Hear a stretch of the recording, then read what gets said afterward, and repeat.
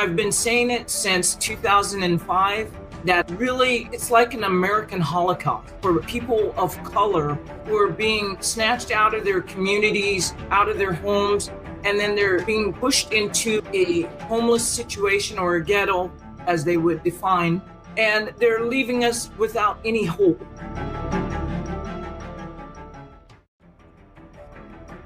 The policy behind all of this disastrous conduct comes down to the failure to comply, the dehumanization of those who don't comply, and the effort to strip you of your dignity.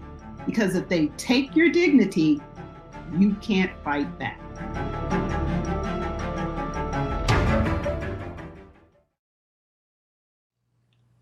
Hello, and thank you for joining us tonight. My name is Eric Vaughan, and I'm the writer and director of The Con. My friend and colleague, Patrick Lovell, was a victim of foreclosure. And everything that he saw and read and heard from the news and from the government was not adding up to his actual lived experience. And we quickly found out that he wasn't the only one. And so he went to Adam Bronfman, our executive producer, with a very simple idea: to go out on the road and find out what actually happened to the American people. In this process is when we discovered the story of Addie Polk. Addie, unfortunately, was briefly made famous when Dennis Kucinich on the floor of Congress in early October 2008 mentioned her during the debate for the bailouts. He mentioned how the bailouts would help Wall Street while doing nothing for the Addie Polks of the world. But it's much more than that. The bailouts would make Wall Street whole on the backs of Addie Polk and the millions of Americans who were also victims of a predatory system that's in place even to this day. AmeriQuest and its brethren were salespeople for the money that was coming out of Wall Street. People are figuring out, holy cow, I borrowed 145% of the value of my home when I thought I was valuing 85% because that's what they told me. You did a little bit of what did they want to do first, and then you shop for the best product with the best commission. The quintessential loan officer's prior job was flipping burgers. And so they switched from flipping burgers to flipping houses. The person who sold you a loan made more money if they sold you a higher rate loan. They were sold a lie. You should screw everybody equally. You're a capitalist first. If I don't do it, the guy down the street will just make the loan. What if he doesn't have a job and doesn't have any assets? Fund him. This was money chasing people. This was not somebody looking for a loan. I don't believe Addie Polk took out the mortgage on her home. I don't believe she signed any documents.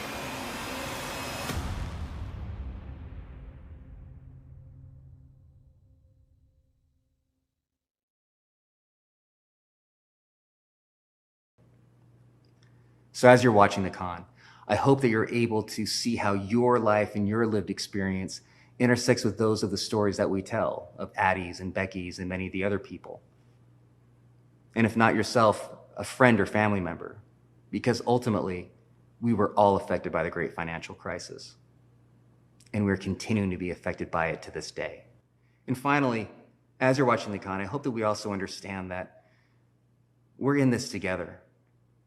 And if we're ever going to make the world a better place, it's going to be by us doing it together. And the first step in that is by understanding the world that we're in. And we hope that we've done that, at least to some small degree, with The Con. Thank you.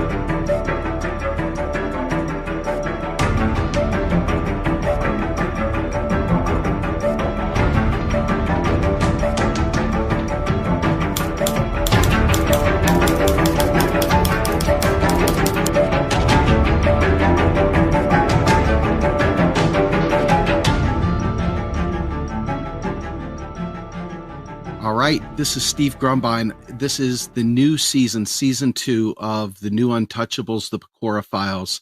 Season 1, we focused heavily on the technocrats, the people that were pulling the levers of power behind the scenes. This season, we're focusing on the victims, and we have got some stories to tell you folks. This is happening right here, right now. This isn't just something that happened a long time ago. The tools, the trade, the entire way of doing business has never gone away. It was never put out of business. People weren't put in jail. The only thing that happened was that people lost their livelihoods. They lost their homes. They lost their families. They lost everything. And this season, we're going to bring out their stories. So without further ado, let me bring on my guest, Patrick Lovell, my co-host, Patrick Lovell. Patrick, tell us what we're in for here, sir. Well, it's a great honor to be with you, Steve, and to bring these stories to life. Our system, if you want to think of it as a machine, has done beyond science fiction in terms of covering up what I call financial terrorism. It's not hyperbole. We have a system supposedly in this country of justice, particularly as it relates to the housing market and everything that determines the function of what we call standing in any sort of proceeding with regards to ownership in real estate. And there's a whole process involved. There's a whole process of getting people involved with mortgages and home ownership. There's a whole process involved in foreclosure. And what happened in the wake of the great financial crisis is we learned in season 1 that there was a pipeline of engineered predation and engineered fraud in which every piece of the puzzle was incentivized to lie, steal, and cheat to be able to approve loans in a way that created incredible volume. There was an appetite around the world for securities. There was literally $70 trillion in 2005, 6-ish, looking for investment opportunities, and Wall Street offered it over the course of many years in the form of mortgage-backed securities. Now, anybody involved with home ownership understands that there's a whole lot of different ways you can get involved with a loan. There's a whole lot of different ways you can refinance a loan. There's a lot of different ways you can acquire real estate, and you can use that as business operating expenses. And there's a whole variety of laws that are baked into the system. But what we're going to find out here, as it pertains to, quite frankly, in this episode, African Americans. There was a lot of directed predation that followed what we called redlining, which were decades and decades of basically preventing African Americans from getting into home ownership. What we replaced that with was a diabolical system of predation. And that works in a variety of different ways. And of course, we were able to show in the con through Addie Polk's story exactly how that worked out. In fact, I would like our audience to get their heads around the notion of straw buying. Because straw buyers could literally insert themselves with fraudulent paperwork to make themselves out to be somebody else to steal equity in their houses, to literally steal the home. We showed that in our series. It happens over and over. And before I heard that, I thought, wait a second, you got to be kidding me. Because, we could all wrap our heads around street crime. We could all wrap our heads around maybe, auto theft, any variety of different kinds of theft, right? But stealing a home through fraudulent paperwork, how could that be? Well, as it turns out, it was a multi-billion-dollar business that the FBI was trying to root out as early as 2000. And by the time we get to 2008, the whole ship derailed.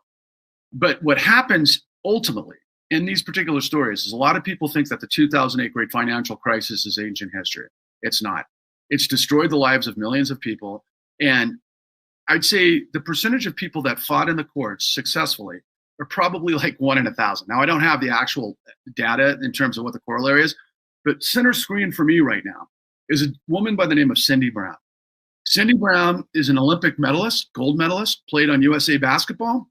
She was a professional in the WNBA, owned her home, and many years later, after being in a foreclosure situation, well, instead of me tell her story, I'm going to turn it over to her. Cindy, thank you for joining us. Can you give us an as brief a journey as you can in terms in what your story is and what you want the world to know. Well, you really hit it on the nail. And thank you for having me here to share the story because I'm still on this journey of finding the truth as to what happened in my case. And it's pretty clear that the person that took the loan out on the home was not myself. In fact, what they've done is they've perpetrated the identity theft in a lot of these cases so that they can get to the equities to the properties. The whole scheme here is to use that straw buyer's name, use your personal information so that they can access the equities to that property because they never intend to pay it back. They're just going to get to the equity and then get the property in default, and then they're out of there. And then the burden's on that person who owned the home. Now, I don't know how many cases are out there that are have entered the foreclosure form like mine, but I recognize that identity theft is the biggest fraud that's going on right now, and the courts are fully aware of it. And they're signing and forging documents and then submitting it to the courts. They're not examining the documents. The court's allowing these documents to come in by presumption. You're not able to object or rebut the documents. It's basically like it's everything that you just said. It's so shocking. You know, today I'm still homeless, about 6 or 7 months now, and I'm trying to recover and just participate in court, and it's very difficult without having all the tools I need to litigate to bring forward the fraud. There's a substantial amount of fraud being used to take over properties. I want the audience to understand who you are. Okay, Cindy, you are literally, based on the story that I've been able to delve into, and why I'm so moved to bring this story to this country that refuses to listen to this this nightmare of what I call financial terrorism. And again, it's not hyperbole. You're someone who is representative of what I construe as the American dream. You served our country as a representative on our U.S. Olympic team, gold medal. To perform at that level and to become a professional athlete, we have a fixation with professionalism in our country, particularly athletes.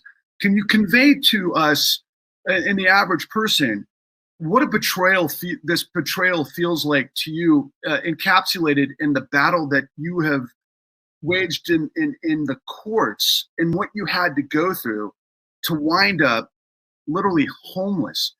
They came to your house, I believe, with a lot of people to foreclose on you. Can you paint all of it for us?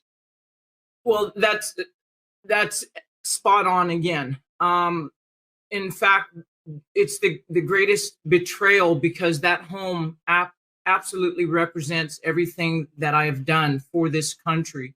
And they knew that when they entered that home to foreclose on November 16th of 2020. The placards, the gold medals, proclamations from the Olympics had been, everything's displayed on the wall where, I've invited people in to actually see these things, to inspire their kids, or to just see my journey through the Olympics. The actual eviction was unlawful. They forged up paperwork and had the sheriffs to sign off on it. But the way in which they did it was so traumatizing that my Ring video caught the experience, which the sheriffs didn't know about. But how they staged it was so traumatizing. It was very hard for me to put together all the Ring video links because it's just something you would never think as an Olympic athlete. You're going to be stormed by 15 to 20 sheriff with military grade AR-15s surrounding the whole house with other deputies in other persons' yards. They're breaking security cameras and spray painting the lenses so that they can't be seen. Sounds to me like what criminals do. Then they used batter rams to enter their property. And by the way, they couldn't get to the threshold, so the panel of the door caved in, so they had to crawl through a hole. I mean, it's just, when you go through the first link in November 16, it's going to explain everything. They're actually talking about it, how they're going to access and enter the home, and screaming through the whole entire house when they know it's only one African-American woman and a dog, by in which they had the animal control out there, which made me to believe they were going to shoot her. Luckily, I had her in my car because they would have destroyed her. It's just appalling how many people were standing in that home, gloating, laughing, high-fiving and bumping a fist like they had accomplished a goal, because they've been trying to get that home for years. And I've reported crimes against that home for years, and not one of them, not one agency took the initiative to investigate the way that I have, to find that a serious crime had been committed. I even have the canceled checks front and back, so it makes it easy as to find who the equity stripper is. But see, that further gave me a clue who is participating and working together. This is shocking stuff, right? Because and we've got the video, and we're going to be able to ingest some of that as we move forward in this process. But I want to just briefly ask Ms. Mitchell, just to chime in, and I know there's legal here that represents you, then we're going to get a little further into the details of your story, Cindy.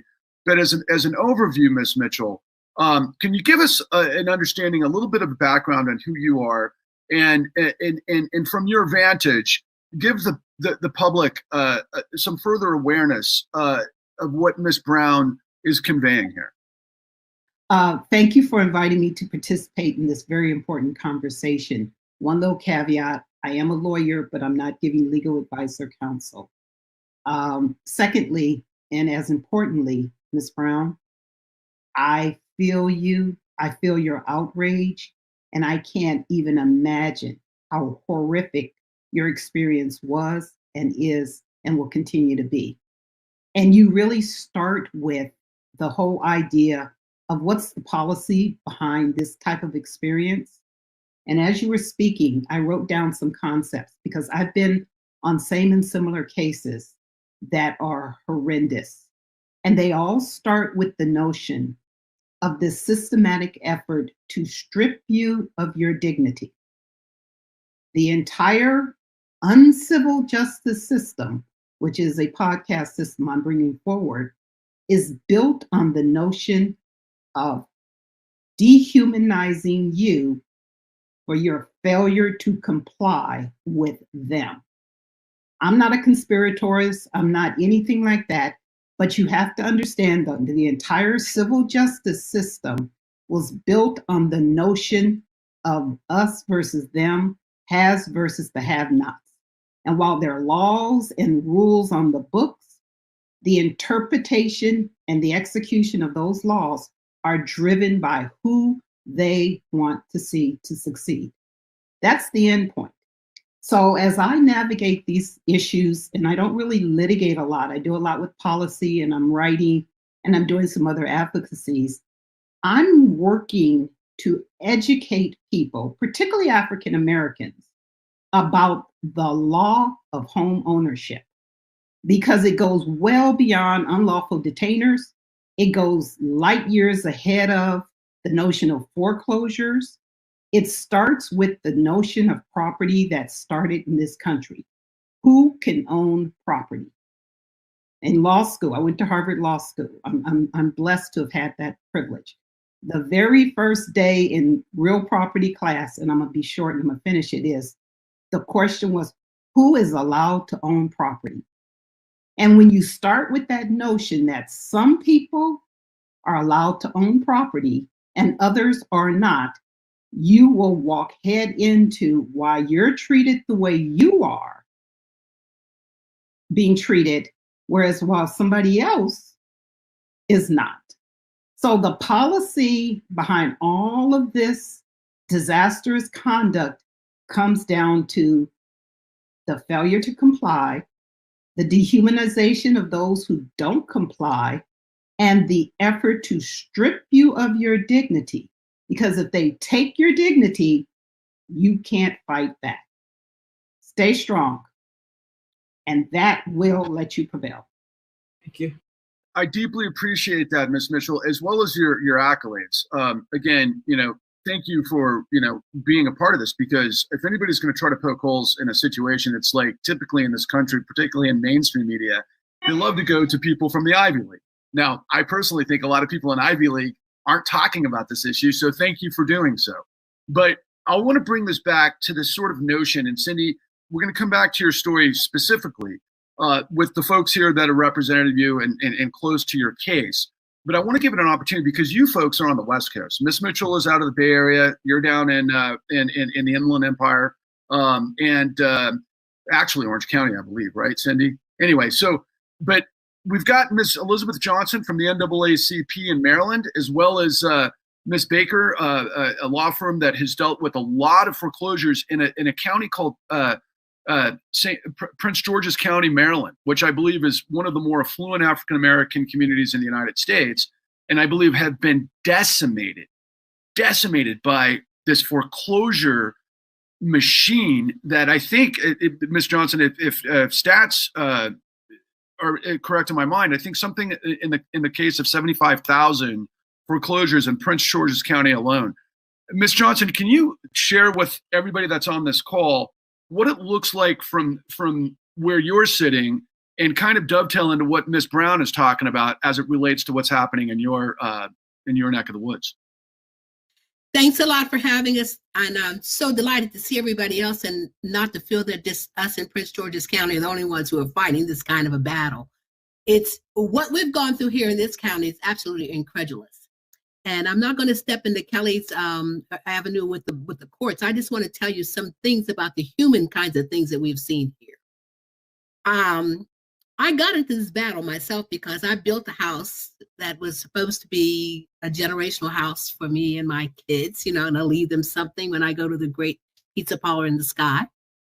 And before I could even live in the house, it went into foreclosure. And I really didn't know what was happening. And also in my personal business, my small business, I work with developers and builders and architects. And all of my clients were just falling like flies, and they didn't even know what was going on. And so I just thought that surely you weren't after me. You didn't mean to foreclose on my house. So my loan was with IndyMac Bank. My construction loan was with IndyMac, and as you all may recall, it was the first bank to belly up. And IndyMac was acquired by Steve Mnuchin and his gang of henchmen. And what they probably did was to start to just foreclose on everybody who ever had a loan with IndyMac. That's what I surmised. So with that, I joined the NAACP because I thought, surely, we need to have a voice in this. And I just started talking to various people and talking to legal people, and the few people who really were not only concerned about what was happening, but wanted to do something about it. And just to segue a little bit and to get into what Ms. Brown was saying, when she describes that scene of the police coming, I'm sort of harking back to a scene whereby one of the people with whom I was involved was evicted, and her mother was sick, an elderly mother was sick. And when the sheriffs came and evicted them, that they took the mother literally out of the bed, put the bed up out on the lawn, and put her in the bed out on the lawn. Wow. Yeah, I mean, that, like, it was just unbelievable. I thought she was lying to me. And I also have another story that's very near and dear to me, where a woman had 20 acres of what they call air property in Cecil County, which is a rural county of Maryland. And she had 20 acres of land, and she was fighting her case in the court. And unbeknownst to her, her house was sold, and all her 20 acres of land, 2 houses, 2 tobacco barns, and a cell phone tower that was on the property. And they stormed in her house on the 16th of December and evicted her. So she took what she could take out of the house and put it in her car. She had nowhere to go. So for 2 weeks, she slept in her vehicle in the driveway of a house where she was reared. She and her brothers and sisters were reared. And she slept in her car for 2 weeks and didn't dare go near the house. She was afraid to even try to get back in the house. So those are a couple of the stories that that I don't want to take up all your time with all the stories that I've known and seen, because I'm sure Kelly's going to talk about some as well. But here in the courts, no matter how hard we fight, we don't seem to be able to get justice. And it was not until I saw the con that made this, took all the wind out of my sails, because I thought, well, what the hell? What can we do? What can we do when the whole entire system, there's an entire system out there that says, no, you are not going to be able to prevail, you Black folks. So, I mean, for about the past 2 weeks after Patrick finally got me to watch it, I thought, oh, I don't have time to watch that. Who has time for it? And also, I began to give it to some of my colleagues. I really have just been, I've been sitting here in my chair, my X chair, got a new X chair, sitting here in my chair, just trying to figure out what the hell is the next move. Because this is so profound, because even the people with whom I've been working on over the years have finally decided to look at it, and they're calling me saying, Liz, what can we do? I'm like, I don't know. I mean, it's just so profound. And I want to thank you guys, Patrick and your team, for doing what you did, because it gave me a new awareness about what needs to be done, what we should be doing, and what we should be shooting for.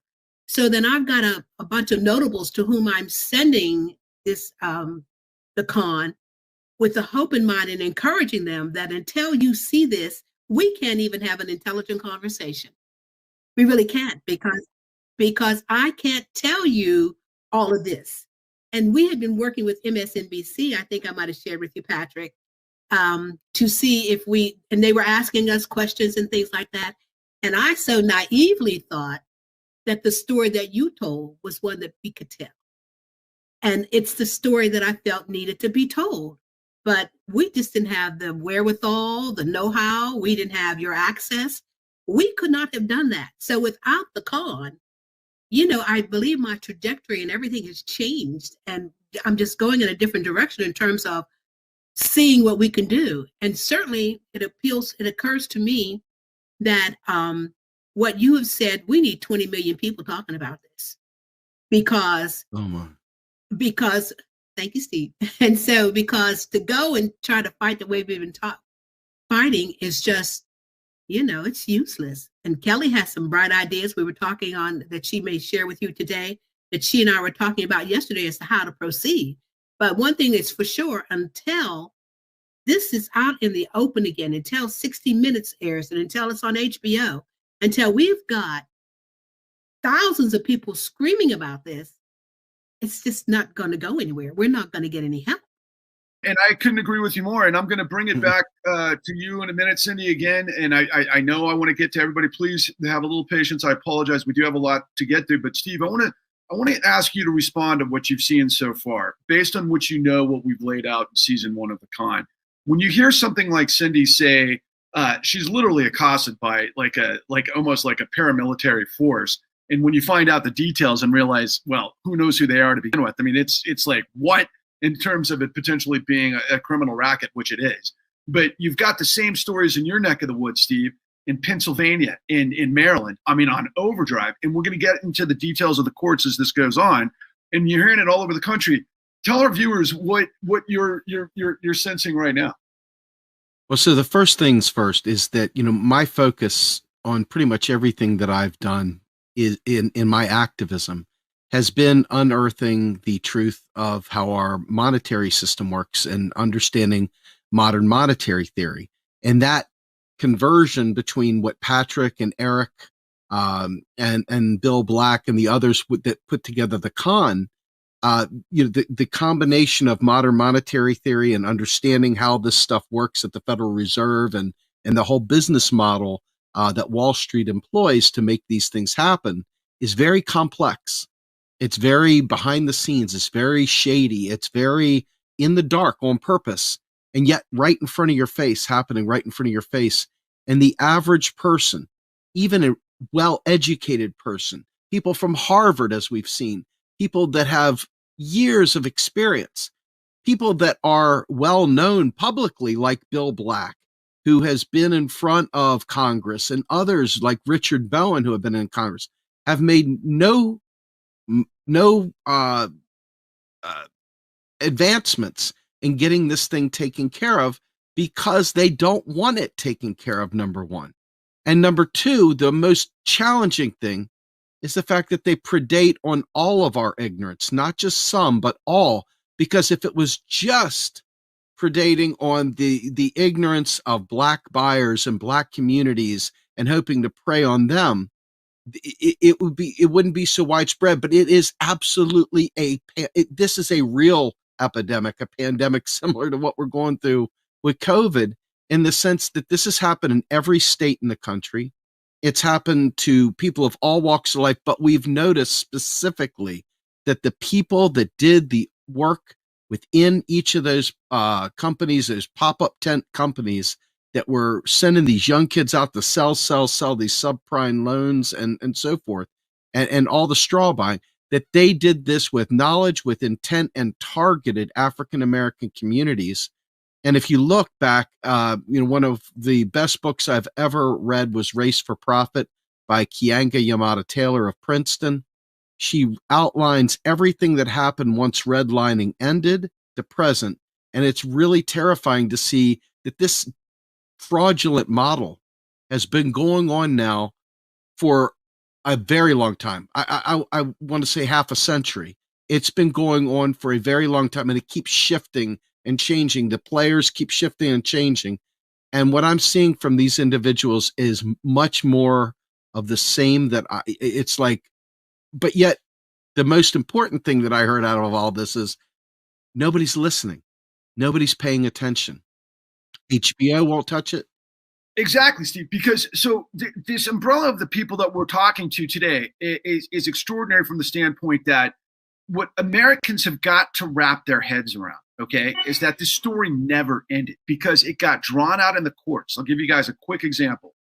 Goldman Sachs right now, of course, the famous Matt Taibbi called him the great vampire squid, and there's reason for that.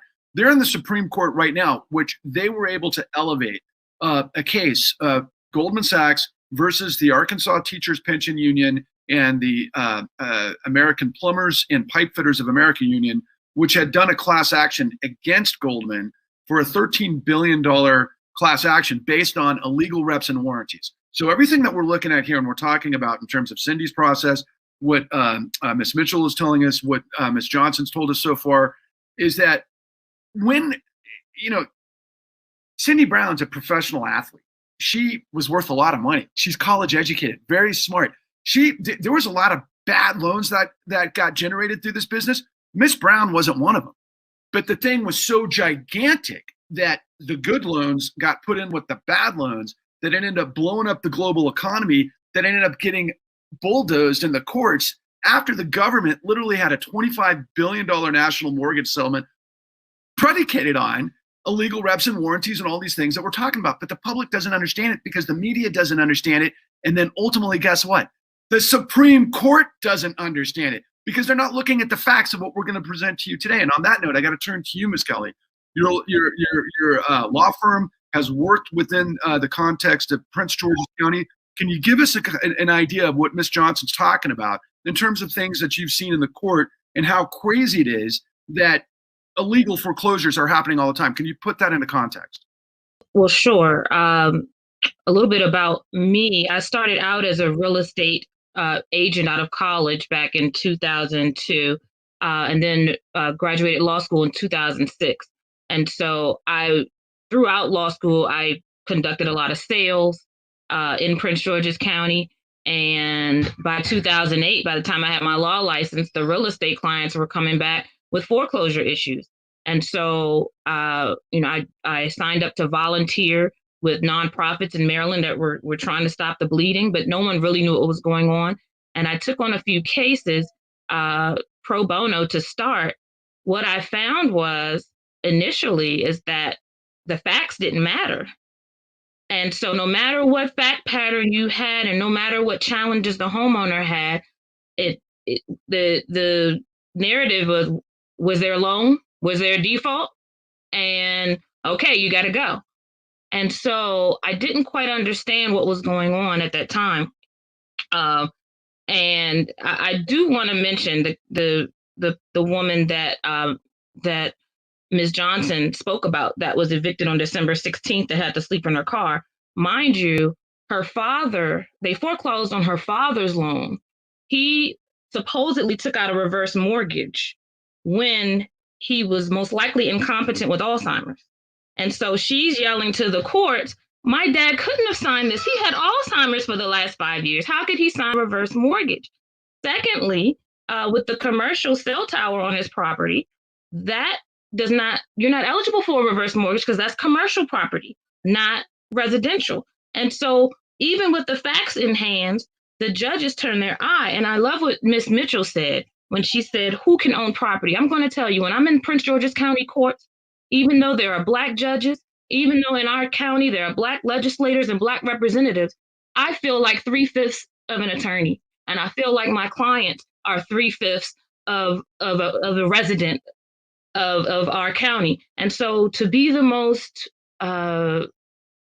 affluent Black county in the country, we are still 3/5 of the most rural white county in America, as far as I'm concerned, because our judges are programmed not to listen, to turn the other cheek, and they are actually robo-stamping denials, no matter what your fact pattern are. And so that's what I've found.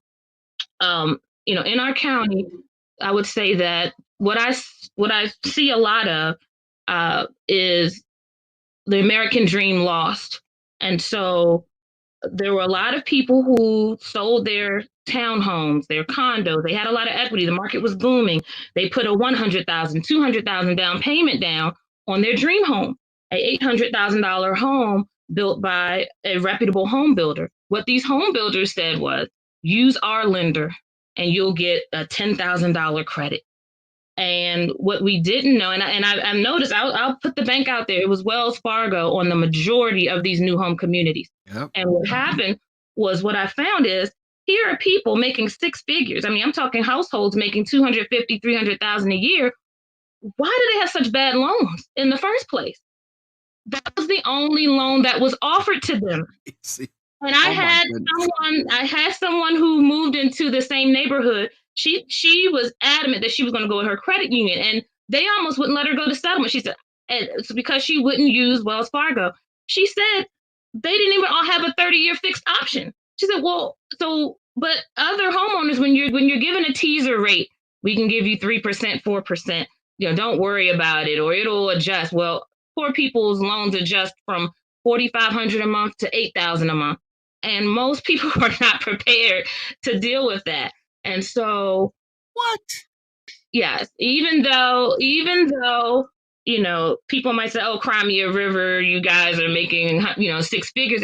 It stole the equity. Their $100,000, $200,000 down payment is gone. All the houses that were appraised for $800,000 are now $400,000 on the short sale market. They can't refinance. Oh, and let's not forget, because watching the con did jog my memory about people who held on to those great credit scores, because all you have it, you got to keep your credit score. They call their lender, I need help. I can't pay $8,000 a month. We're working people. We bring in $12,000 a month. We have 2 children. We have this, we have that. What can you do? well, just stop making payments. We can't help you until you stop making your payments. All right. And after 3 months, then we can work with you. So what happened is people thought they were dealing with their bank, and they're dealing with this servicer who represents God knows who. And when they go into default after the 90 days, then next thing you know, send in your paperwork. So what I saw as an attorney, and this is still around 2010, only because I had so many people, every single person said, they keep losing my paperwork. I sent it in and they said they didn't get it. And I sent it in again and they said they didn't get it. And they need this. And so they're playing this rat race of, okay, I'm turning it in. I'm employed. I had good credit, just work with me. Neighborhood bank, but it's not your neighborhood bank. So finally in court, they have in Maryland, it's quasi-judicial. And so it's a lot of the process occurs outside of court. You just file the plaintiff's trustees file and say there was a default. And unless you reach out to the court, they'll just railroad you and you'll be out of your house. So assuming you were served, assuming that you challenge anything, the next step is mediation. Now you go to this mediation, 99 out of 100 times there's no resolution reached. However, turn in your paperwork one more time and I'm sure we can work with you. And within that next 30-day period, your house is already on the auction block. Next thing you know, your house is sold. Everyone thinks they're alone. I thought they were working with me. I don't understand what happened. You called the servicer. Oh, it's out of our hands, our attorneys. So everyone thought their story was individual to themselves. But when I hear this story 50, 60, 70, 100 times, it's the same story. And so every time. And right, exactly. And in Prince George's County, they're slick. We have 23 judges in our court, but they assign every foreclosure to one judge. And this one judge, usually all cases are spread amongst the judges. Maybe you'll have a fair shake. But this one judge was specifically assigned to deal with foreclosures, and she specifically denied every single challenge. And so unless you have the money to appeal, which requires a bond and things of that nature, then you are out of luck and the sheriffs are coming to your door and you call to find out when, they won't even tell you. I mean, it's a mess.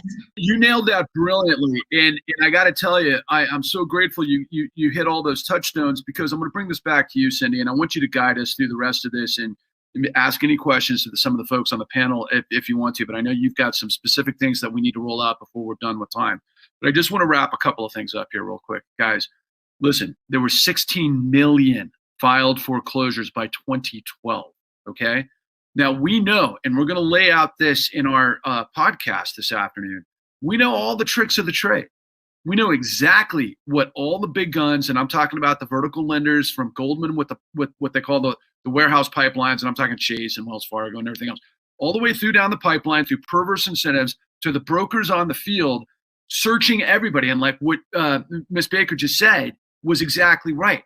Even if you made, like, let's say you were an African-American attorney or doctor in Prince George's County, you came out of Georgetown Law School, even you could get set up in this whole thing, right? Where you got put into these subprime freaking loans because the brokers were making more money. It's called high yield spread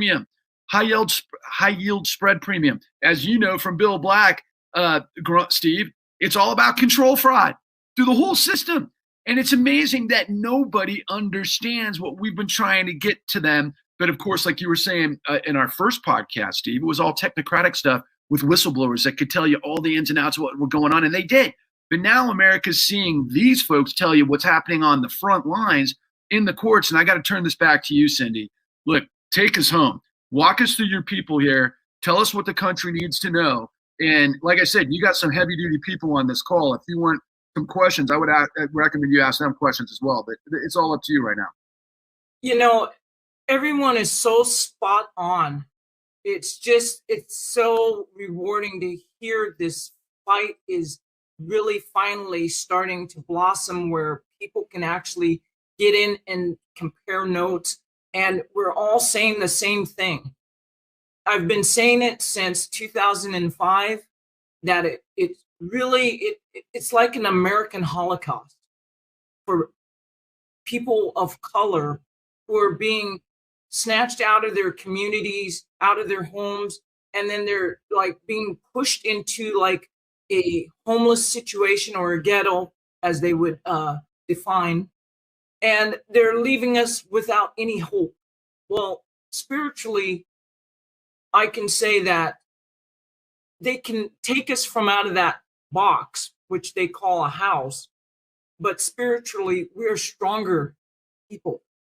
We are so powerful that we combine and we unite and we take a stand and we push back. And though they think they're winning, they're not winning, because we're all here in this forum right now talking about it. We're re-strategizing. We're getting the details together so that we can formulate a team how to get inside that court and how we can get to the floor, change the laws. Legislators need to know what's going on out here, because we're the evidence. We are the evidence, and there needs to be a policy change. And I'm just so excited to be, I feel like I'm on a team.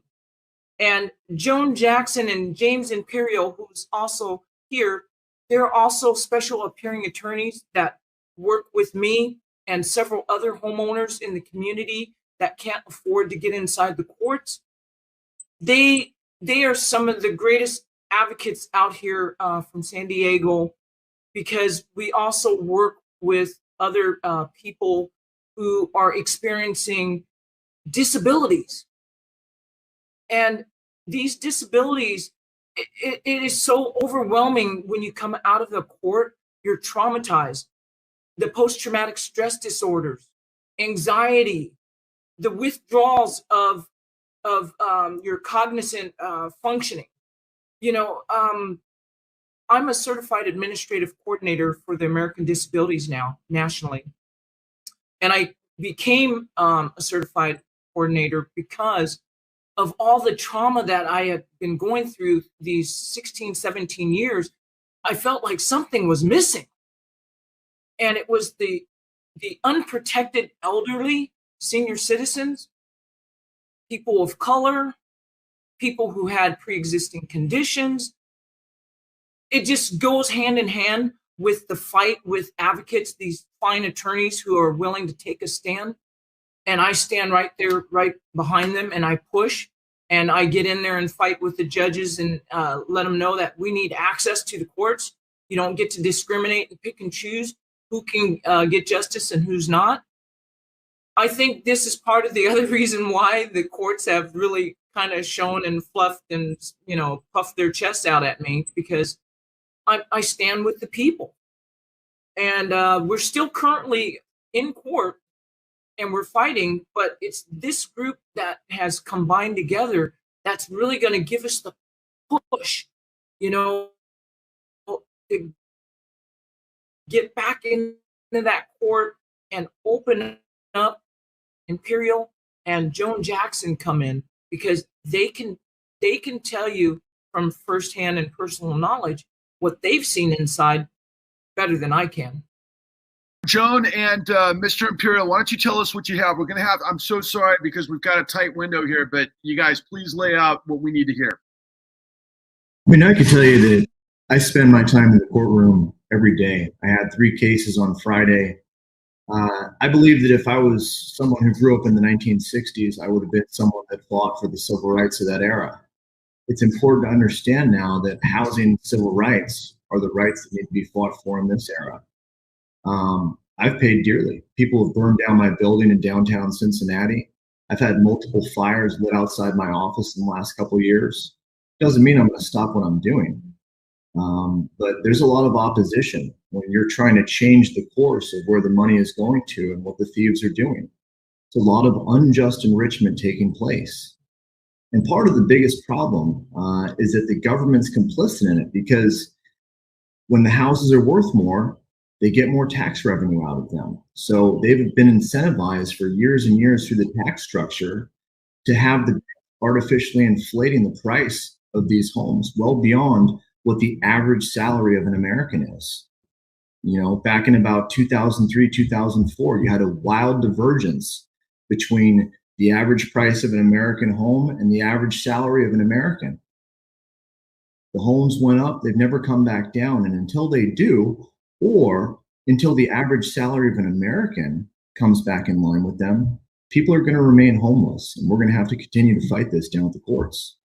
You hit a very important part there, and I'll briefly just talk about that because we show that soup to nuts in the con. And there's a reason why we have appraisal fraud, because lenders loan against the value of the home. That's the entirety of our system. The Federal Reserve gives trillions of dollars to the black box casino that are controlled by what we call the asset managers, which are BlackRock, Blackstone, and all these guys that came in after the great collapse and bought all of these foreclosed homes for pennies on the dollar that they hyperinflate, and we're right back in this bubble economy again. And there's cash, we could go on and on, but you're right. But at the very end of the day, there's follow the money. Who's making the money and why? And you'd be shocked to find out that it's the Treasury and the Federal Reserve that has become the demand when the foreclosures happen. And when you have an understanding of what that spread is, they're incentivized to foreclose on people as opposed to what we had right after the Great Depression, which was to modify the loan. And that was the whole purpose of that. I think we're going to have to wrap it. Miss Joan Jackson, I want to give you a chance to pipe in here because you've been so patient with us. Can you give us a sense of what you told me on the phone, of what you've seen? I think that's a great way to close this up. What have you seen firsthand in terms of the soup to nuts process that you've observed? I think they messed up when they decided to target Cindy Brown. She's an Olympic gold medalist. She does not know how to quit, and I've nicknamed her the Terminator. Her story is here now today because she has prevailed over 15 and 16 years of this trauma. I got involved because what was being done to her in the courts was so wrong that I couldn't stay on the sidelines. They have systematically denied her any kind of investigation. She's gone to the FBI, that's been denied her. And the court system tried to deny her legal counsel. Anytime I've tried to help her by just e-filing when they closed the court doors in her face because of COVID. And they made it impossible, literally, for her to litigate after she'd been removed from her home. And I e-filed documents for her, and the court system came after me to sanction me for e-filing when I wasn't technically representing her. They would allow the attorneys on the other side to do all kinds of criminal acts inside of the court system, abusive process, and they wouldn't even get their hands spanked. So one of the attorneys, when she got her TRO to stop the eviction while she's litigating her case regarding the title, another set of attorneys swooped in and removed the case to federal court. They did not comply with any of the requirements for removal, and they waited until her TRO lapsed as a function of law in the federal court. Didn't even tell the state court that they had removed the case. When she goes in for the preliminary injunction hearing, they're like, haha, remove the case to federal court, too bad. And the judge is like, I can't do anything, sorry, it's been removed. Like Kelly said, facts don't matter. The judges aren't trying to promote justice. Everybody treats wrong as though it's normal. Cindy has been in her car for 6 months, sitting in front of her house, living in her car for 6 months to keep them from further damaging her camera systems, stealing her property inside, and everyone treats it like it's normal. In the midst of COVID, trying just to find a bathroom, Cindy is driving around, is hit and run, car accident. Nobody cares about her story. Justice has no role in this. And I'm watching judges say, oh yeah, you know what, Mr. Mays, you were wrong for removing the case without doing X, Y, and Z. But you know what? We're going to let that stand anyway. We're not going to address your bad behavior. Too bad for Ms. Brown. I'm going to find that, my goodness, this is a federal court judge who, without any underlying state records, said in her hearing, Mr. Mays, you were wrong. You even conspired with county council to force the sheriffs to evict Cindy because they weren't willing to do it. You went back, you threatened county council, you effected this wrongful eviction, but we're going to let her stay in her car. But you need to explain yourself to me. And I show up and I say, my God, I read your ruling, Judge, and it was so bad that I went ahead and e-filed for Cindy so that she could try to get relief. And the judge says, I'm going to spank you, Ms. Jackson, because you had no business e-filing for Cindy. You're not representing her. So now you show up, I'm going to spank you, and now you just go away, because we can't have Cindy having lawyers actually caring and fighting for her. So I get spanked. I'm officially admonished for e-filing, while this attorney, who was not even the attorney of record, removes the case to federal court, doesn't abide by providing the underlying documents. And this judge makes a ruling, a substantive ruling, that says literally, I understand the defendant's frustration. They've waited years to get access to their house. And I'm like, oh my God, is this woman signing her own indictment by deciding that she's going to favor the defendants, the bank, and she doesn't even have the underlying documents in her court? And so when the attorney from the other side calls me and says, oh, by the way, you're about to have problems because you e-filed for Cindy. And I told the attorney, I'm not worried about this, judge. She let you do what you did and she didn't sanction you, so I should be fine. But sure enough, within 3 days, the judge came after me. So I did my declaration. I said, I started off to be a civil rights attorney because I wanted to make a difference. And Cindy Brown is the exact reason why I went to law school. This wrong is so horrendous. I have no choice but to act. And if you want to sanction me for e-filing, you go right on ahead. And I told Cindy, I said, if she spanks me, she better beat this other attorney to death. And do you know what she did? She did nothing to him. She gave him 21 days to explain himself. And all this time is passing, and she does nothing to this other attorney.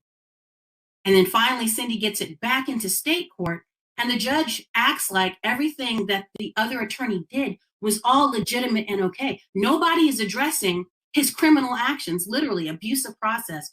Everybody's treating like this wrong is just normal. And we're saying, get Cindy back in her house. Do you realize she's still on the streets in her car? And they're just arguing points, distractionary points that these other law firms have brought forth. I have seen more criminal behavior amongst the judges and the attorneys than I ever could have imagined. It is horrendous what's going on. And all of these legal actors, judicial actors, are on board with this criminal conspiracy that's been going on for way too long. And I'm so happy that you're shining light on this situation.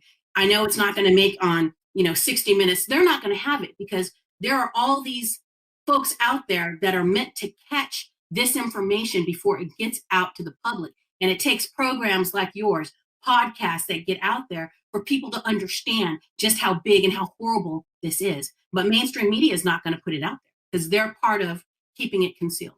So thank you so much. Mr. Imperial said that there was an issue with the states inflating the prices of these houses to get so that the states can receive that additional tax money. That's another revenue stream. Yep.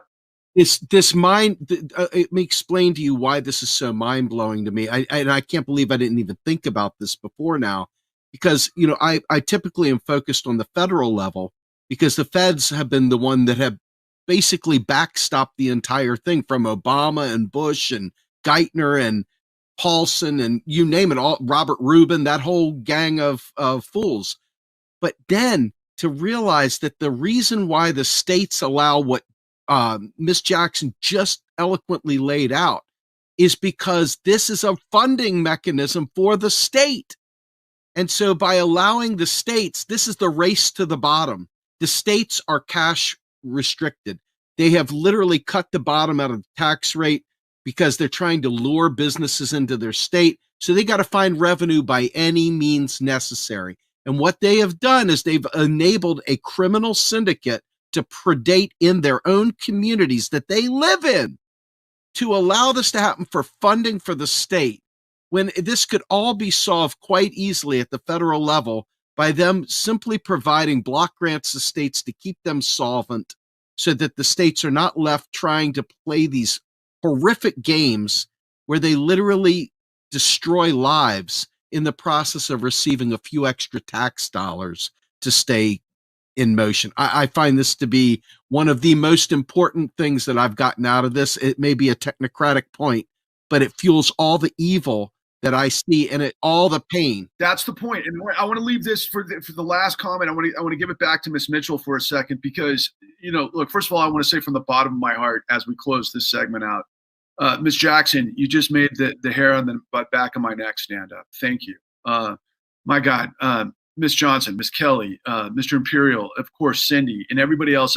We could go on, Steve, for hours. I mean, we've not even scratched the surface of Ms. Brown's case, let alone the zillions that are out there. But you got some prescient points. It's a setup, and the courts are freaking in on it. What?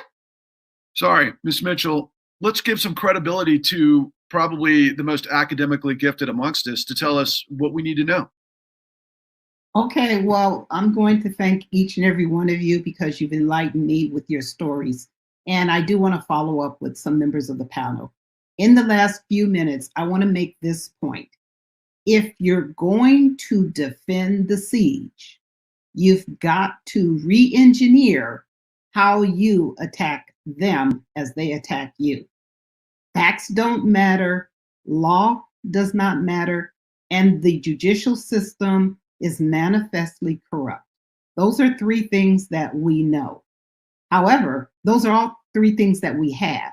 So for you that's on the front line and for you that are behind the line, you've got to use what they use against you.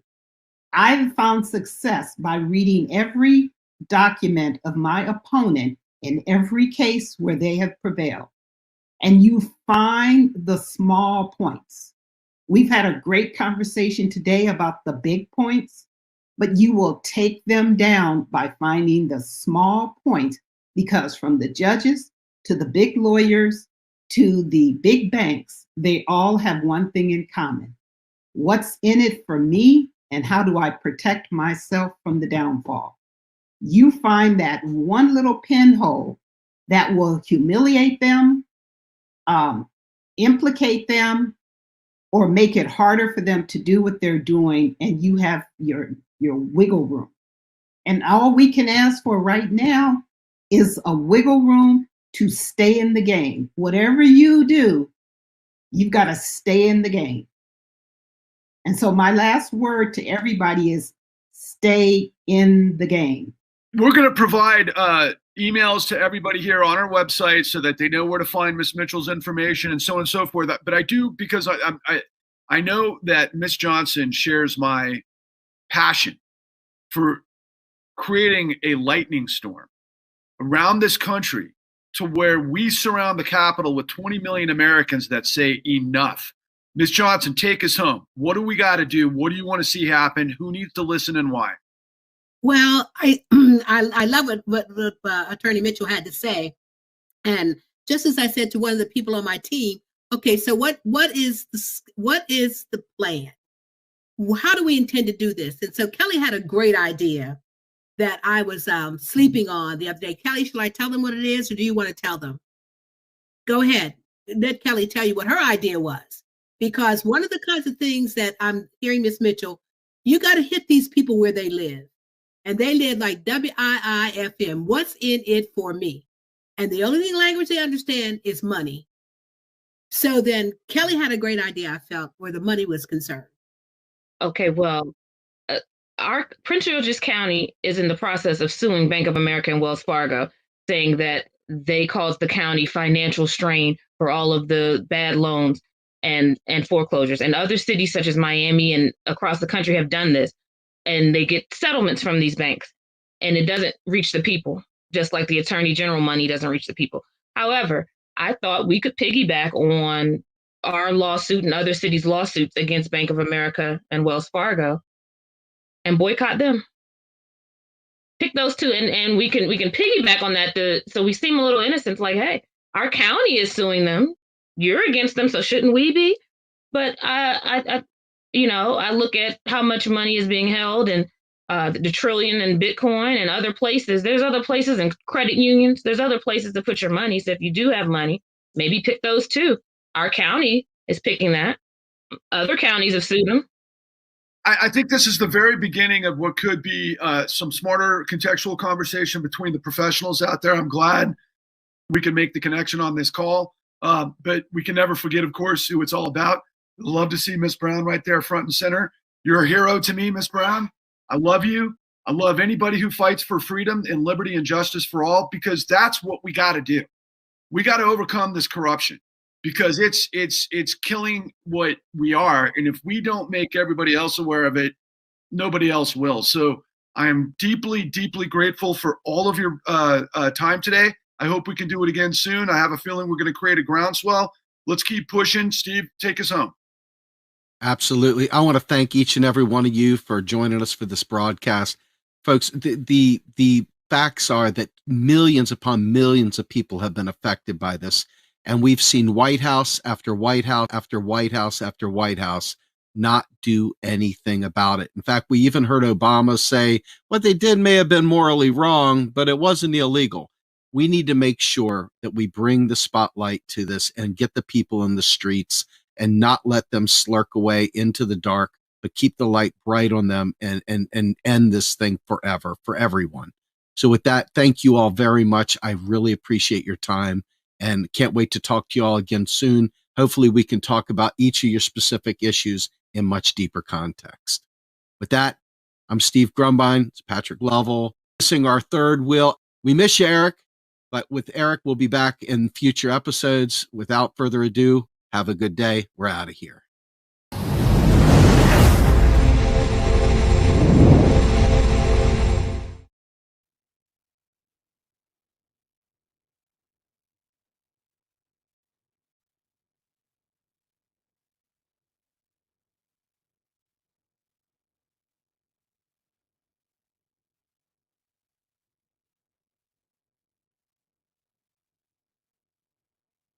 The Con is a docuseries that undertakes an in-depth investigation into that 2008 financial crisis, 9 years in the making, and identifies key players, why this happened, and how corporations took priority over the American people. So here to tell us more about the financial crime docuseries is the Con's director, Eric Vaughan, and the filmmaker, Patrick Lovell. It's great to see you both. Thank you both for joining us. Congrats, guys. Great to have you. Thank you for having us. Here. We love you guys. We put together what everybody intuits, i.e. that the system is rigged. They just don't know who did what, when, and how, and what they got away with. This is the largest criminal conspiracy in history, the largest conspiracy of lies in history, and the largest cover-up in our nation's history. And we put it all together. Yeah, I mean, Dylan was one of the most salient voices on that issue. It's funny, on this show, we've actually found that some of our best guests, most frequent guests, are people who really cut their teeth during that crisis. We discovered that there was a task force in Summit County that had somehow managed to actually successfully prosecute a small version of the same set of crimes that was happening nationwide. And when we found that, it became clear that the direction of the documentary was to go and try to understand, are these crimes that we're seeing nationwide the same things that we saw in Akron? And if they are, why was Akron able to prosecute it, but somehow the Department of Justice wasn't? Mm-hmm. And that became like the main thing that we were trying to uncover. Yeah, and Patrick, that really was, I mean, so mystifying to people at the time in 2009, whenever you saw, I mean, all this mass financial fraud, and you saw the bailouts, and you saw so much more. And the Obama administration, I mean, more than anybody, really just tried to kind of sweep it all under the rug and move on. I mean, let's talk about that. It seems like such a central part of the story. Well, that's the point. And you get it right all the time. I watch you all the time, and I'm like, boy, what could these guys do if they understood what we have? And now here we are talking to you. It's amazing. Like, Crystal, you just asked the question, how is this different? The bottom line is, guys, everything that's come out on the financial crisis, honestly, is wrong. There's a lot of fantastic work. In fact, the people that I follow very closely and intersects with our development are folks like David Dan, folks like Matt Taibbi. And of course, I pay close attention to Matt Stoller. We put all of those guys together, and everything that they're talking about ultimately led us in the direction to be able to find really all the heroes of this madness. Because right now, the biggest conundrum for people is to understand, well, wait a second, aren't we supposedly a nation of laws? Isn't there equality of the law? Isn't that what we were all taught to believe growing up? And we had this expectation that that's the case, and then we celebrate heroes in every generation. You guys frequently talk about the New Deal. Well, the New Deal happened as a direct result of a gentleman by the name of Ferdinand Pecora.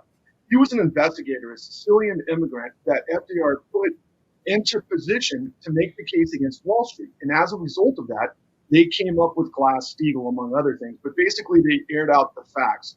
They didn't have a congressional investigation where a bunch of congressmen were politicizing the ideas of what took place. They had a professional prosecutor lay out the facts to the American people. And after the Great Depression, they stormed the Capitol and demanded that government act for the people. What we learned from William K. Black is we went through a 4 decades long, or really it starts in the Reagan administration but goes on overdrive during the Clinton administration, but we call them the 3 Ds: deregulation, desupervision, and decriminalization. What that means is these guys above the line, I'm talking about people with access, people with power, people connected to the heavy power, which is finance in this country, they do not operate like the rest of us. So, for example, if I lie to the government, it's perjury. If Wall Street lies to the government, it's the business model. Now, you guys know bits and pieces of this because you cover it nonstop. But this is who did what, when, and how, and what they got away with. And it's insane. And so a lot of people think, right, well, wait a second, this was a story that happened 12 years ago. No, it's a story that's happening now. What they got away with then is what led to what we're dealing with now. And it wasn't a $750 billion TARP package that Wall Street paid back. It was a $29 trillion transfer of wealth built on a conspiracy of lies. And that's what we've reconstructed with.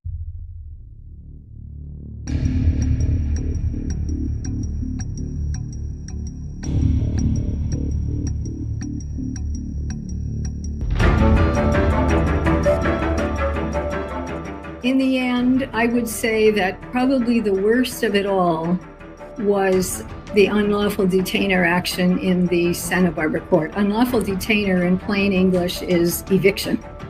It was absolutely clear that the judges were totally biased against us, and we just saw this over and over again. It didn't matter what law we could provide, what proof, what testimony, how many witnesses, none of that mattered. There was nothing that we could do that was going to stop the courts from handing over our homes to these predatory people.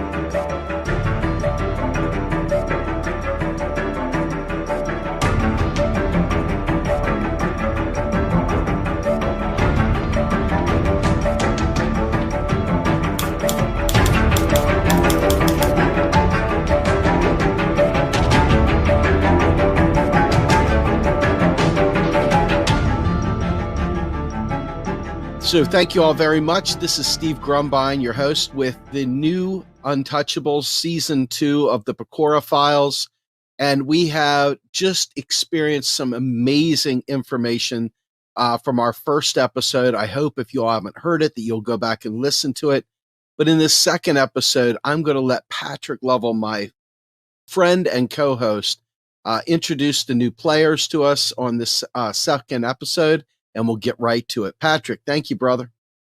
Well, Steve, again, I'm so humbled for what we just learned from our friends in the African-American community. And I think what's going to be shocking to the rest of the world is now we're going to introduce people from one of the most beautiful, affluent communities in the world who all experience the same thing. So for those who think that, oh, well, I thought I was just dealing with predation of African-American communities, you're going to be stupefied to learn, oh, wait a second.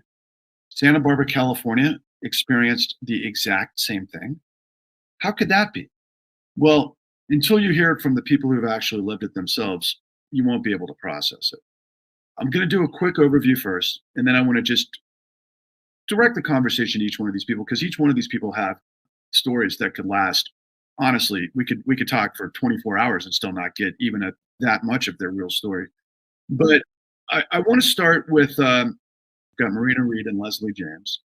They are two terrific human beings that know this story intimately because they've experienced as excruciating a storyline as we heard from our previous guest, Margaret Carswell. It's almost a miracle that we have her on the call today. She's living in Florida now. She was homeless for many, many months after falling from the highest of the high. I've been to her home in Santa Barbara. Have you ever been to Santa Barbara? My favorite song of all time is "Welcome to the Hotel California."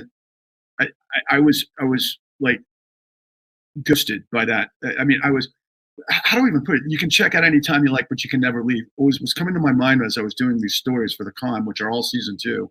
And Margaret Carswell really personifies this. She's an attorney. She lived at this beautiful home overlooking the Pacific Ocean. I mean, she'll tell her story so much better than I can. But I mean, when you talk about the American dream and the apex of the American dream, she was there. And to go from that to homelessness is like, how does that happen? And then Lynn Behrens. Lynn Behrens is the way I like to describe her, based, and I've watched your interview for what we have on tap for season 2, probably 1,000 times. Lynn. She is the ultimate Navy, let's call it Reagan Republican, Southern California, career in the Navy, patriot through and through. Red, white, and blue. When we think of, July 4th and apple pie, Lynn Behrens is the personification of that. And she ends up at the end of a barrel of a sheriff's rifle in a legal foreclosure, and her story will mystify you. So, Steve, that's just a brief overview, but let's just start. I think I want to start with, it's overwhelming where I might want to start, but I think I want to start with Margaret. Margaret, first of all, I'm so glad to see you face to face. I want to cry. Can you tell us your story? Is in it, this is a brief encapsulated time, but can you give us a sense of what you've had to endure? Well, maybe you'd guide me. It's a huge chunk of my life. So I, as a lawyer and watching the political shenanigans that were going on in 2007-8, in January of 2009, I suddenly came face to face with the realization that what was happening was fraud and that I was being targeted as a victim of this as well. And very soon thereafter, joined forces with another lawyer whom I've known for quite a while, in which all of my friends here know, Douglas Gillies. And the two of us partnered up. Douglas was a trial attorney, and he has also been foreclosed on and has quit the bar in disgust and is homeless. I follow him as closely as I can. I'm concerned about him. At any rate, the two of us joined forces, and I took on the political aspects, and Douglas became the trial attorney and did all of our legal work. We wrote our own legal pleadings, but he was the one who was in court. And we started filing lawsuits. And I started reaching out. I remember reaching out to the Realtors Association and telling them what I had discovered and expecting that they would be so upset and in arms and would want to start working with me. And that was not at all what I got. Not at all. They didn't want to hear anything about it at all. And I found that the more people, business people I reached out to, the more prevalent this attitude became. It was like, get out of here. We don't want to hear about this. So I rented a space and decided to take what I knew to the public. I think it was probably at that time that I met Marina. I think that was pretty early on. And over these, 8-10 years, I worked with hundreds of people. I joined forces with the Womu Chase Homeowners Association, a nationwide group, and still am in contact with them. So, personally, I know hundreds of people who were forced out of their homes. Every single one of the stories is gut-wrenching. Every story is different. My story is kind of a poster. It was, the bank that foreclosed, I had no contract with. I'd never had any dealings with whatsoever. I mean, the fraud part of it is so clear. I don't think I even need to go into that. And I think you're more interested in my personal story. So I fought valiantly. I wrote articles. I've had them published in local papers and magazines across the country, and taught, and radio shows, and all of the kind of media, trying to get the word out from our point of view.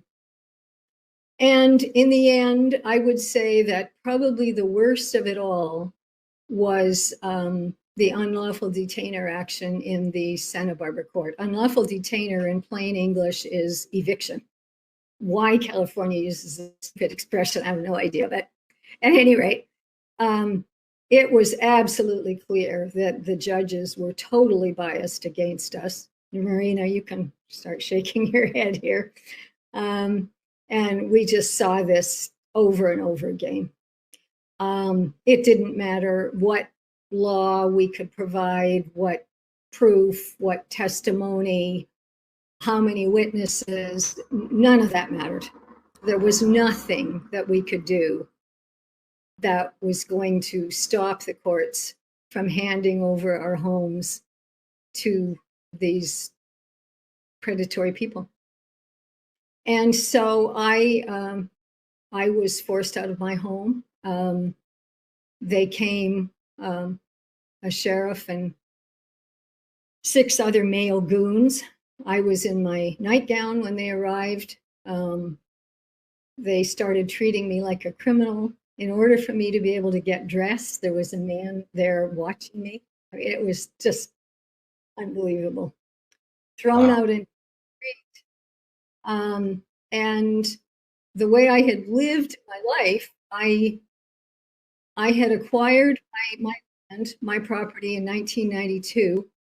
I have a nonprofit corporation that is dedicated to lending support to any activity that will better the life of humankind or the planet.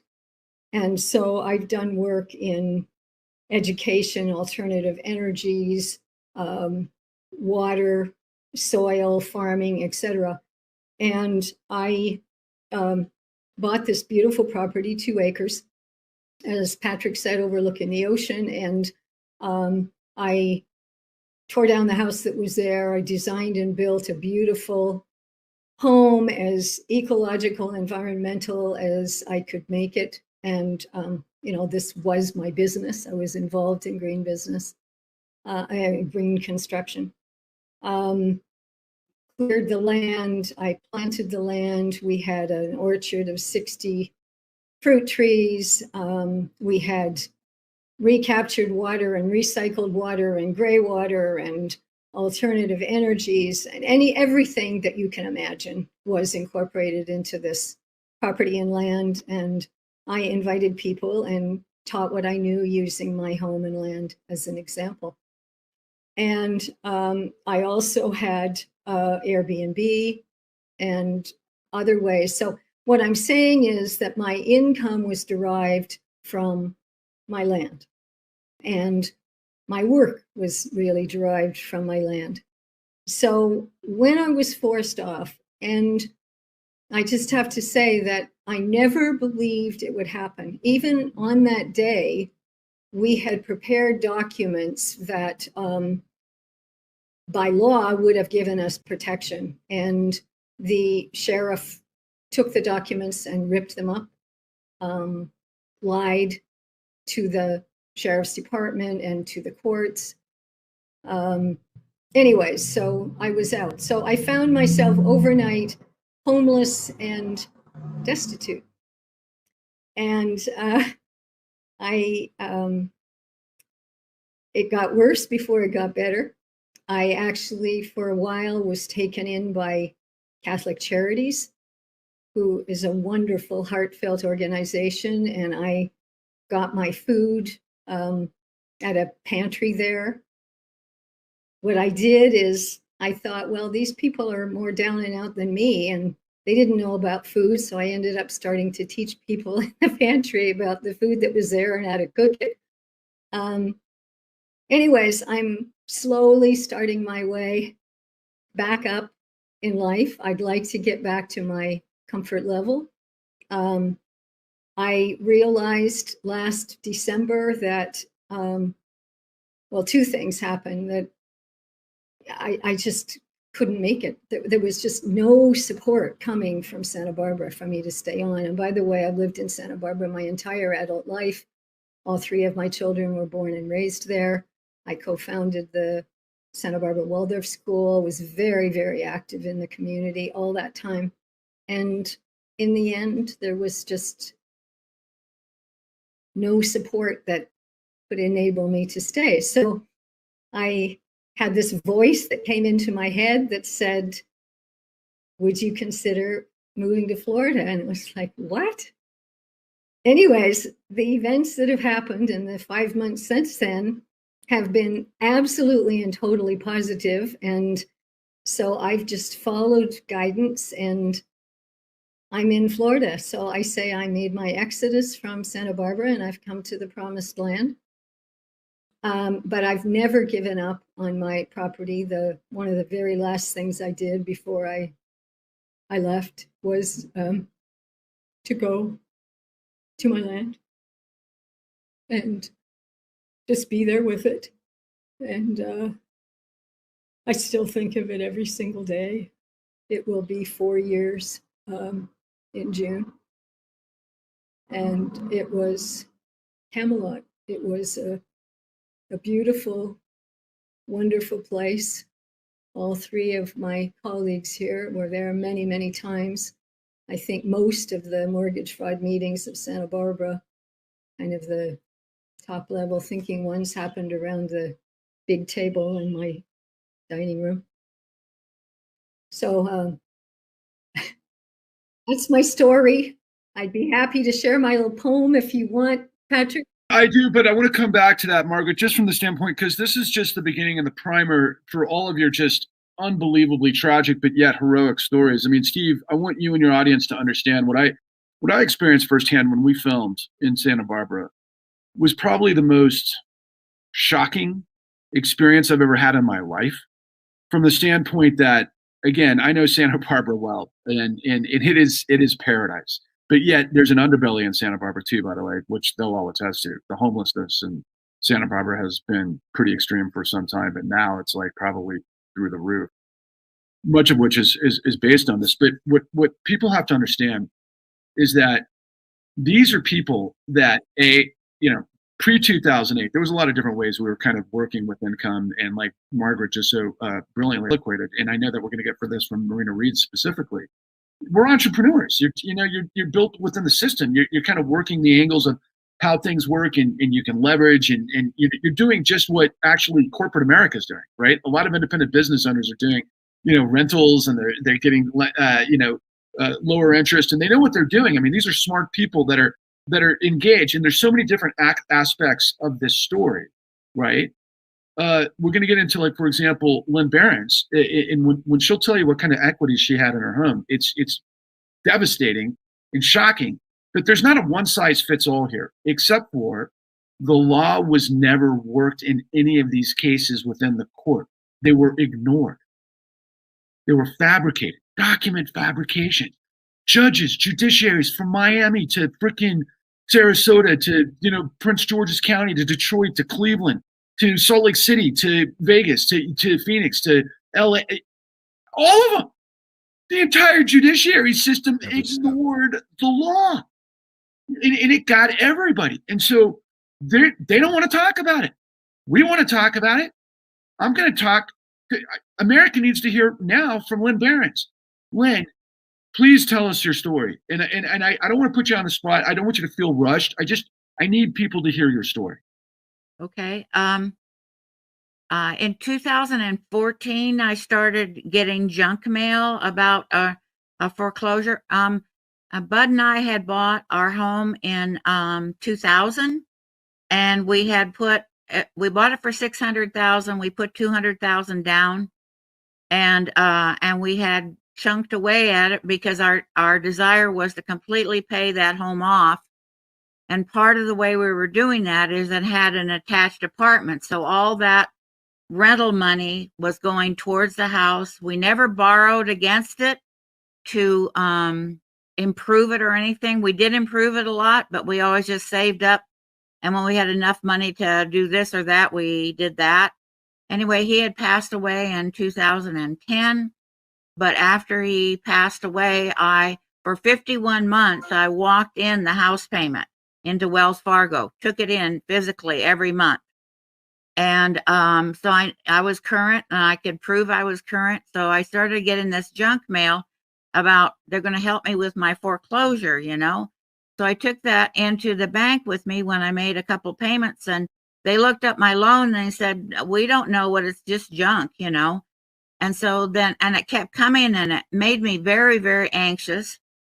So I hired a PI that specialized in mortgage fraud, and he went to the Wells Fargo mortgage office with me in February of 2015. And we just gave him the property address. I didn't give him my name or anything. They looked up that property and said, no, that loan was current. In fact, I was such a good customer that they probably could lower my interest rate. Now, this was not a subprime loan. It was a regular qualified, loan. So I left that day thinking, well, it was just junk mail. So I made my March payment, and that was fine. So I went in to make my April payment, and they said that that loan no longer existed. They had foreclosed on my home in March. So, whoa! But I didn't even find out what had happened until partway, into April. I had to, because it doesn't. I went down to the county and it didn't show anything, but I understand now that it takes a while for that to happen. So I kept going to the mortgage office. They said they didn't know anything about it. I kept writing them. I have many letters that they kept extending. Well, we'll let you know by June. Well, we'll let you. And then finally that letter later that summer said I had to have a subpoena to have any information. And they kept asking to talk to Clark Paxton, who was my partner, who had been dead since 2010. But my name was on the property. My name was on the loan. There wasn't any reason for them not to talk to me. I still couldn't find. So they did the unlawful detainer on me in that fall. I hired an attorney in San Diego, Ken Calgary. He filed a suit in November against Wells Fargo and against Cal Western, which was a company that was supposed to do the foreclosure, and did ask for discovery. Well, we didn't find out till January that the amount due that they were after was $12,000. Well, I could have cut a check. Number one, I would have wanted to know what it was for. But secondly, I could have cut a check for $12,000 to cure that had they been willing to talk to me, but they refused to talk to me. So by this time, my whole life is in chaos, and he's right. I'm a red, white, and blue girl. I wasn't in the Navy. I was raised in the Navy, but that's in my retirement now. What I do is do work to support active duty military and their families. But anyway, and that the thing is, I'm a rule follower. I've always been a rule follower. So this was all traumatic to me. And then I went down in April. I went down to file a lien on the house to show that I had an interest in it. It escapes me now, but 3 different times the DA refused to let me file. Well, two times they refused to let me and kept saying I couldn't file that, which I knew I could. And they show up with a guy, and he's packing a gun from the DA's office telling me I can't file that. So April 22nd, I don't know whether he wasn't in or something, but anyway, I did file it on April 22nd. And so I had that, and I'm forgetting the name of it now. I'm nervous. So anyway, so I got that filed. So I kept going, and Ken Calgary in San Diego was trying to get the discovery. Well, in January, we find out that they foreclosed on the amount of $12,267. I only owed $326,000 on a house worth over $1 million. So I had that much equity that, and I was just terrified because I'd always, followed the rules. So I lost the unlawful detainer, and I went and appealed that. And the fact of the matter is, the judge really made the decision the night before of the hearing. She never even listened to me. She never wanted to listen to me. And she had already filed her decision was to agree with Wells Fargo, even though I could prove I was current, even though all this, I had all the proof. I had canceled checks. I had a statement from them that showed I was current. So anyway, I was evicted in 2016, and I had as a last ditch effort, I filed a bankruptcy just to protect my house, not for any other reason. And I had a bankruptcy stay on the door, and Remax and 2 off-duty sheriffs, and I didn't know they were off-duty at the time, came and pounded on the door one morning and evicted me. They said I had 5 minutes to get out. This Hines guy was screaming at me, barely let me, get together. I had some dogs, and then I had, and I, at the last minute, I realized it didn't have my medication. He almost didn't let me go back and get my medication. And so I was homeless, and I was so traumatized. If you understand, I was raised around uniforms. I've respected uniforms, and to have people in uniforms throw me out of my home was like the trauma. I still have bad dreams about it. Anyway, so I have a little place to live now, but I've spent all my retirement savings, everything I had, trying to defend myself between attorney's fees, and actually my rent now is more than my house payment was. So it's a situation of it's a nightmare. I'm 74 years old now. I've spent the last 7 years battling this thing, and I've chosen not to give up, but the trauma is it's very hard to describe the trauma.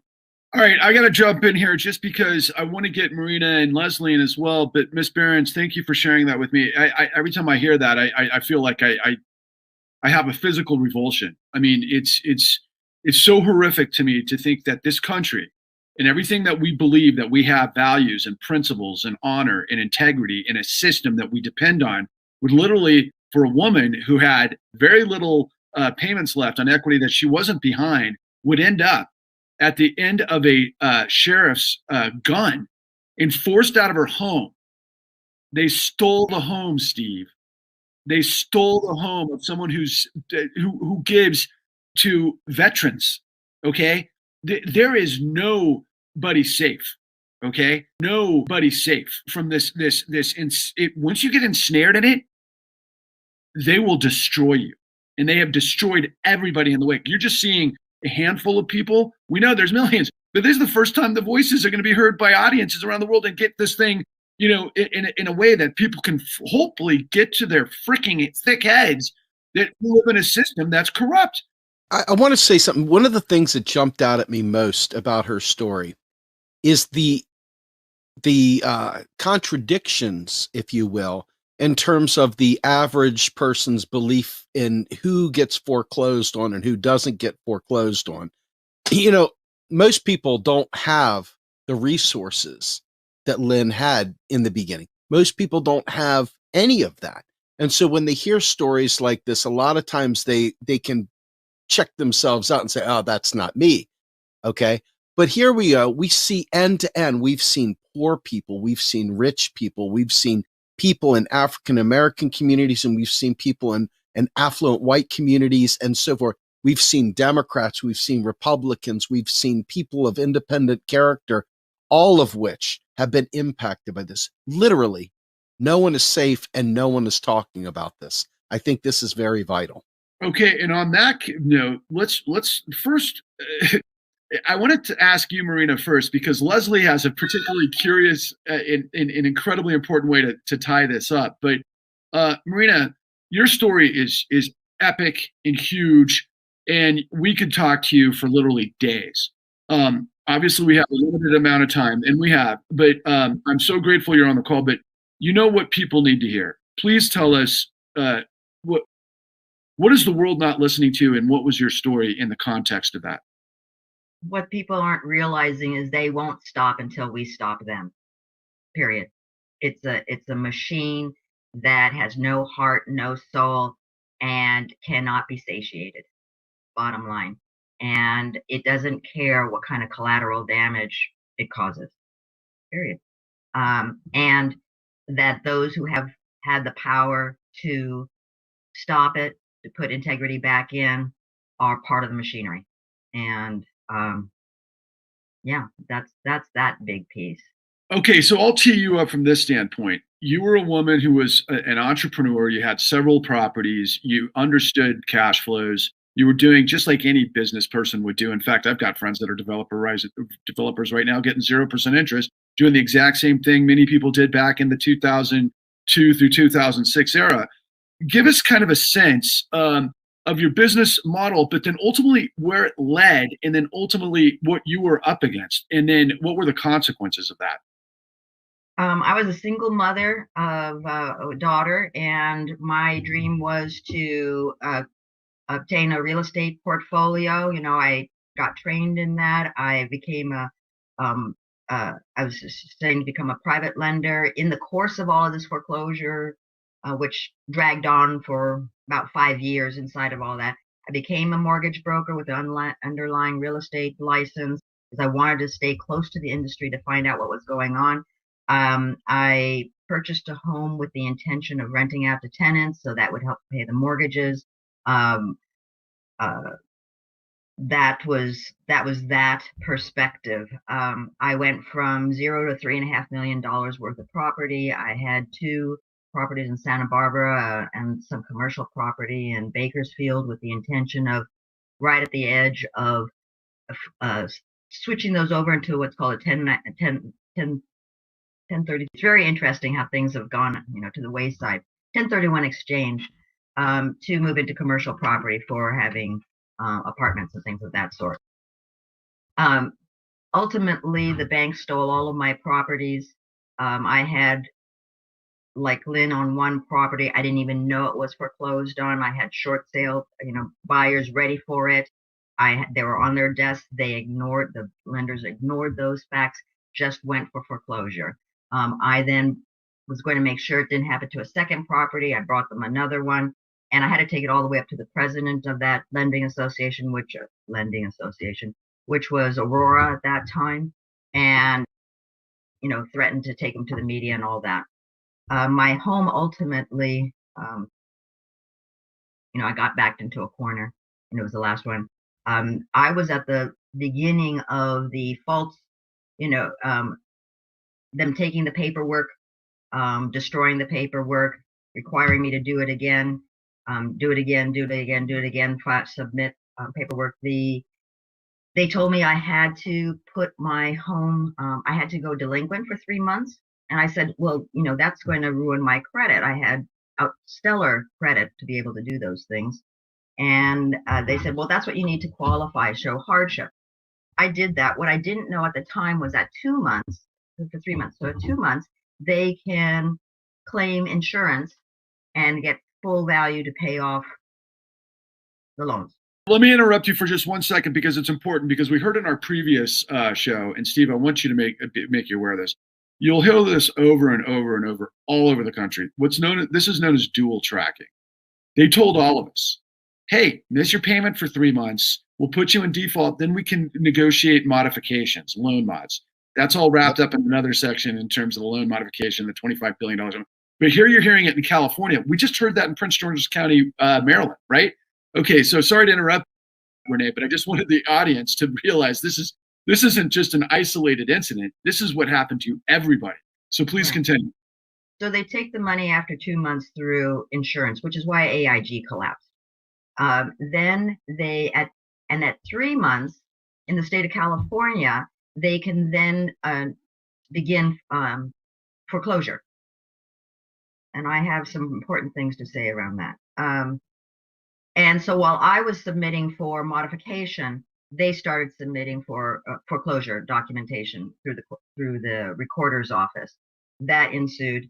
Eventually, they foreclosed they did trespassed against title. The Deutsche Bank, I was involved with IndyMac Bank, Deutsche Bank, One West Bank, which now is Mnuchin, head of the U.S. Treasurer. I don't know how much time we have, but I did a deep dive for 3 years on, like Patrick, how did this happen? And the fraud I found from the securities, I had no law background, and I dove into real estate law, contract law, securities laws, trust laws, a bunch of other things, document fraud. While I was fighting this, while I was being a single parent, while I was meeting Margaret, and while we were doing presentations to the public, we were a force to be reckoned with as far as anti-bank fraud activists. I submitted 200-page reports to the County Board of Supervisors, the District Attorney's Office, the Sheriff's Department, the Grand Jury, to Kamala Harris's strike force team, showing the devastation to Santa Barbara for billions of dollars that they were stealing, for the monthly extortion that they were having through monthly mortgage fraud. Because what I found, that when I did the research in the recorder's office, I found that many of the institutions that had crashed and burned, they were still originating loans under their name. So these loans, this paperwork was absolutely illegitimate, and people were paying faithfully, like Lynn was talking about, following the rules, making their monthly payments to entities that did not exist. Talk about a black hole slide of a revenue stream. And then and if you didn't make your payments of extortion, let's call it real straight, if you didn't make your monthly extortion payments, they would come after you to foreclose on you, to take your asset after they have been paid by the insurance companies in full. And the homeowners, not knowing any of this that's going on in the background. They were doing this across the country, and Santa Barbara was a gold mine for them. And law enforcement refused to look at this.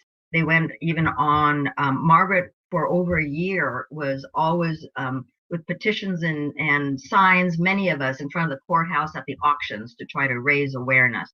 And we tried to educate everybody, and they closed their doors on us. The district attorney's office, the district attorney even went to our board of supervisors for our district the day before we were going to meet as her constituents, and said, the message was, don't meet with them. So we met with their underling, and we refused to meet with the underling.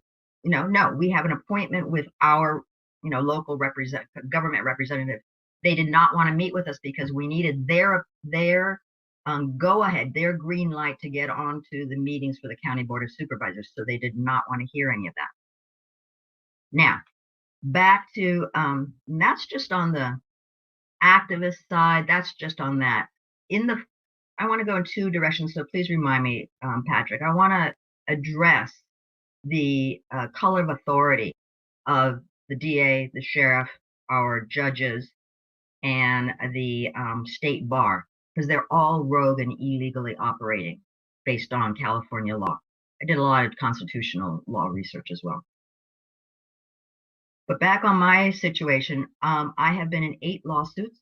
I've had to represent myself because I did not have the resources to go on, because they take us down to 0 and then we have to defend ourselves. So that I also, though, interviewed 35 attorneys in the very beginning to see who might take my case on. And what I found was they didn't know what was going on.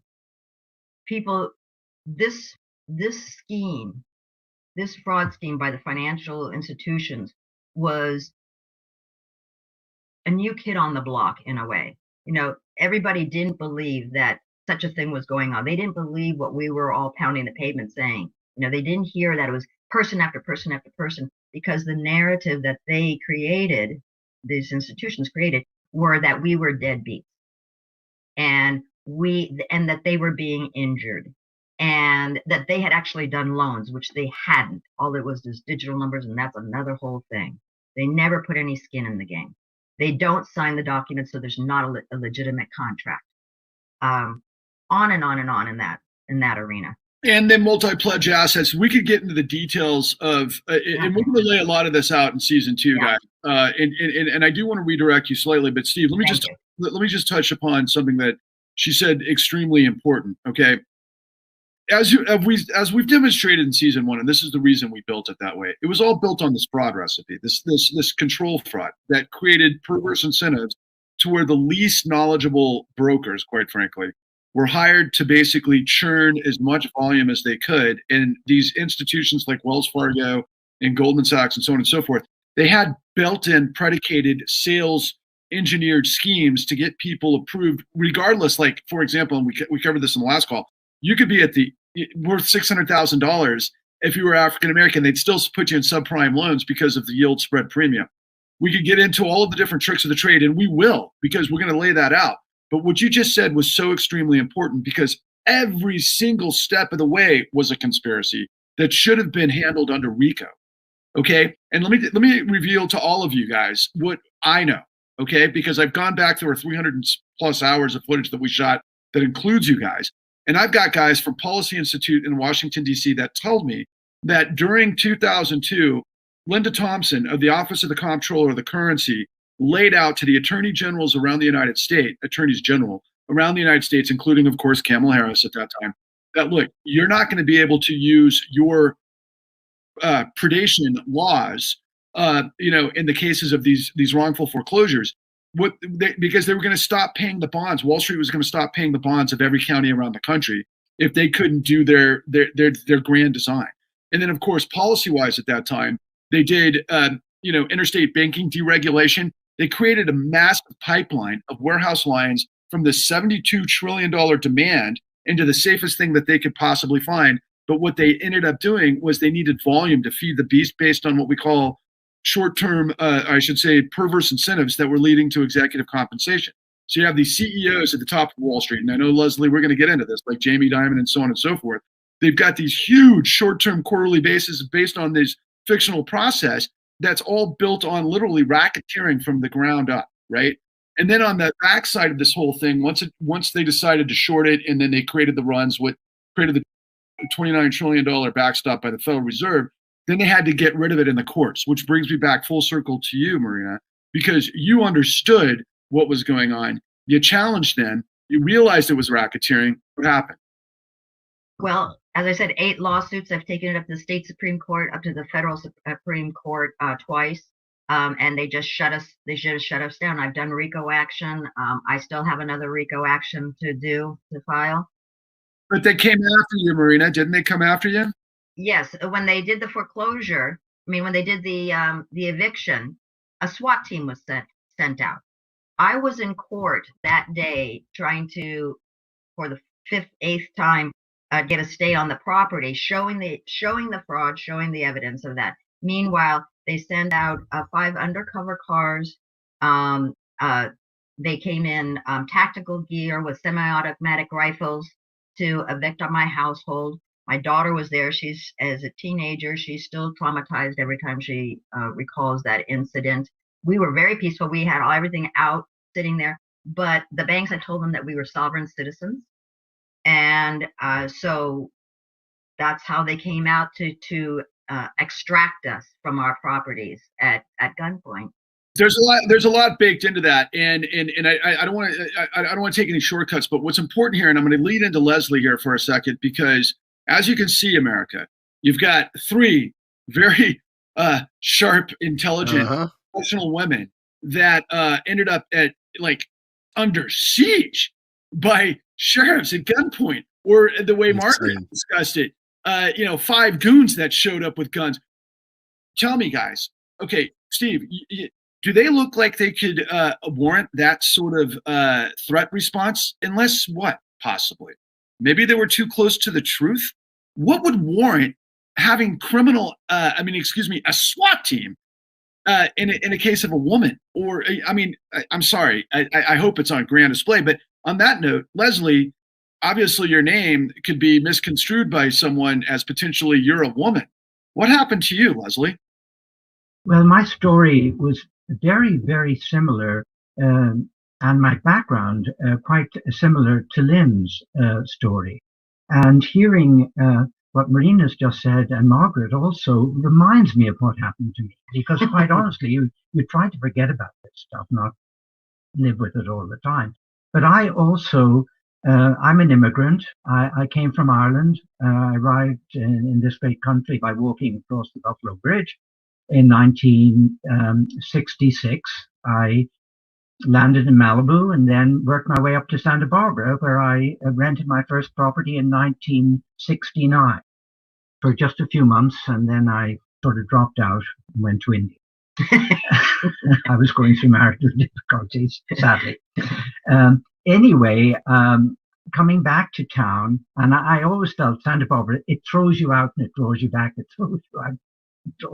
I got sort of used to it. So I came back again to Santa Barbara and had finally, I was a qualified stockbroker. I'm also a U.S. Coast Guard licensed captain.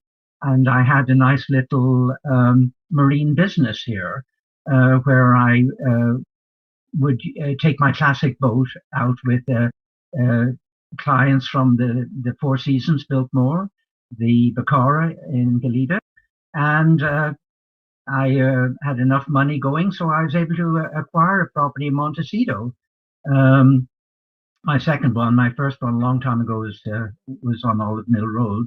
Let me just introduce real quick, Steve, just so you know, Montecito is literally the most glorious neighborhood in the United States. I mean, for example, Oprah Winfrey lives in Montecito. I think it's Hollywood stars galore, right? I mean, it's like $26, $30 million properties. And I mean, it's heaven on earth. And this is where Leslie is. Look, this is where Harry and his wife now live, is in Montecito. Right. Leslie, please continue. There with Richard Meinhardt, who knows them all very well. But anyway, when Lynn and Marina mentioned how the banks connived them to take out a modified loan, a loan modification program. That's what happened to me. I drove up my driveway one day, which was quite elevated, with beautiful views in Montecito, and rustic as well, of course. And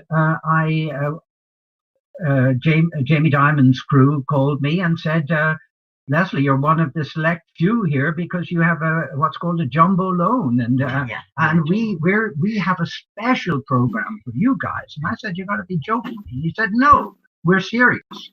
And so I sat down. I said, all right, let's go for it. Bottom line, they wanted me to delay my payments for at least 60 days so that they could activate this program. Now, it had to be activated before 90 days went by. Otherwise, of course, I'm subject to foreclosure, as we know. So I was asked to stop paying for a couple of months, which I did. And I got the program, signed all the documents, and got the approval for the loan modification. And I was so thrilled. I couldn't believe it, because actually all of my houses, I had 4 properties at the time, 2 in Oregon, one in Santa Barbara City with Wells Fargo, and the other 2 with miscellaneous lenders up in Oregon. They're rural and not very, but beautiful, 20 acres and 25 acres. So basically, I know that the banks are up to nothing good.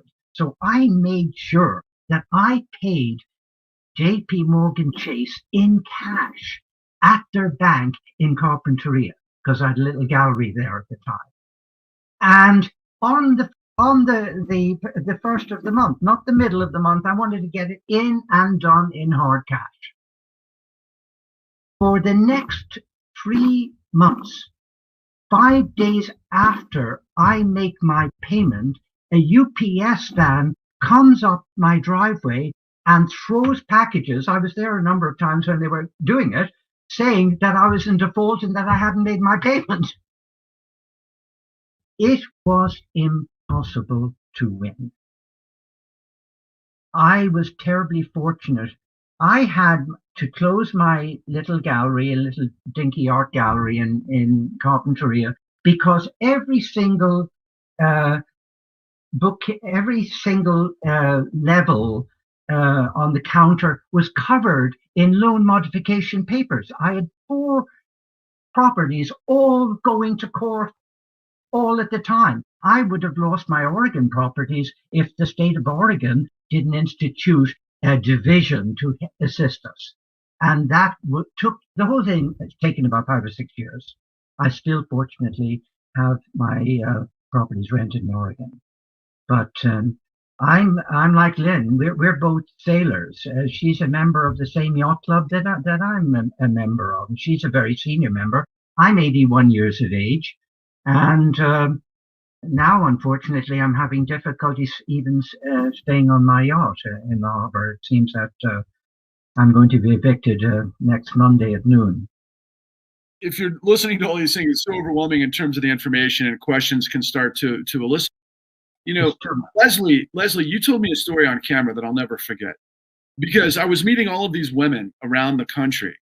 You know, and my story started with this woman in Ohio who ended up committing suicide as a result of being a victim of foreclosure, or what we call straw buying. She wasn't aware that somebody else had stolen her papers, and that's part of the predation and so forth. But in your particular case, you had mentioned to me, because your name's Leslie, that had a specific sort of ring for you with regards to the modifications and everything else. Can you explain to our viewers what your hunch was there? And I'll finish with that. All right. I noticed that many of the people in Margaret's classes at her house and in the other venues here in Santa Barbara that we all attended, the great majority were women, and many of them elderly. And I would see them in the courts, sometimes immediately in front of me in the judge, elderly women who are losing their homes.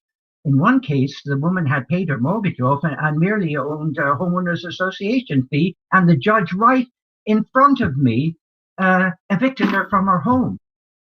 Wow. It was unbelievable. I then, because I'm a Starbucks freak, I go to Starbucks in the morning, the next day, in the middle of winter, by the way, and I was evicted in the middle of winter as well.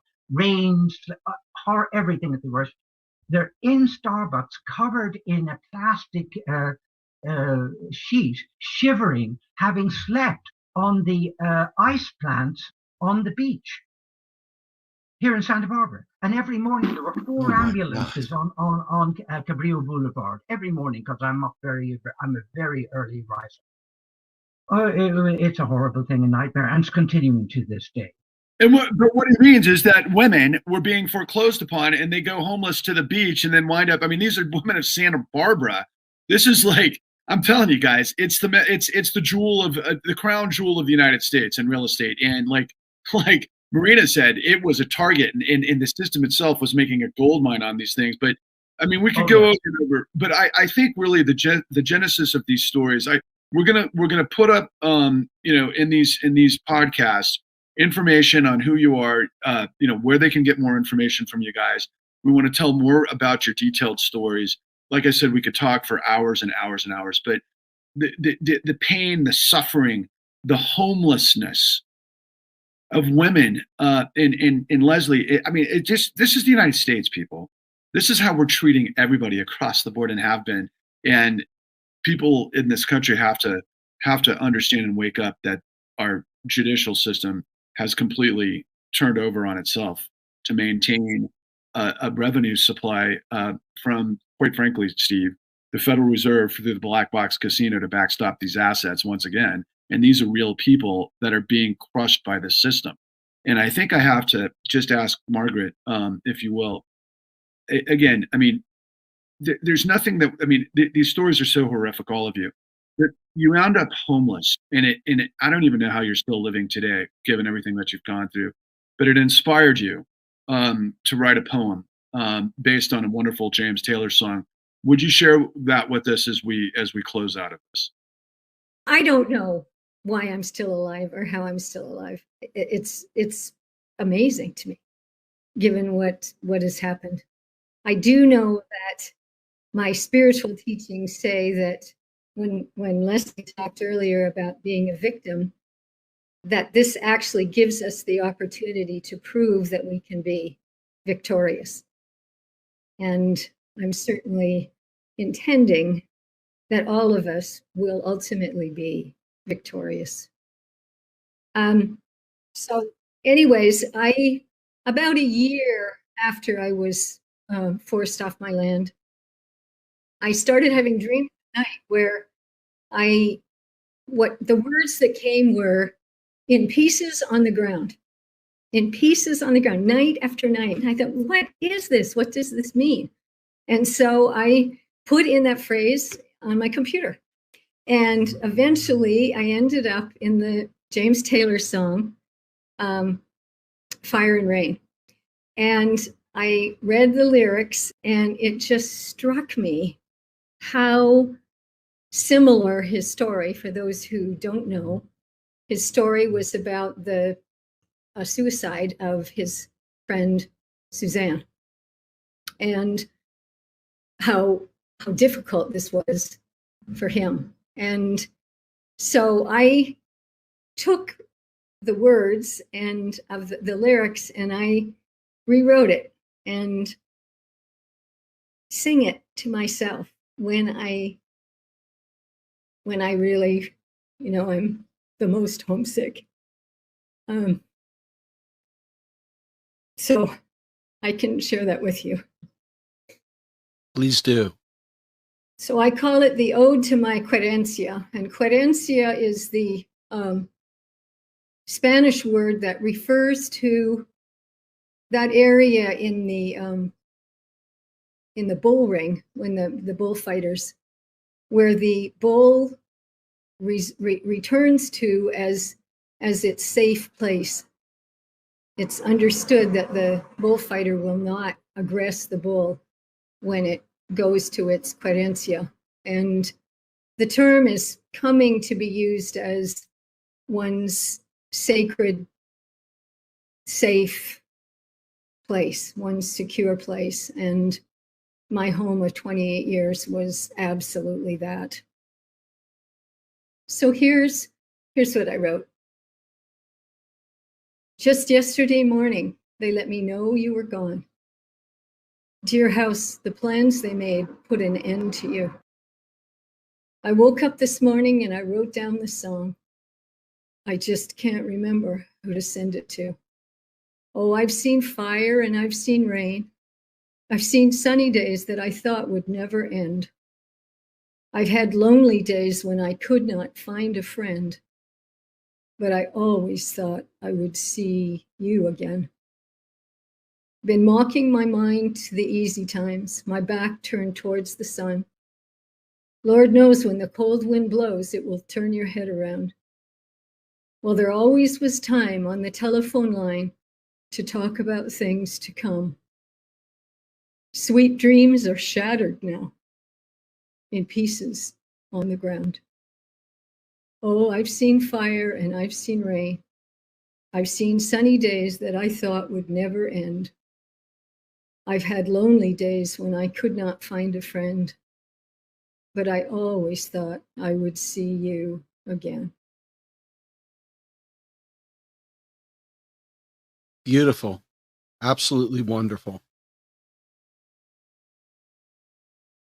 I just want to pick up, and again, from the bottom of my heart to each and every one of you, you've always been in my heart since I've met you all.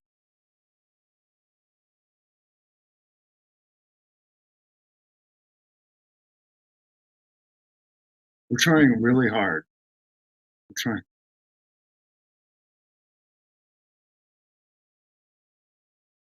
We're trying really hard to get the truth out there.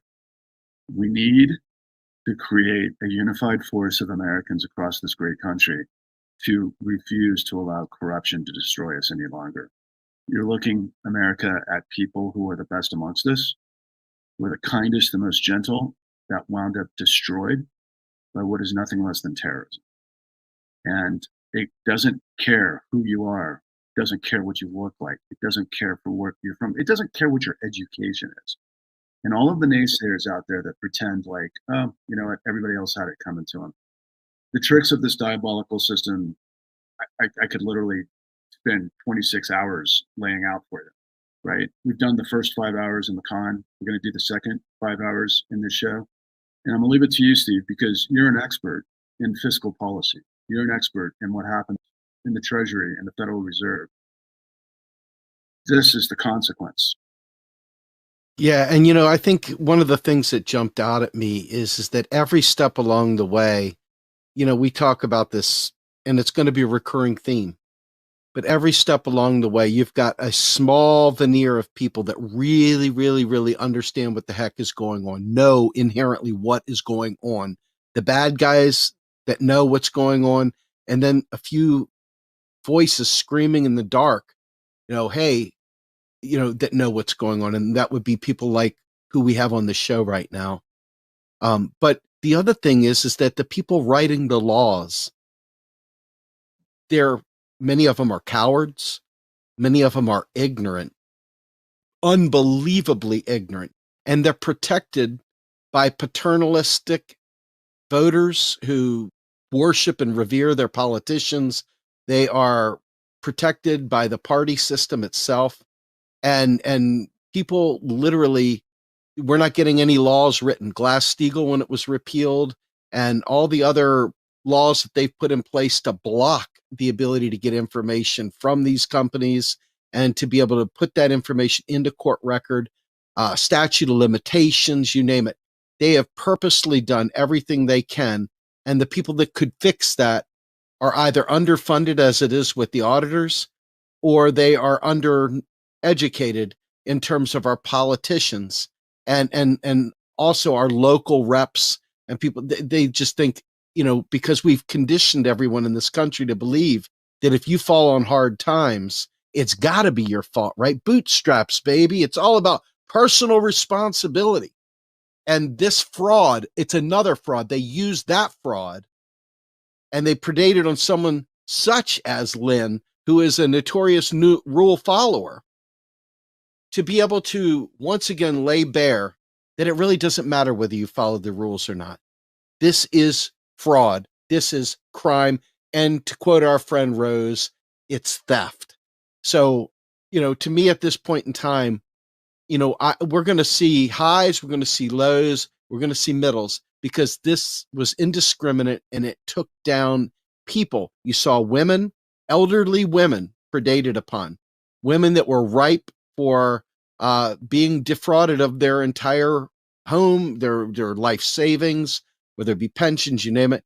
And you've seen it within the African American community, where home ownership had been deprived of them for so long. And then in the 70s and the present, we've seen people trying to get into this American nightmare, or dream, as they call it, and only to find out that there is a system and it's rigged to take away everything you ever work for in your entire life. And that to me is criminal. And that right there is what this show is all about. I'm hoping that we get 20 million people out in the streets willing to actually fight back against this. It doesn't matter, Republican, Democrat, progressive, socialist, whoever, all of you. This is about your families. This is about your life. And your stories have really, really just, I'm sick in my stomach. That's why we do this show, is because no one's telling the story. And the few that are leaving out all the important stuff. So thank you all for your courage and commitment to doing this. And I want to finish with this note. And each of you represent this in your own life journey, right? See, my father always taught me that integrity is what matters. Integrity matters. So Leslie James is a sailor. The ship doesn't float unless it has an integrity. I mean, it's not rocket science. It either works or it doesn't. America, your system no longer has integrity. And when it doesn't, it fails. And nobody's safe. Nobody's safe unless you decide in your heart that liberty and justice for all is what matters. And you're looking at the people who have actually been destroyed by the system. Please don't let them live like this any longer. Thank you. All right. Well, with that, thank you all very much for joining us on this episode. My name's Steve Grumbine, Patrick Lovell, my co-host, and miss you, Eric. And to all of our guests, thank you so much once again. We're out of here.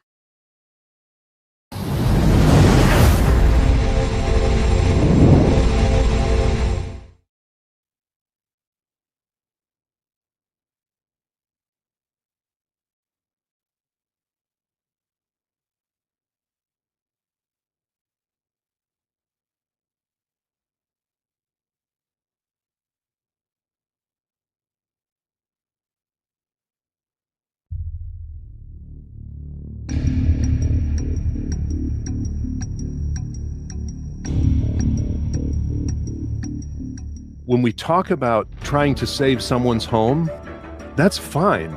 I wanted my home to be saved. I applaud people that go out to save their home. But what I was looking for, and what Paris is always trying to find as well, I'm sure, is that smoking gun that's going to actually make a difference. Because we can keep going to court. That's what this system is designed for. It's lawyers creating a system to always make money.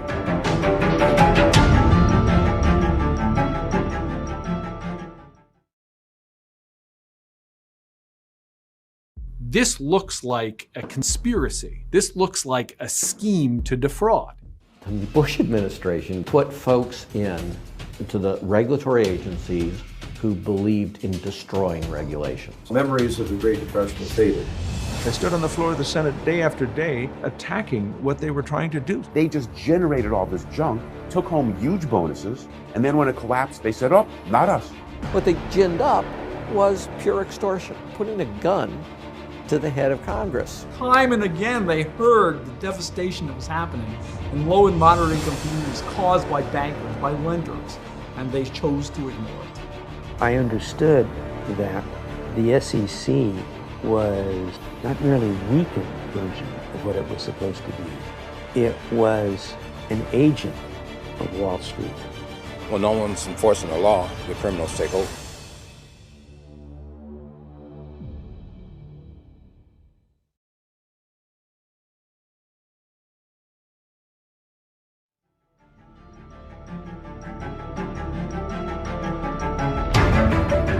Number one thing, I want everyone listening to this, if you are in foreclosure or you even think that you're going to have to battle, you go out and you buy yourself the rules of civil procedure for whatever jurisdiction you're in. You need that. That is your Bible. Anybody can get it.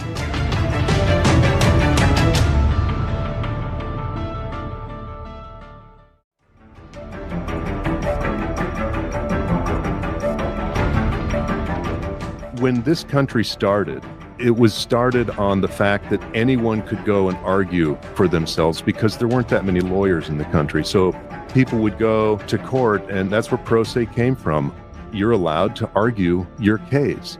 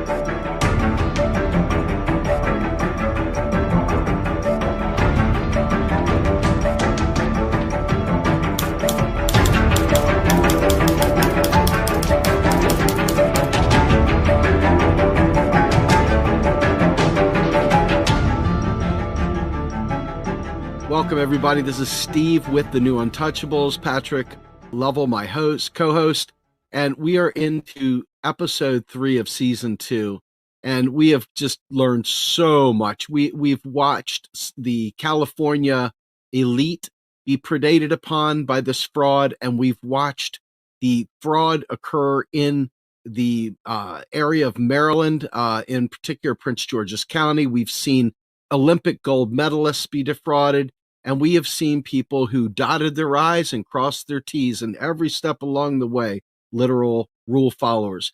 This next episode is going to be building upon everything that we've learned.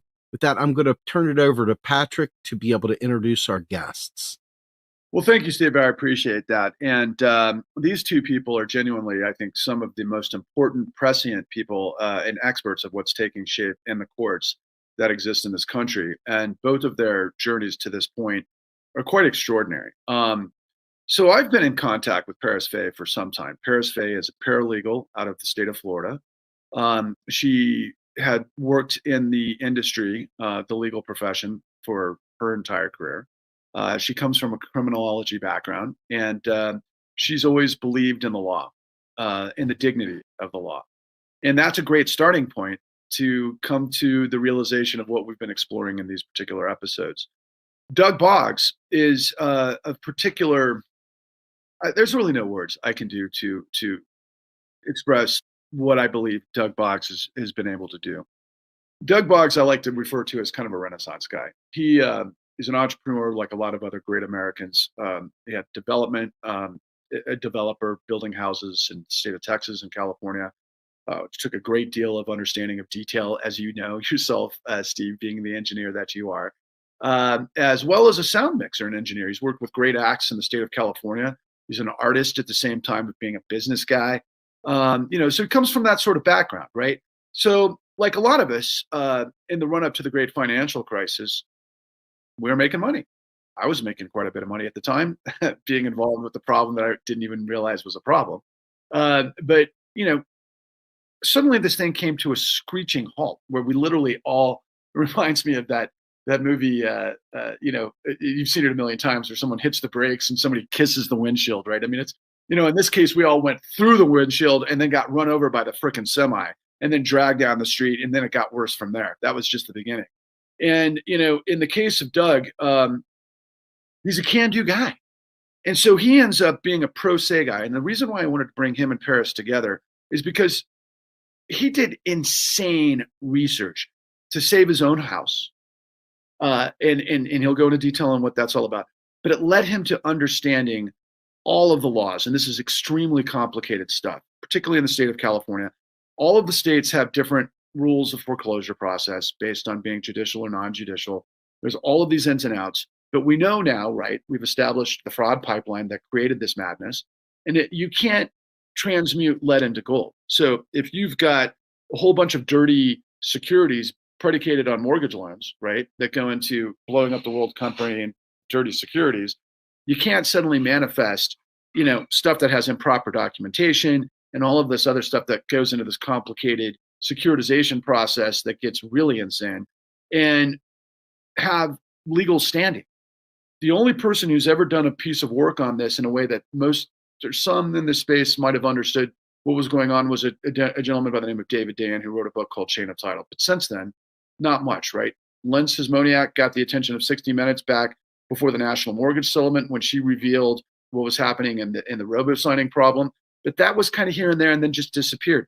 The system itself was able to collapse, or the media never had any intent to run with the story in a way that we have with the con.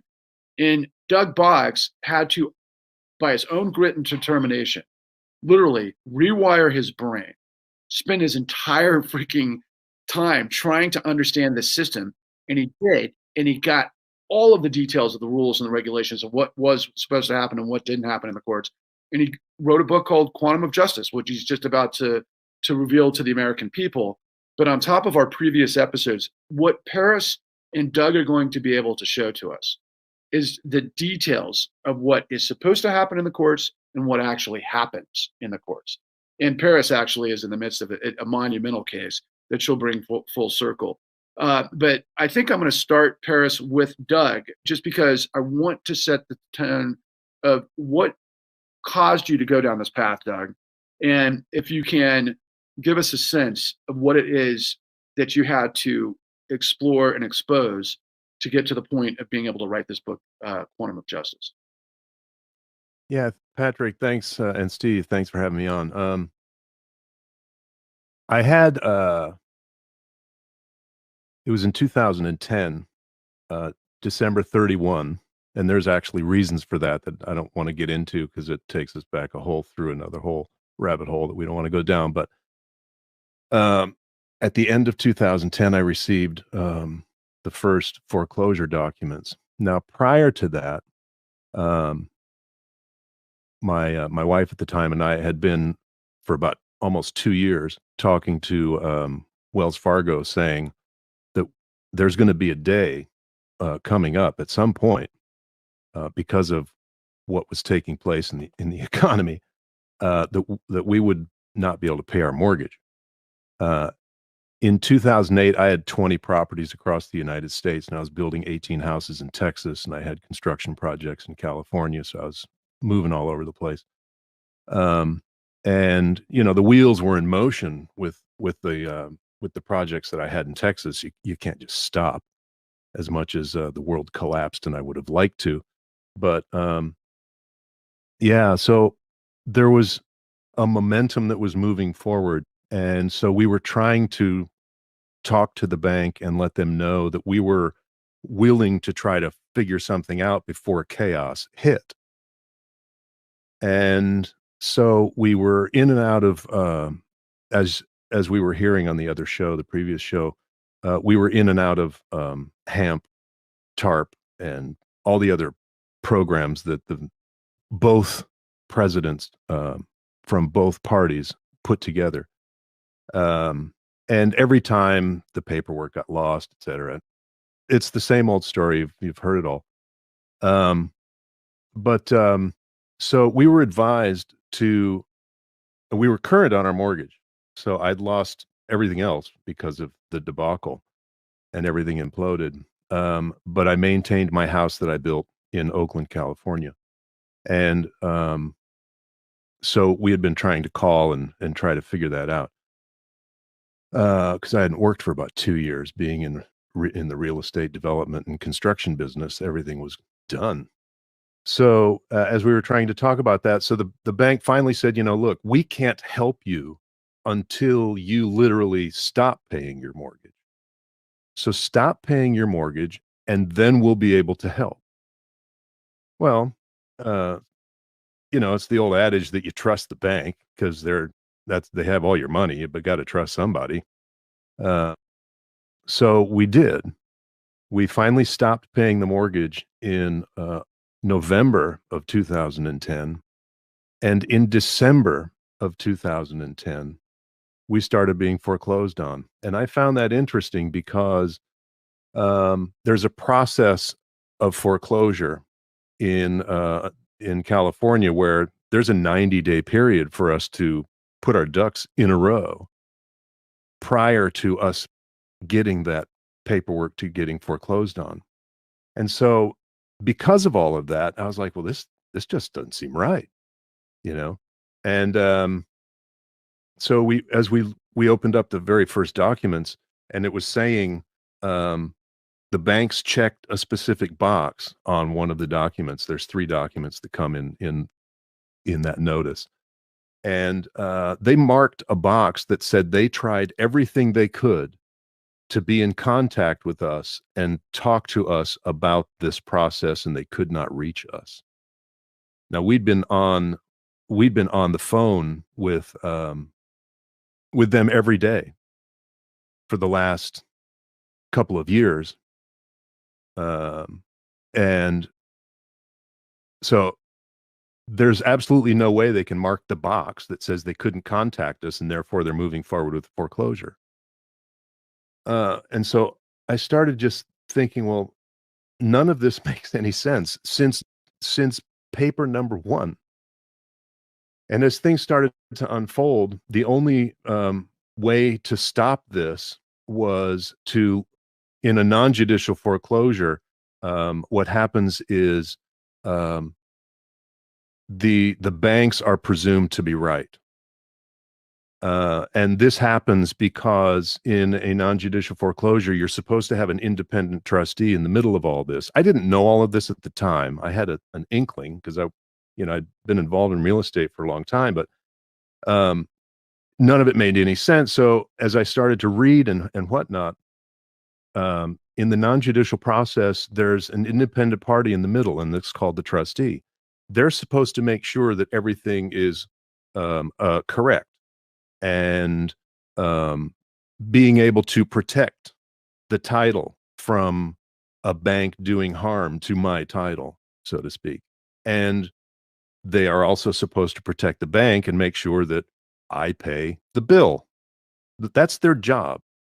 And obviously they weren't doing their job because we were getting fraudulent paperwork on moment one. So the only retribution a homeowner has in a non-judicial state is to literally file a lawsuit against the bank, because the trustee in the process is considered the court. So there's this presumption of correctness that all of the paperwork that's being filed into the county records is correct. And so now I don't want to put the cart before the horse of the story, but if you have a fraudulent or illegal trustee, then the court is illegal and fraudulent on its face. So we didn't know any of this yet, but you see the uphill battle that is beginning to develop moment number one. And so the only way out through this was to file a lawsuit. I knew nothing about that. I mean, I was a contractor. I made contracts and things, but and being out of work for the last couple of years, I filed a lawsuit and didn't have money for a lawyer. So the only way to do that was to be my own lawyer. That's how I fell into the whole pro se scenario. It's not, I never thought I would find myself in that position, but here I was suing one of the largest corporations in the world, certainly in the country, out of the skin of my pants. It was ridiculous, very stressful. And so you have to learn the process. And from what I also, as we move forward, I wanted to try and get some assistance. And so I tried to find a paralegal, because that would be a lot less expensive than finding an attorney to take the case. And none of them would anyway. But, or if they would, it would end in a week and you'd lose. But that's beside the point, a whole nother discussion. But so I made 40 different phone calls. And every time I talked to a paralegal, they said, "Oh, I can't help you because California, there's something that says you have to be hired. You have to work with a lawyer first. That way the paralegal can then work with you," which didn't make sense to me, and so everyone said no. Everyone kept saying no. And I started to feel like, the Colonel, the Kentucky Fried Chicken guy who had to just keep knocking and knocking, right? And after 40 different phone calls, I finally reached a paralegal who said she was retired and she'd been a retired legal professor at a local college. And she said, "I will help you." And so we went to her office and started to outline a lawsuit. And we had no idea what direction we were going. We were shooting blanks. But based on what the paperwork was coming through, we started to define some sort of an argument. It didn't have a whole lot of legs, but the benefit to that is that I was pro se. And if it doesn't have a whole lot of legs, but you're filing things and trying, the law states that a pro se is given the benefit of the doubt that they're an idiot, for lack of a better phrase. So you're supposed to get some extra chances and things like that. Well, the benefit to that was we got to learn very quickly the rules of law. And in order to teach myself how to go through this process, I was just reading lawsuits after lawsuits, major lawsuits, to try and see how things were structured and to try to see how I could put the paperwork together and try, because I didn't know how to do any of this. And so I would copy and paste like $1 billion lawsuit from BMW and yada yada or whatever, and just try to use what seemed to be successful and put my words into it. And that's how I was thrown into the deep end of the lion's den of law. And over time, we started to get the legs because we started to do, as Patrick was saying, I'm a research junkie. And I've read everything that I could get my hands on. I started to learn about the process of California foreclosure law. And so we started to define our argument between the first complaint and then the first and second amended complaint, et cetera, et cetera. After give or take about 4 years of the lawsuit, we were bounced in between state court, we were bounced up to federal court, we were bounced back to state court. All of those have different rules. During that time, I don't know this for a fact, but you get intention, or you get those feelings in your stomach of what's true. And all of a sudden I was being audited by the IRS for a major audit from the year 2007. The IRS came at me. So now I was in IRS court, federal court, and state court all at the same time, fighting whoever I could. So all I did all day long was work on one lawsuit, then the next lawsuit, then the next lawsuit. And I'm happy to say I beat the IRS, but that's beside the point. But you go through the process and they just throw everything they can at you to beat you down. And a lot of times, from my experience and from what I've seen, the judges will try and end it quickly, based on some error that a pro se will have. And we were pretty diligent in the courtroom. We had a lot of oral arguments as well. It's the life in the fast lane of learning law, and very challenging times to try and keep a house and a marriage and all of those dynamics of life together. I want to interject because you being a person that has built homes, and you obviously had some business acumen. You obviously have been used to working in contracts. You'd obviously been used to moving and shaking too, which is not something people are all born with. And most people, in fact, I would say, would be so intimidated by what you were facing that they would just give up instantly, which is probably what most of the millions of other Americans who had this similar situation, they ended up doing as well. So I want our listeners to understand that while you were gregarious, you're also exceptional in the sense that you had the ability, you had the mental acumen, you had been used to dealing in contractual scenarios that would allow you to understand perhaps some of what to do. And the fact of the matter is that you're a businessman. And so you had a different angle at which you approached this.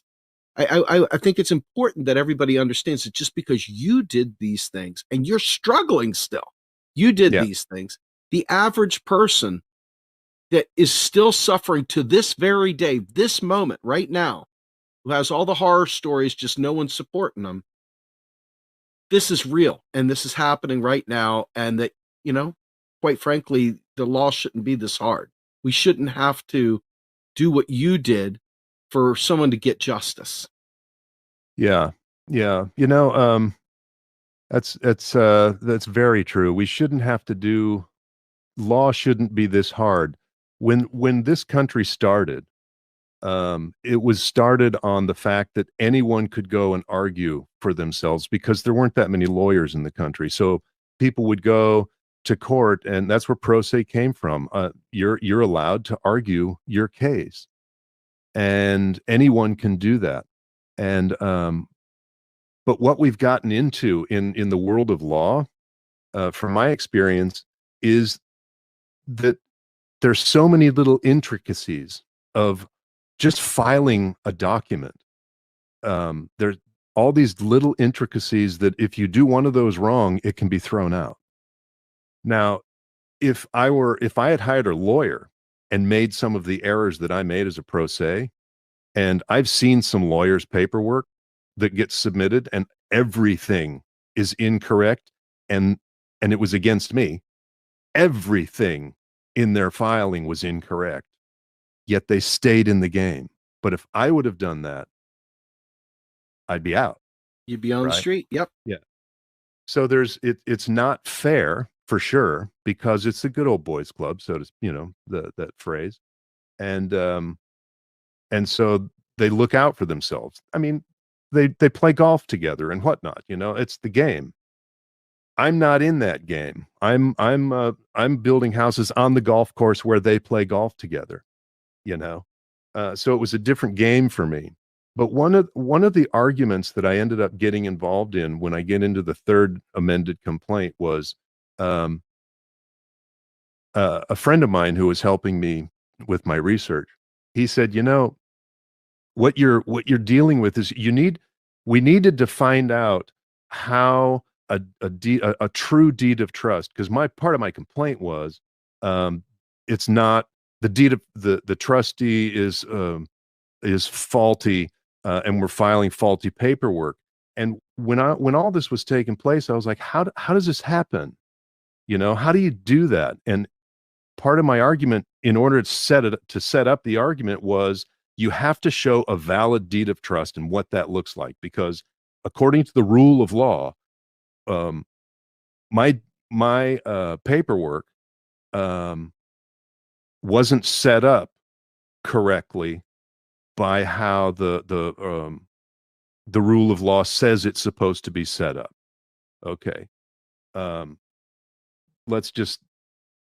We'll leave it vague. It's in the book, Quantum of Justice, which is coming out next week. It's in production right now. But as I needed to find a true deed of trust document with all of the people in the right place, all of the names in the right place, all the stuff the way the law says that document is supposed to be structured. So I'm into this lawsuit now about 2.5 years, and that was now the new premise. Well, mine wasn't constructed correctly, and so I needed to find that. So I went down to the county records for every day for weeks and looked through thousands and thousands of documents. And I just kept going and going back a week, back a day, any document. I just needed one that was legit so I could say to the court, this is what a real document is supposed to look like, and this is what we have. So it's fraudulent on its face, so to speak. So I ended up going through the county records back 20 years. I didn't find a legitimate document that I was looking to submit to the court. I had to go back 20 years, and I went back to 1997 in December, and I found a document that was legit. And then I went a little bit farther back in 97. These are random documents. It didn't matter. I just needed to find them legit. And so then I find them in there. I find legit all over the place in 97. But in January 1, 1998, everything changed. I couldn't find from that. That's why I had to go that far back. And so I was like, well, none of this makes sense, right? And so then I had to try and figure out, well, what happened on January 1, 1998 that makes all of this go to shit? And so now I had to do my research from the legislative level to try to see what changed that allowed this to change, and all of these documents could now be crap. So that took some more research, and what it brought me to was California Senate Bill 1638, and this is why I wrote the book. Because what I found out is that since that bill was passed in 1996, and it became effective January 1, 1998. And what that bill says is that the banks have the right to replace the trustee at will. And the problem with that is that means the banks own the trustee and they are no longer an independent party. Back in 1978, there was a Garfinkel versus Superior Court of Contra Costa County. That was in 1978. And they specifically said that the trustee in the transaction is to be an independent third party and held at arm's length. And the reason for this is because the trustee is put in place for the court. They are the court. They have to be independent. But now there was one line that changed in the law. And in 1998, all that changed. So I petitioned the state of California and I asked for all the paperwork on how that law was written and how it was defined and how it got to be where it was. And I was told, well, geez, that's kind of weird. No one's ever asked for this ever since it was written. And they blew the dust off the file and photocopied everything. And they sent me 120 some odd pages of all the notes from the state legislation that made California Senate Bill 1638 in 1996. And what was interesting is that the senator that wrote the bill included very detailed information that says, out of all of this that I'm saying, we still need to abide by California Civil Code 2924, which is the power of sale clause, which is the foreclosure process. Yet, and it was going to be signed unanimously by everyone because it was worded right. However, the people that were putting this together, the Mortgage Brokers Association of California, came in at the last 11 o'clock hour and rewrote what the senator's bill was going to say. And they turned it into one sentence. And it said the bank has the power to substitute the trustee at will. Boom. Didn't have to say they have to follow California law, anything. They changed everything. And so now the banks own the trustee. It's no longer neutral. It's no longer neutral. Doug is right. They set this law to steal our homes, because in my work, I find when I dig down deep, I have found 4, now possibly 5 theft rings. And they include the trustee, they include the foreclosing attorneys, and they include the auction house and the buyer. I am able to connect all of those parties together, but you have to dig really, really deep. And that's what that's why I created my fact report, is to really dig down deep and find out where the criminals live. And the foreclosing attorneys, if you notice, they will file a notice of substitution of trustee just before they file a foreclosure, substituting themselves as the trustee. And no one answered. No one ever questions it. They just go, okay. Or the company that they put in, you don't know until you dig down deep that the attorneys, the managing partners, own the trustee company. You just have no idea.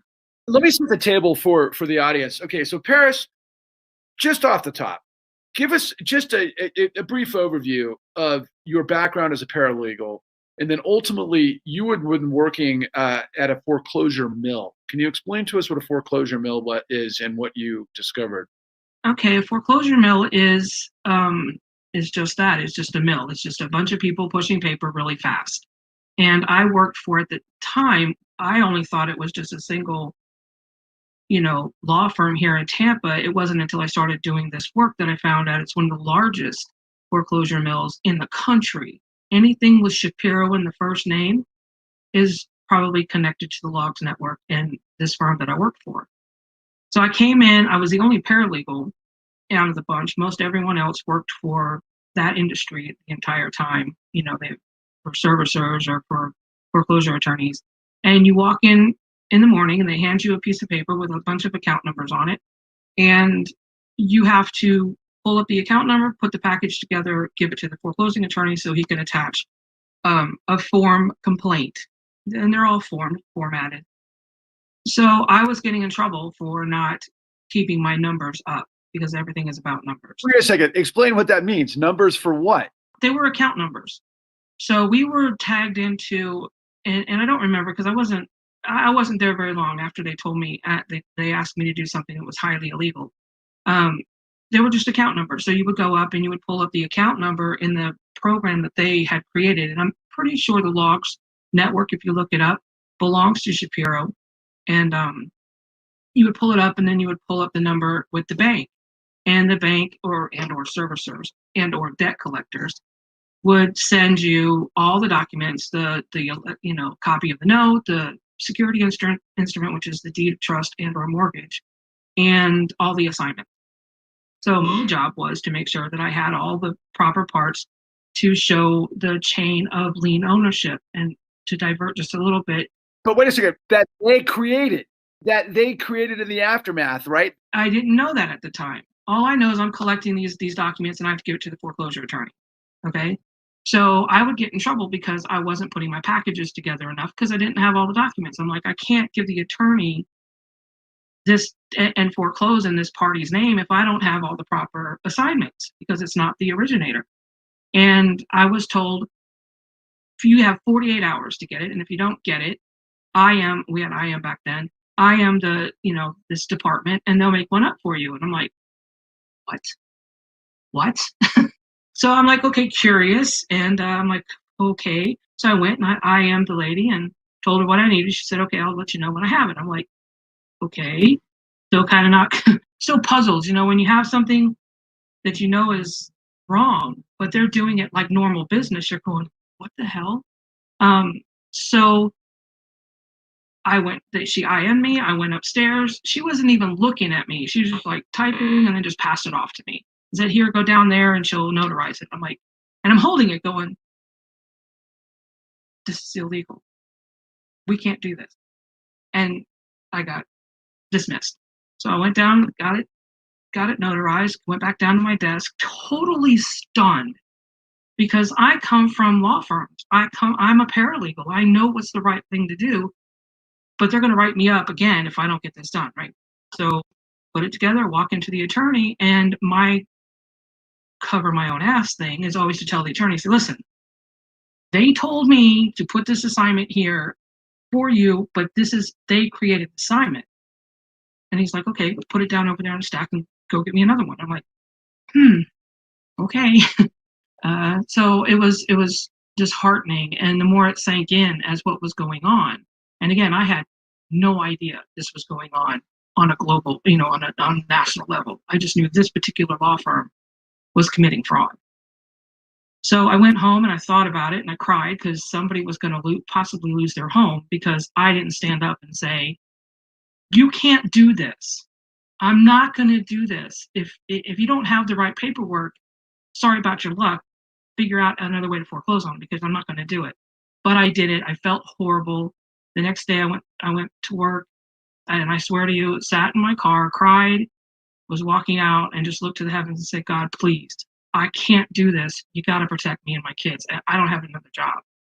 I walked in, sat down, my stomach turned, and I looked at the lady that was sitting next to me and she's like, I told her, I said, you're committing fraud.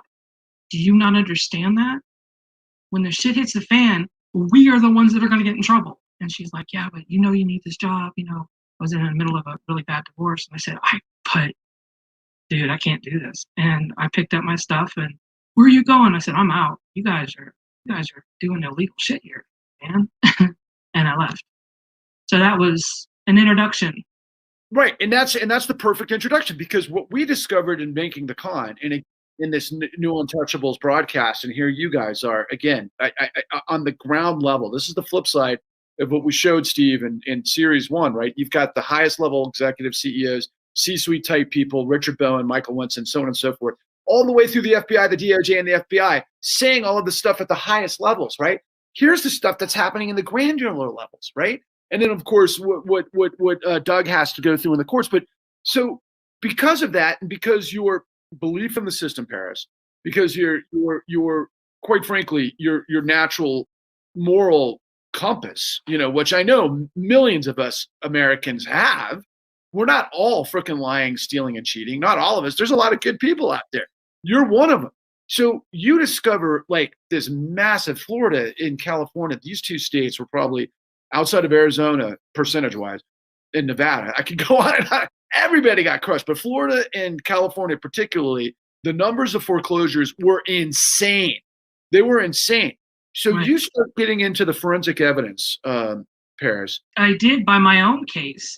When I was battling my own case, and like Doug, I was, you know, marriage isn't all, you know, it's hard to battle everything. I was in the middle of a really bad domestic violence situation, so I wasn't really paying attention at that point.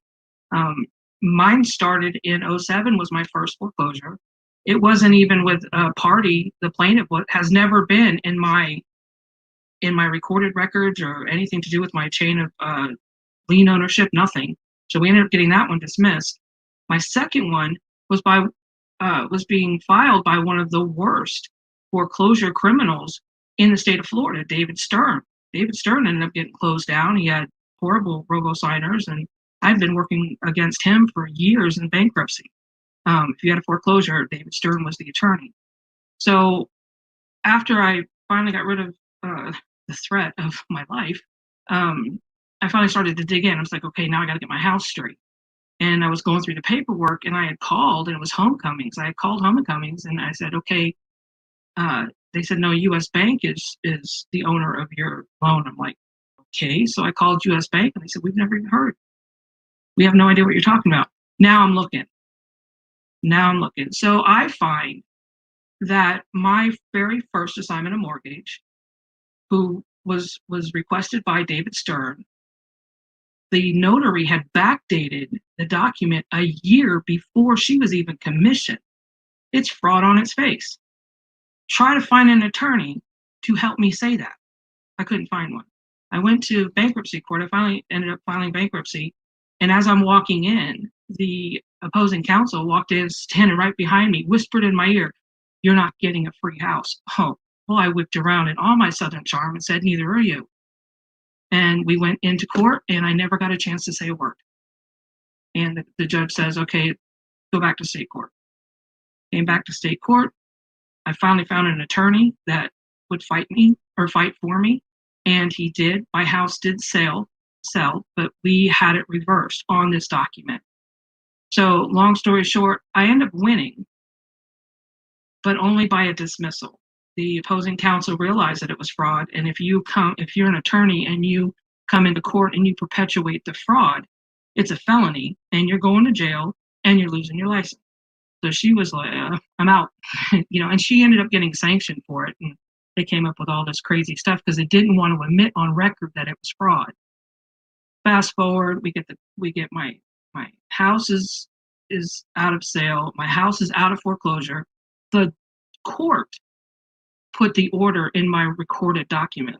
So if you go to look up my chain of title and my chain of lien ownership in the recorder's office, it says a court order saying there's a fraudulent document. I'm like, wow, this is great. Fast forward 3 years, 2018, October, PHH Mortgage and Aquin decided to recreate a note with now an allonge. So this is the 7th version of my note presented in court as evidence with an allonge that's never appeared before. And I'm again now fighting for my house on fraudulent document. And this is happening over and over for years. Many Americans think this thing ended years ago. They don't even know what happened. Here you guys are giving us the details, but this is the system.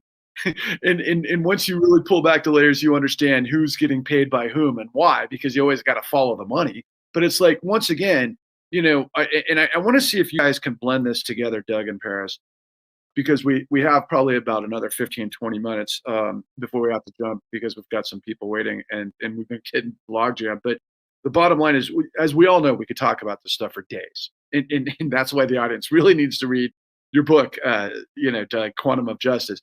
But in terms of the fact report, can you talk to us a little bit about kind of what you've done that's I think revolutionary, just in terms of the courts? Why once you really get into the nitty-gritty detail on a very front end kind of basis, you have a process. Can you give us a sense of that, Paris? The fact report I created as a litigation report. It's a hybrid of a chain of leadership, chain of lien ownership and chain of title, and a litigation report for an attorney. So I go back to the very beginning. From the moment that you buy the house, I start investigating every single document up until the time that you're in court. So the problem with the courts is they assume that where you are right now, you got here legitimately. What I'm finding in the over 350 cases I've done, they started setting up you for failure years prior. I can't even begin to tell you. I have fraudulent satisfactions. I have mortgages that are on property that people didn't even know about. I have one in Hawaii. He thought he had 2 loans. He had 8 more that he didn't even know he had. And we found out through the fact report, through my process, that the mortgage that was recorded was fraudulent because it didn't match what was in the closing agent's office. So they had already set him up, and they stole money from his property 8 times. So the fact report just goes through and shows that there's definitely a conspiracy to commit fraud. It shows all of the wrongdoing by the attorneys. The attorneys are the ones that are falsifying the evidence to put it to get it their case to fit. And I can't make it any more simple than that. I have several cases that I can pinpoint where the foreclosing attorneys are the ones that are causing the problem, the biggest problem. And it's easy for them because there's no stopgap measure. Like in a non-judicial process, the trustee is the stopgap. Exactly. That's supposed to be where you can't do that. So like when I had to start doing my research to find that one document that was legit, it was right around in 2012. In San Francisco did a study in February of 2012. And so the assessor, the recorder, his name was Phil Tang, and they brought in an investigative firm to do this, to look over 382 different documents and 382 different mortgages they audited in the city of San Francisco. This was nationwide news, and Akitas was the company that came in, and they found 84% of those 382 different properties that they audited, 84% had clear violations. Okay, that leads me to that question of how does this happen? We now know nationwide that it's chaos, but the question that always got to me is, how does this happen? And it's like Patrick and Paris, when we had our phone call the other day, when we talk about trying to save someone's home, that's fine. I wanted my home to be saved. I applaud people that go out to save their home. But what I was looking for, and what Paris is always trying to find as well, I'm sure, is that smoking gun that's going to actually make a difference. Because we can keep going to court. That's what this system is designed for. It's lawyers creating a system to always make money. But if we were to stopgap that, how do we do that? Well, we need new legislation that takes out that bullshit legislation that I uncovered. Because what I uncovered was every deed of trust in the state of California since January 1, 1998 is void. You don't have to pay it. Now, for somebody listening in the state of California, go to my website, quantumofjustice.com, and sign in, because we can put together the world's largest class action lawsuit just on that alone. Because what we're dealing with here is a system that is making you borrow for your house on fraudulent paper. Now you need to put your kids through college because you're paying the bank for your house. Now you have to borrow for your kids' college. So you borrow for your kids' college. Now that loan also gets securitized and put in some tranche in a mortgage-backed security, which is bullshit. But the entire process is fraud, and we're borrowing all along the way. But if we knew that paper was blank, it doesn't mean squat. Would you pay your mortgage? Now you'd have money to go on vacation and pay your kids' college. I mean, all we're doing is pissing away what we work hard to do. No one's making any ends meet except that top 1, 2, 5%. You know, the wages have stayed current for the stable for the last 20 some odd years. We see all the documentation, you know, and the system is designed for us to be constantly figuring out how to be further in debt. Yeah, amen. Amen. When every time you file a document that puts you in debt, I guarantee you, from Paris's work as well as the auditing work that I've done, every document that I've looked at, every single audit that I've ever done, 100% of them are void. Okay, I got to make this point, Steve, because you're at the cross section of this, where you talk to the highest level academics, particularly as it relates to MMT. And I'm particularly struck by a macaroni and cheese conversation you had with Nathan Tankus about really what the Federal Reserve is justifying the asset value, this entirety of the system, predicated on what you just heard. Smoke and mirrors. What you just heard Paris tell you, in a case of a claim of hers in Hawaii, has literally multi-pledged assets. The paperwork is so whacked. We're predicating, value and loans and all of these things at the highest level with trillions of dollars into the system to do what? What these guys are telling us. I think what you see, unfortunately, is a lot of the quote unquote academics are focused on the idea that you are doing what you say you're doing. And at the end of the day, this is what's happening. They're kind of keeping it as like just academic. It's activists. It's people like the people on the screen right now that are digging into those areas and saying, hey. And unfortunately, the academics give us the blueprint for how the system works so we can see where the different screws are tightened. Supposedly works. How the system supposedly works. That's right. But the reality of it is that the system works exactly as it was architected to work. Yes. And that's the fact of the matter. And, it's funny you brought up the beginning of the nation, because, it was a bunch of really what it ended up being is a lot of propertied, wealthy people coming from the old world to the new world to set up to become once again wealthy people again.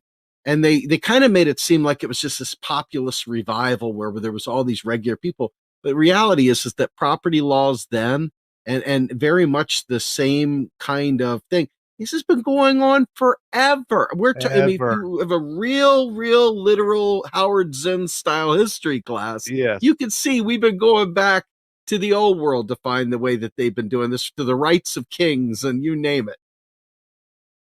Doesn't make it right. What we've done right, what we've done is, look, we've created this mythology. And we're going to get into other episodes here where we're going to go to the guys at the Registry of Deeds that are going to take you to a whole netherworld of how the proof and the evidence of what's going on here. The complicit guys in the Registry of the Deeds. But there's also some heroes out there. Yes, I understand. But bringing this full circle to you, Paris, it's like, look, we're all of them. There's a system that's supposed to work a specific way. As Doug talks about in Quantum of Justice, the servicers have a framing of what they're supposed to do, and they're doing just the opposite. Paris, tell me, what does the country need to understand of what's happening in the courts? Stop assuming what you see is real.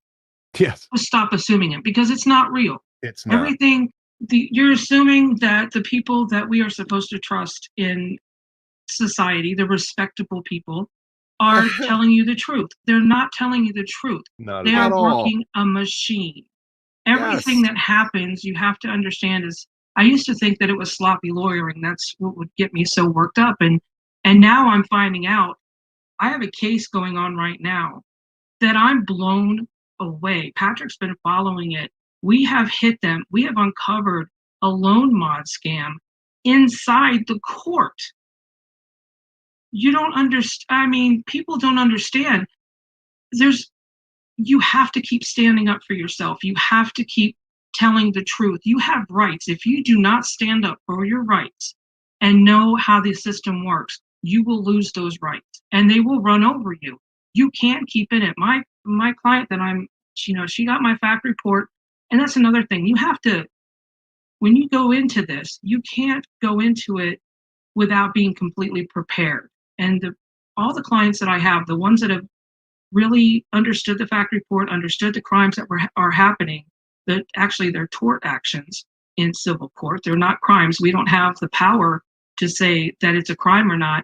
But the fact report, once we're in civil court and can show what's happened, all of the fraud, all the actually the malpractice of the attorneys that are either for the debtors or the alleged creditors. Once you do that, you can take all that evidence and my fact report and walk straight over to the DA's office and say, here, do something with it. I have 350 cases with patterns of crime. I consider, you can tell me a particular company and I'll tell you which ones they're working with and how they're going to do everything. I see the patterns. I'm trained to do that.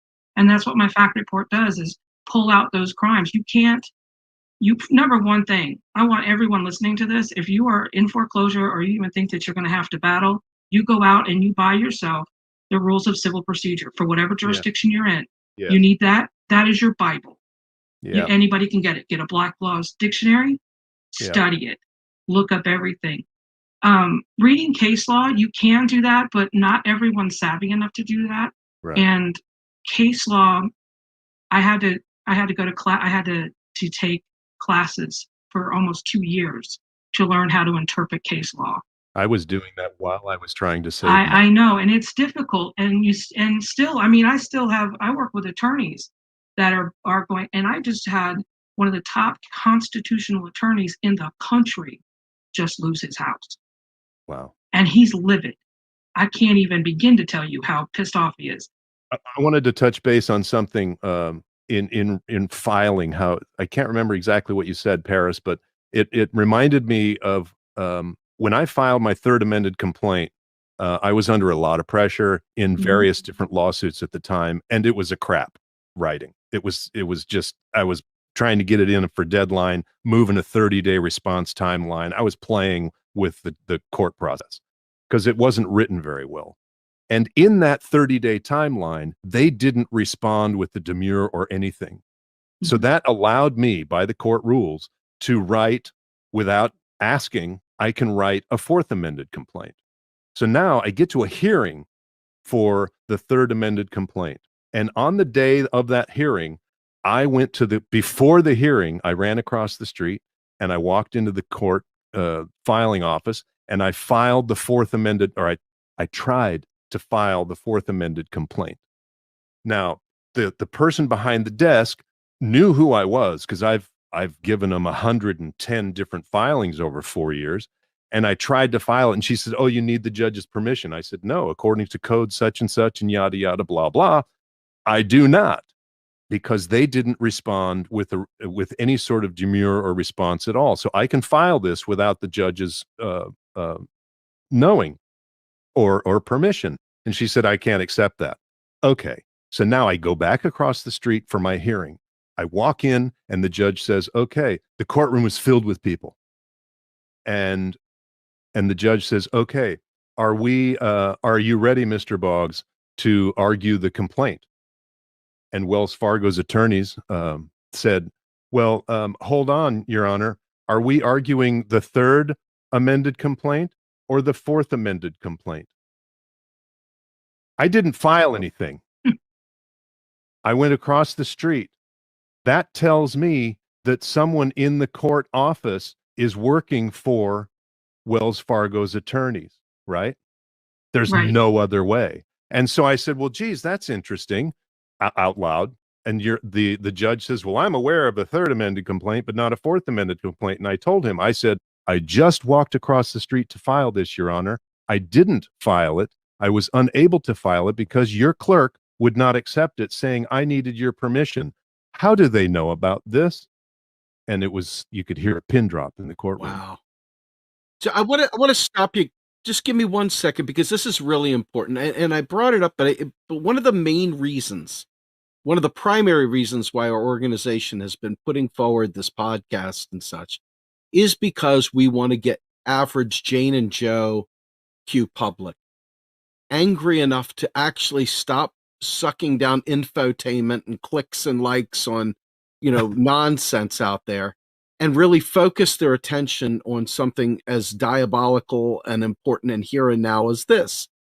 And I want to show from soup to nuts, we had a gold medalist once again who had some access to different people and literally has a team fighting for her.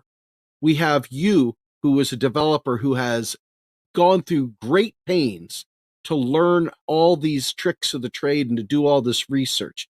And we have Paris here, who had a background in it and who went ahead and took 2 years of classes to learn how to do this.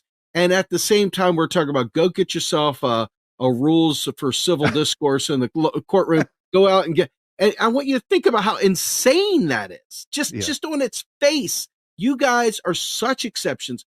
But folks, if you have been listening to these podcasts and are not moved to action, if you can't distract yourself from worrying about Trump's tiny hands or somebody else's tiny this, if you can't focus your attention on something this here and now, this important, then we are going to be in a world hurting. And it may just be your mother.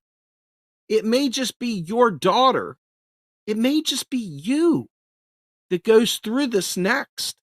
This is important, and it's right here, right now. It should not be swept under the rug. It was never dealt with, and it's still not dealt with. No. And we got to deal with it. We got to deal with it. We need Ferdinand Pecora back from the dead. Right, and that's what this is.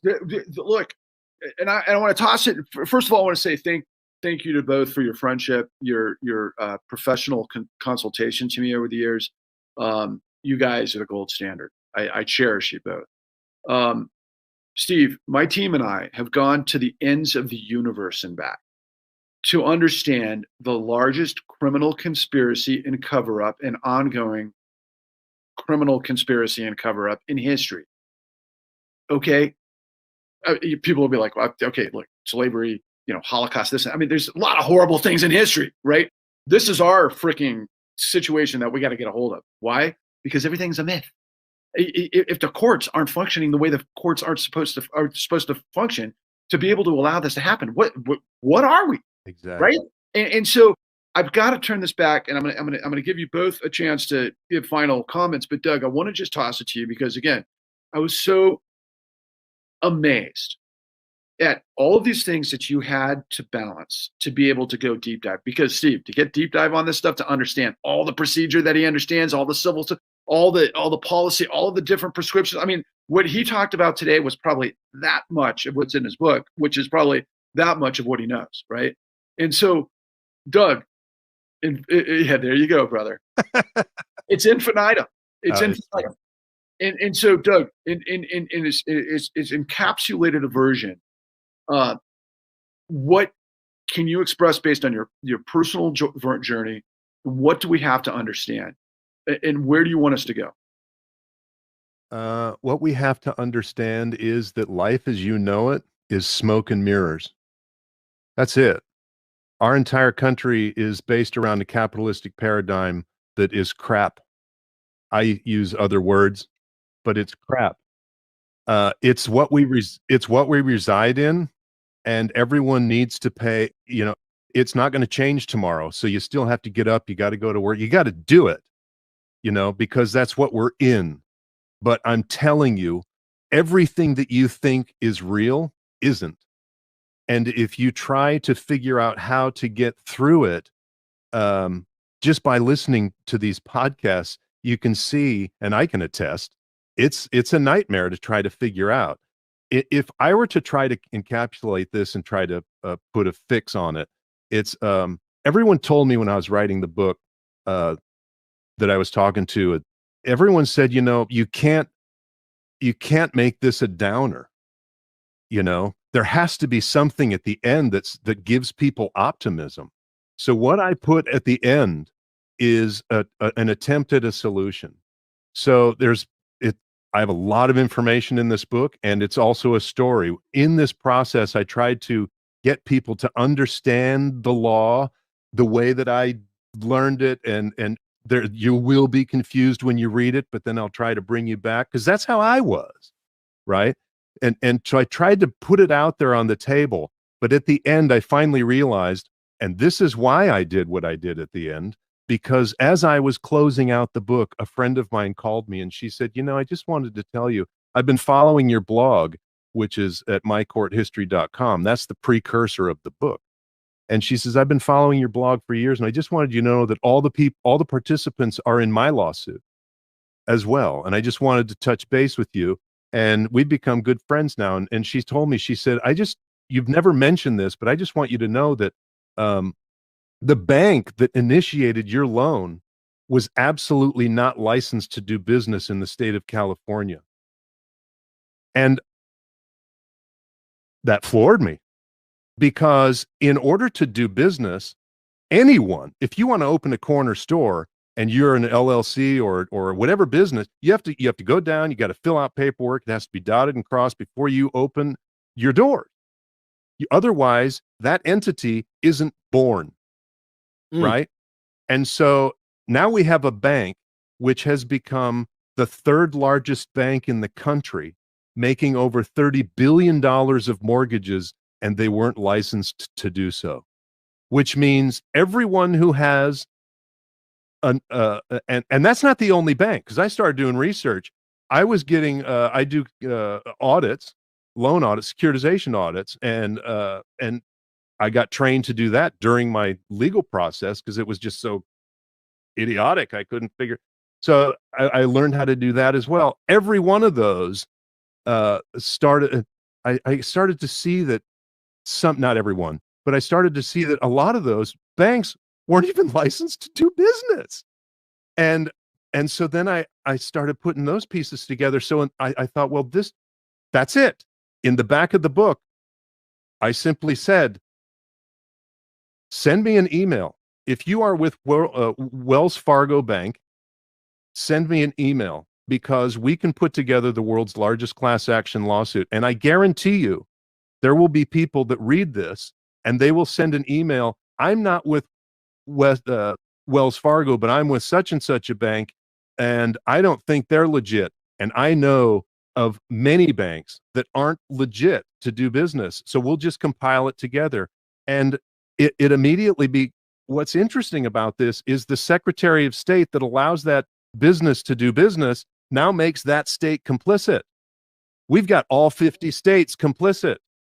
That's what Paris told us in the con about Ohio and her fact report on Addie Polk. They weren't even licensed to do business in the state of Ohio. This is everywhere, involving everyone. And who else do I have on season 2? I got the former Secretary of State of Ohio telling us that they found 70,000 pieces of documentation fraud, that they went to the goddamn DOJ, and they couldn't get it over the freaking finish line because it was like, stay in your lane. We're going to handle this. And you know how they handle that, Steve? They did put it under the rug, and they gave $29 trillion to the bad actors so we could all go, what the fuck just happened? When you're in the middle of a fraud, even the smallest person that is part of, if you profit from any of the action that's associated with that fraud, you are complicit to the full extent of the fraud. Bingo. Including the Secretary of State. Agreed. Including the Department of Justice. The largest criminal conspiracy and cover-up in history, and this is not hyperbole. No. This is our whole system gone fucking crazy. But 1 second, I want to give this to Paris because you've been so patient, Paris. Both of you guys have just brought the wood on this. Give us some closing thoughts, Paris. It's not just the banks that are not licensed or not actual corporations. It's everybody in between. Anybody and everybody that has anything to do with the mortgage or lending industry has criminal activity going on in your chain of lien ownership. And that's another thing I wanted to make sure that people understand. You are not battling the chain of title. The title never left your name. Exactly. You're battling the lien of owners, the chain of lien ownership. So when the creditor, alleged creditor, who now we know are owners of derivatives, and derivative ownership does not give you foreclosing rights. Right. So people need to understand that. So when you're talking about standing, you're a derivative. You don't have foreclosing rights. So let's talk about you just being a debt collector, first of all. So, which brings you into consumer law. Yeah, I could talk for hours, I promise you, with all the stuff that I have. But what you have to look at when you're looking at your documents, what I have found is Recon Trust is one of the ones that pop into my head. If you look at Recon Trust, and again, I've investigated over 350 of these cases, Recon Trust will be a capital R, all lowercase, or it'll be a capital R and a capital T. You have to check the addresses. I have the case that I'm working on right now, on the last assignment, and there's statutory trust, which statutory trusts don't have to report to the SEC, so they can keep all of their criminal activity hidden. But no one ever looks at the addresses. How can the assignee and the assignor both have the same address? So when I look up the address, I come to find out it's a foreign investment company. And what I want to make sure that people understand, and maybe I'll get a chance to come on and talk to you guys again about state actors. There's a reason. I work in bankruptcy primarily. I want the question answered. Why is the Department of Treasury, the U.S. Treasury, paying for a motion to lift a stay from all creditors? Why? Do they own it? Because they're not the ones that should be paying it. So that's what I'm chasing down now, and I'm starting to find out that, okay, now I want to find out, are the servicers and the foreclosing mills, are they the ones getting the money from the Treasury? Are they being paid to defend the Treasury? This is stuff I have fact about. I'm not joking. And the Fed, I saw some news the other day that the Fed has been, this private bank, it's not a federal bank, it's a private bank, these private individuals, but the Fed has been buying up, they have as much as 30% of all the mortgages in the United States. The Fed, the Federal Reserve. Not the GSEs, the Fed. The U.S. Treasury is the #1 preferred stockholder in Fannie Mae and Freddie Mac. Fannie Mae and Freddie Mac is what I'm beginning to find out in the cases that I'm working on, seems to be some sort of conduit for the Treasury to make money as a stockholder. But there's a case, Collins versus Mnuchin in the U.S. Treasury, where the banks are pissed because they were the common stockholders in Fannie Mae and Freddie Mac, and all of a sudden now they're zeroed out. So who makes all the money when Fannie Mae and Freddie Mac make all their money? And there was an article, and I sent it to you, Patrick, where Fannie Mae and Freddie Mac are, oh my gosh, now they have all this money. Because they're illegally foreclosing. You now can make more money. The business model is set up. You can make more money as a company foreclosing than you can lending. So let's get all the lenders out there and then just swoop up. And I'm telling you, the money that is being made on foreclosures, illegal foreclosures. What people need to understand, when you start getting foreclosed on, and this was, I think I can speak for us all through the experience, but there comes a point where you have to understand that it's not your fault. Yes. It isn't something that you did wrong. It is, you are part of a quagmire in a pile of a systemic process that is just shit. It isn't your fault. That doesn't help you get anywhere towards the finish line, but it helps you survive. It helps you see that all of the work that you do to try to keep your head above water isn't something that you did wrong. Everyone needs to know that. That's damn right. I'd like to quickly just say something. I had a conversation with a homeowner. I've had 2 homeowners commit suicide. I came close. After this. And I had a conversation with a homeowner Friday, and I've heard so many stories. And Doug, I'm very sorry that you've gone through that. And you have been a victim of abuse. And people need to understand that this is abuse at the highest level. Yeah. Gaslighting is one of the biggest tools that our government and the media are using against you. There's a reason why we have all of these crazy crises back to back to back to back, because as long as you stay in a frenzy. I'm a warrior of domestic violence, so I'm speaking to you as a former victim. I know what it's like and how it feels. And wasn't just at the hands of my abuser. I've also been a victim of abuse from the court system in several different ways. They want to keep you confused. They want to keep you second guessing your own sanity. They want to do that. They have to do that. That's the only way that they're going to win. So you have to, and it's hard, Doug, and I'm so sorry that you went through that, but you have to pull yourself out of that. Yeah. And start standing up and come talk to me. People, you have a problem or you think you're come talk to me. Patrick, I'm sure has some links. I'll put up some links as well. I know what you're going through, but oh yeah. We'll make sure that everybody gets. I've got some other guys that we got to get on, but guys, I want to thank you again for everything that you've done. We'll put the links on to your book, Quantum of Justice, Doug, and then of course we'll make everybody aware of your fact report. So hopefully we can reach millions and millions of people. But the whole purpose of this energy right now, guys, is to freaking finally break through this dome of fucking deception so that we can all connect. Because there was 16 million filed foreclosures by 2012. There's got to be at least 30 to 40 to 50 million of us out there that if 10% of us got hip to this game, we're a force to be reckoned with. So thank you guys. Let me add one piece of technocratic thing to close us out, because it's a super important thing that I want folks to remember. You know, as we look at the Federal Reserve and you know, we've got a lot of opinions about private, public, whatever.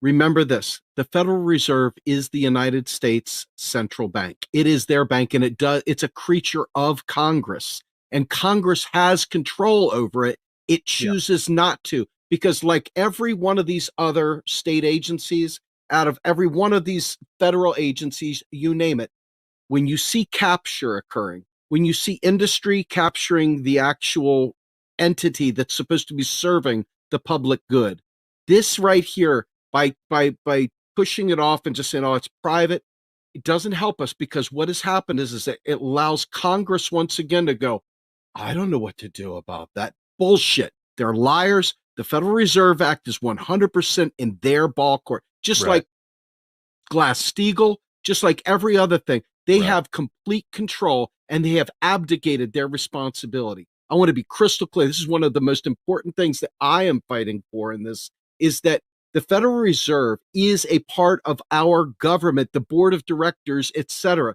The other people, all those people that are hired, all the revolving door that you see with all the lobbyists, the Robert Rubins, and oh my God, on and on and on.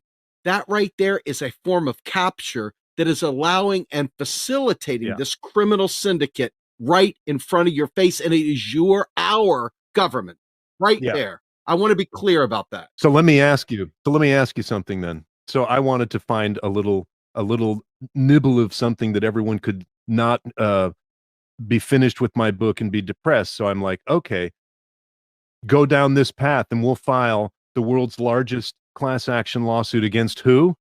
Against itself.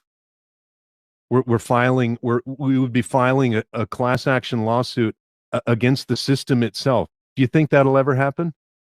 It needs to. In fact, let me say this. I think that us in the streets in civil disobedience, blocking traffic, eliminating their ability to ignore this anymore is the first and foremost most important thing that we can do. And I put this out to my other alternative media friends that do the work that we're doing, have large million subscribers, you name it. I'm asking you to just for 5 minutes, put away the likes and clicks and the funny jokes and focus heavily on this, because this right here is serving every one of the constituents that click like on your videos. I'm asking you, focus on this shit. Focus on it right here, right now. Don't punt it down the road. This is what is really, really the underbelly of this sick, perverse system we're living in. We're talking about it right here, right now on this program. And we're asking you all to get your head out of your ass and start focusing on it as well. The only way we're going to pierce the veil, man, is if we come together and we blow this up, because this system of deception and collusion and, the fog of war, as it were, is insanely sophisticated.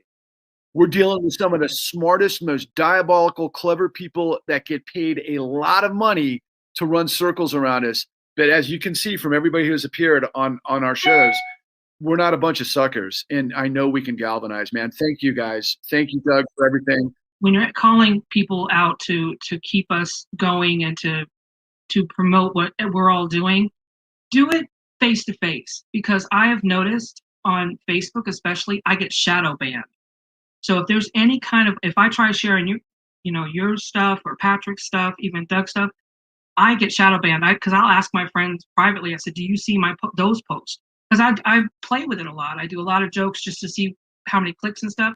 And then when I start going in real serious, I'm not getting anybody. And they said, "Oh, we didn't even see it." So Get out there. I tell everyone.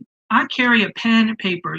We start talking about something and I said, "Hey, by the way, have you seen the con? www.thecon.tv. Ask Patrick. I do it all the time."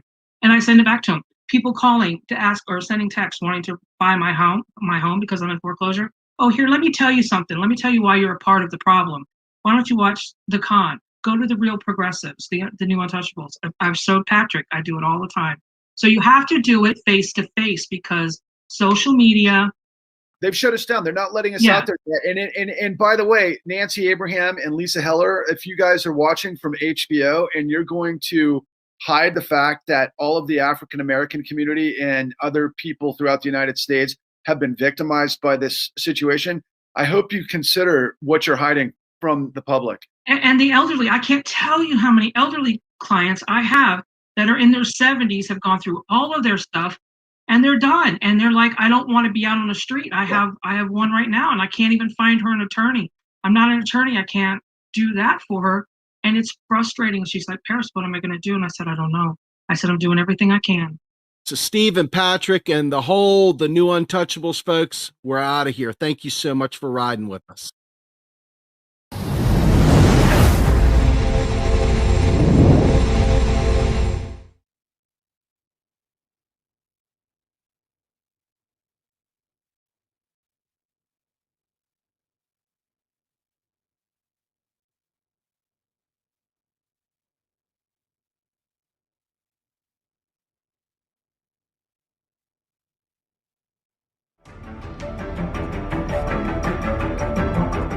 I don't know anybody at Countrywide. We didn't do business with them. They're just our servicer. So they use this double speak. At that time, well, the servicer is Countrywide. Okay. But the investor is Countrywide. Okay. But they're not the investor. It's actually Bank of New York for this guy. Okay. Who do I write a check to? There should be someone I should pay off. Who do I owe the money to? And I could tell you honestly, 13 years later, I still don't know.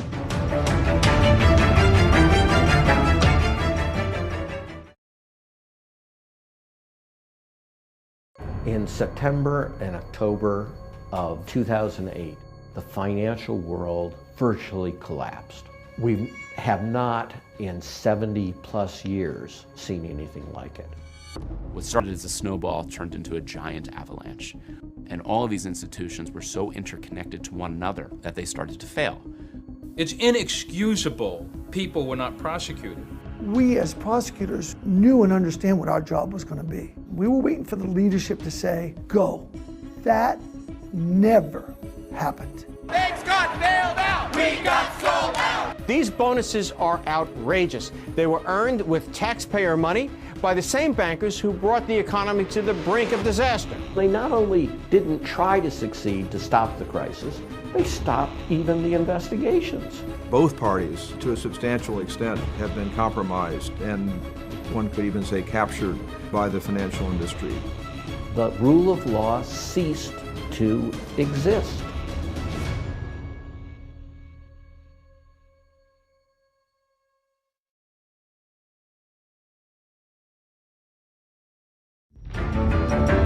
So we live so much of our time trying to obey the law, trying to enforce the law. We went to the cops. I said to the cop, I want to file charges. She said, against whom? I said, Angelo Mazzillo and the loan officer for my deal. He said, you can't do that. I said, why not? He said, it's a company. I said, but I named a person. I want to file charges against him. I'm sorry, I can't take that complaint. We went to the DA. Who do we fight? What do we do? I'm sorry, I can't take that complaint.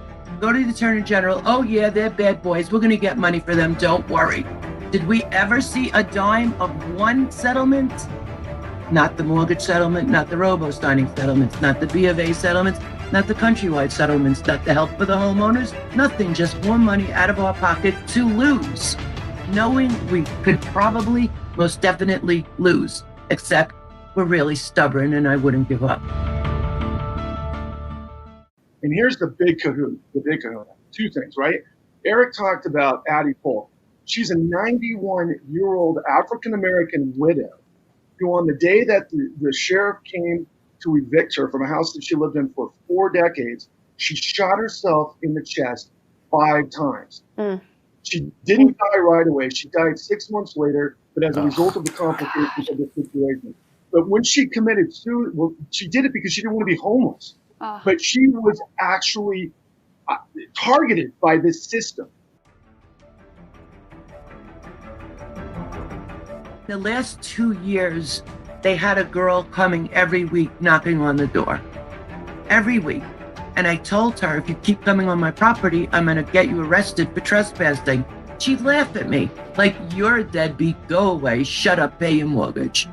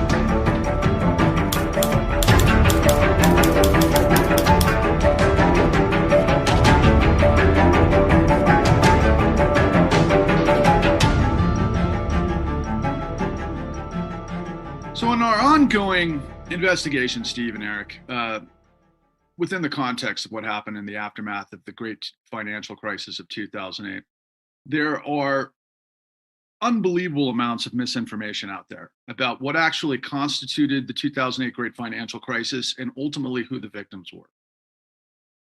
We typically think of the sort of aftermath of people going through foreclosures as people that were pretty much characterized as deadbeats, people that couldn't afford their mortgages. Maybe they bit off more than they could chew. But as we introduced in our season 1, that was not the case most of the time. A vast majority of loans that went into our system were given to people who already had homes that they refinanced under fraudulent circumstances, or B, they got put into loans that they didn't understand they were getting into with adjustable arms, negative amortization. A lot of techniques used by sales executives to get a deal done under all circumstances, including even if the homeowner, the person that was going for a loan, didn't qualify. This was actually constituted from management, from the CEOs down, and everything was baked in based on what we call modern executive compensation that would create huge short-term numbers, basically getting as much bad product in the pipeline to then unload on investors around the world. Today, we're going to talk to Eileen Goldstein from Las Vegas, Nevada. Her story is tragic, it's horrific, but it's also, unfortunately, too common. Eric, when we went down this path initially, can you provide some context as to, what you gleaned by way of Addie Polk's story, and then how we learned how it was just part of the play, the design, that it was really used to identify and target the most vulnerable amongst us, particularly women and elderly women? As we sort of went through our investigation, I mean, when we found Addie Polk, the tragic circumstances of that is ultimately what drew us to that story. But as we would later interview, further people down the road, it became very clear that there was a pattern that was emerging, and that the more vulnerable the community, the more vulnerable the person, the more they were targeted. And it just so happened that Addie checked off almost every single one of those boxes. And I think eventually it became very clear that Addie became sort of the quintessential, victim of this crime wave.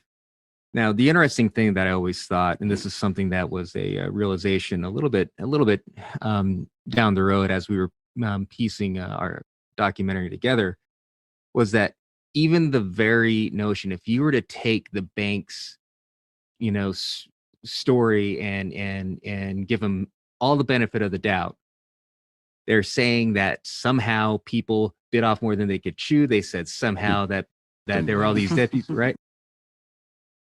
If that's the case, then they have nothing but their own underwriting to blame. So even in even if we're going completely by their story, it's still because of the banks. Mm. And that was something that became that was just a very powerful, realization that the story that inures in the favor of the banks the most still means that the banks are at fault for everything. Yeah. Beautifully stated, Eric. And Eileen, again, I'm so excited to get to you, but I got to ask Steve this particular question just to set the tone for our conversation today.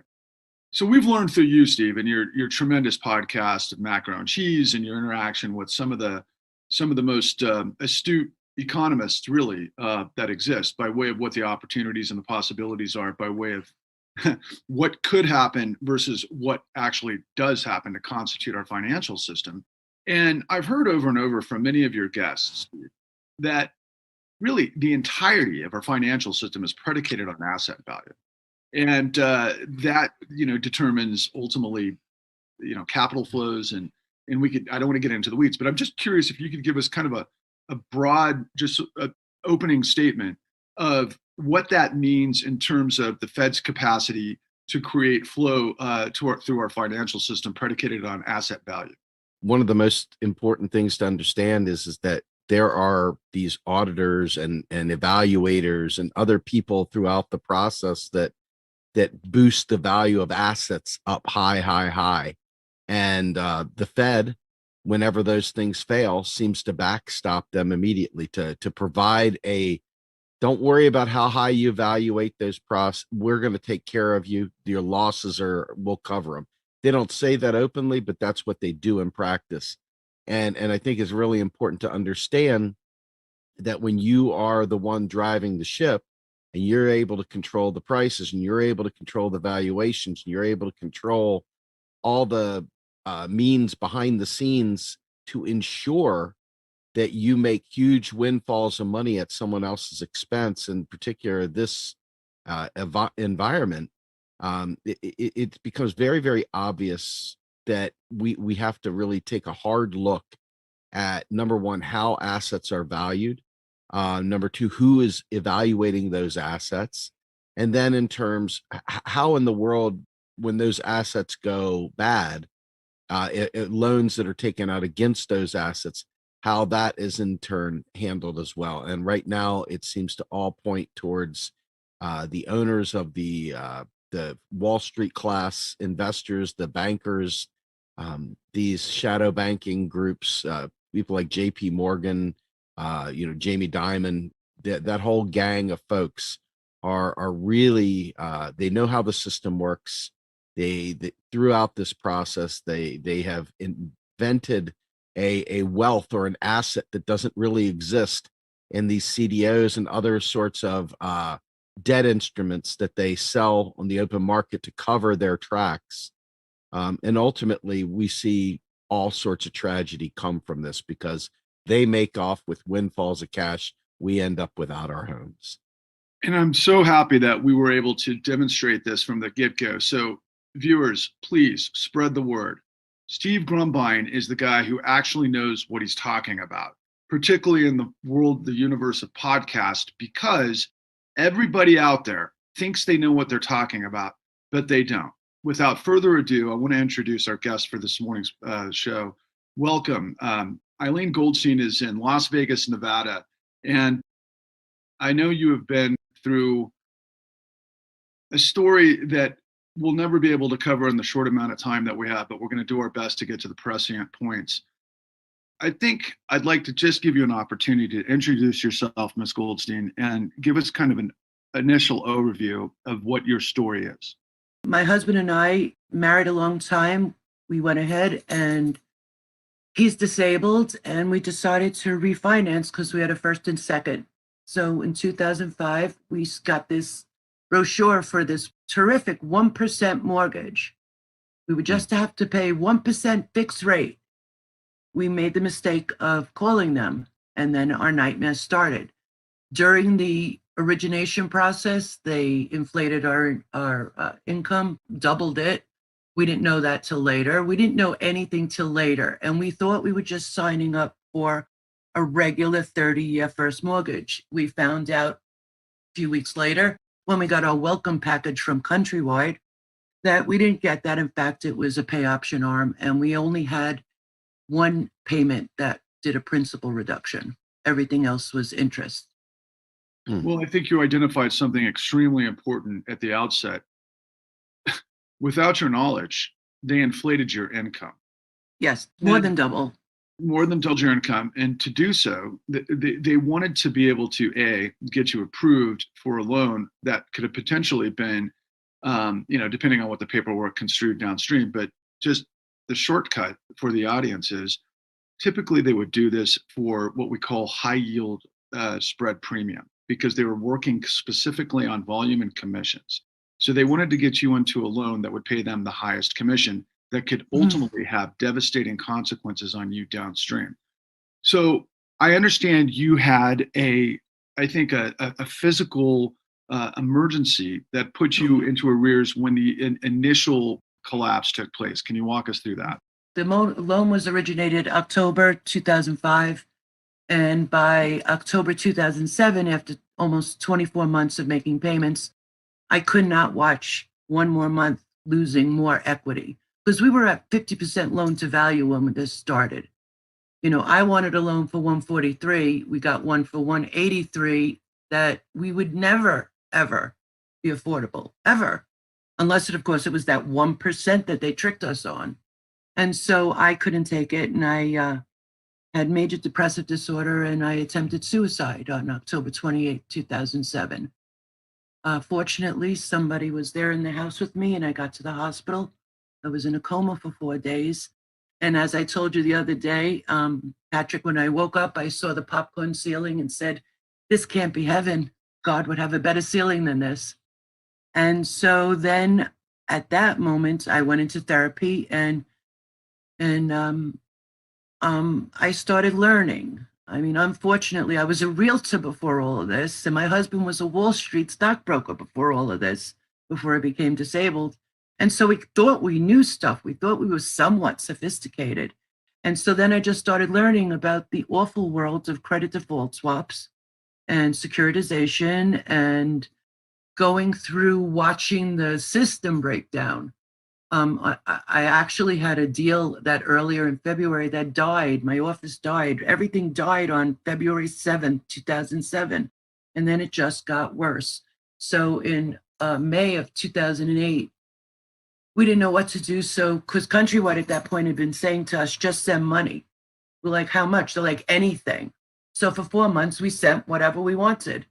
And we thought we were helping ourselves. And the next thing we know, we get a notice of default from Recon Trust, which happens to not have been the substitute trustee until the next day when they recorded that.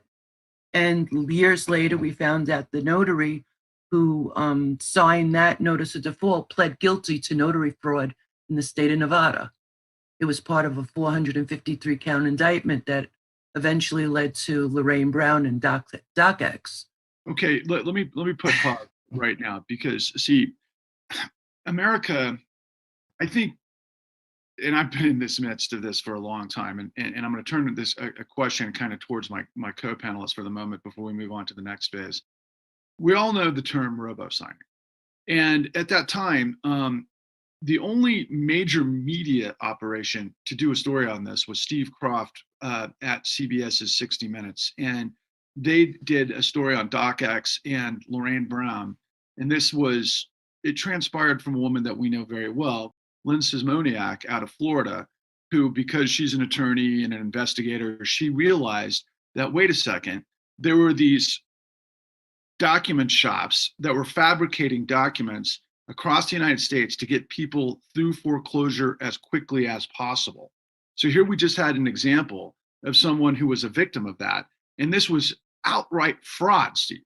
This was clear, just literally the easiest to prove in the world fraud, but the courts just ramroded it through the system anyway.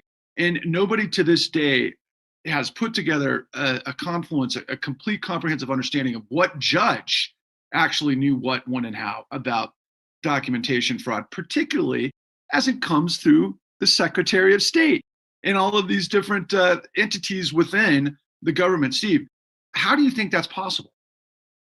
Well, each step along the way, it's obvious that government is captured, that we're the people that are supposed to be guarding the hen house are the wolves right now. And so they in turn pass that on to each other. There's no other way around it. I mean, I have no idea. It still blows my mind that every step through this process, there is somebody covering someone's back. Somebody's getting a little teeny piece of the pie each step along the way. They know they're doing that, etc. But I got to come back to something. Eileen, your story kicked my tail. I mean, I know that dark feeling of trying to take your life. And I know that when financial trouble hits, and especially when it's coming out of nowhere like yours did, when you're like just completely caught, I can't get past that feeling. That's why I'm so interested in doing this series, is because of that human aspect. I mean, this is not a victimless crime here. Oh no, we were going to lose everything. Your life. I mean, everything else can be replaced. Although I don't want to focus. I'm concerned about, in the end, these behaviors, short of putting a gun to your head to get it on a murder charge, if you will, they pushed you into such a situation that life became so bad, things became so rough. And to me, that's what I'm getting from all this, right? All the technical details, fraud. But watching the real output, the real impacts of people ready to take their lives, to me, I hope folks understand that this is not just some sort of white collar crime where people are just pushing pieces of paper back and forth. People are literally dying as a result of the behavior of these criminals. And Eileen, that to me, that's the big takeaway here for me. I feel so badly for you and victims like yourself. I didn't stay a victim. You could stay a victim. You could stay a victim, or you could respond to them. And so we tried to play by the rules. We sent the debt validation letter asking who the hell Seawolf was. I don't know anybody at Countrywide Seawolf. We didn't do business with them. They're just our servicer. So they used this double speak at that time. Well, the servicer is Countrywide. Okay. But the investor is Countrywide. Okay. But they're not the investor. It's actually Bank of New York for this guy. Okay. Who do I write a check to? Wow. There should be someone I should pay off. Who do I owe the money to? And I could tell you honestly, 13 years later, I still don't know. Eric, ask a follow up there with Eileen, because that's the whole point, isn't it? Well, right. But there are two things that I wanted to, a couple of things. One, I'm glad the first thing you saw was bad popcorn ceiling when you woke up. Yes, me too. Thank you. I'm very happy that was the case. But also, so you were a realtor, your husband was, worked on Wall Street. Pre-90s when he became disabled, early, or Right. Before they got really, really, really piggy. Right. Nevertheless, between those two bodies of knowledge, yeah, you would think that you'd be able to sniff this out from a mile away, but it doesn't matter. What struck me when I heard that was that it doesn't matter how sophisticated you are if you're being lied to and the fraud is happening behind your back. You could be the most sophisticated borrower that's ever been. It doesn't matter if after you hand off the paperwork, they put something else in and then they do a completely different deal. And especially the one thing they predicated this fraud upon, I believe, is the trust that the public had in banking and bankers that they wouldn't screw you. They depended upon that. Right. No, absolutely. I mean, it's the violation of that trust, that is like, one of the biggest, stories that gets repeated time and time again. But the other question that I had for you is that, so the way that your mortgage was set up was that it was interest only and then one principal payment. I was wondering if you could tell me what that final payment was going to be. Well, it wasn't. It was actually multi-payment. It was pay option arm. Mhm. You can make 4 different payments per month. If you could figure out the math on this loan, I would give you $1 million because we can't ever predict what that end payment would have been. I mean, you would think the one thing you could get from a servicer, since it's their only job, is actually an accounting of the accounts, right? But you don't get that. You get mumbo jumbo and you owe this and it's that. You get a note that says one thing. You get a mortgage paper every month, a statement saying you owe this. And then you get you owe that on another paper. You get different papers saying different things. I have never, ever, ever found out how much we owed, to whom we owed it, and how do we pay it off and resolve the situation other than foreclosure. So if you are not being given any clarity as to what your payment needs to be, and they're not providing any clear accounting of your account, right? Then there's absolutely zero way of understanding as to whether or not your loan would be in default. Yeah. And I mean, how many times are they going to accelerate? One person says I'm accelerating for this amount. When we got the notice of default, it had 3 different dollar amounts, 3 different notices with 3 different dollars. So we sent that debt validation. At the same time, we had a mortgage audit guy working for us. This was in August of 2008. And they wrote a letter to Countrywide and somehow managed to get the Office of Thrift Supervision involved. And they just, back Countrywide. Oh, sorry, they bought it on the secondary market. They don't know what the first guy did. Well, I thought in law, the first guy sells to the second guy is responsible for the action of the first guy. No? That's the what it's supposed to be. I thought it. But then they filed the notice of trustee sale on October 1st, 2008, and they never removed it. We sat trying, and I rescinded in September. I went to Neil Garfield's seminar in September 2008. I took the bus into California in one day, went to his seminar, took the bus back, and I wrote a letter rescinding the loan. It was within the 3 years. It was within my rights to do. We said, we don't like this deal. We want to be, made whole. And then my husband speaks to Linda Reese. I don't mind naming anybody. I'll give you everybody's name and telephone number because I'm telling the absolute truth. And she said, forget about the rescission. How much can you pay? And my husband said $200 a month because that covered the taxes and insurance. And she said, okay. And the next phase in April 2009, B of A is involved because we know how happy they were to get Countrywide. And we went through the nightmare of a mortgage modification from July 2009 till April 2011. We paid them that whole time, never got a modification, sent in documents up the wazoo. Then we couldn't take it anymore. In June 2011, we joined a lawsuit, which turned into multi-district litigation, which you mentioned in your show, MDL 10-2193 in Massachusetts for mortgage modification, breach of contract. And the judge described that as Kafkaesque and declined the class action. And we went back to limbo. And we sat there for 2 years. And then SPS was involved. So we dealt with SPS, reiterated our need to reaffirm our rescission. And we played with them for 2 years. And then they brought in Quality Loan Service. And by January 2018, yeah, I was in the hospital with high blood pressure. Bureaucratic hell will do that. And then they finally took the house August 5th, 2018. They had to put repairs in. They didn't sell it till April 2019, and now there's strangers living in my house. I'm so struck by the detail of your analysis, because what you do is you imbue, like so many I've met on this journey, you're just the antithesis of the idea of a deadbeat. You're somebody who's actually trying to work within a system that makes sense, and none of it made sense. It didn't make sense to me. That's why we went on this journey to pull these threads, and now it makes sense.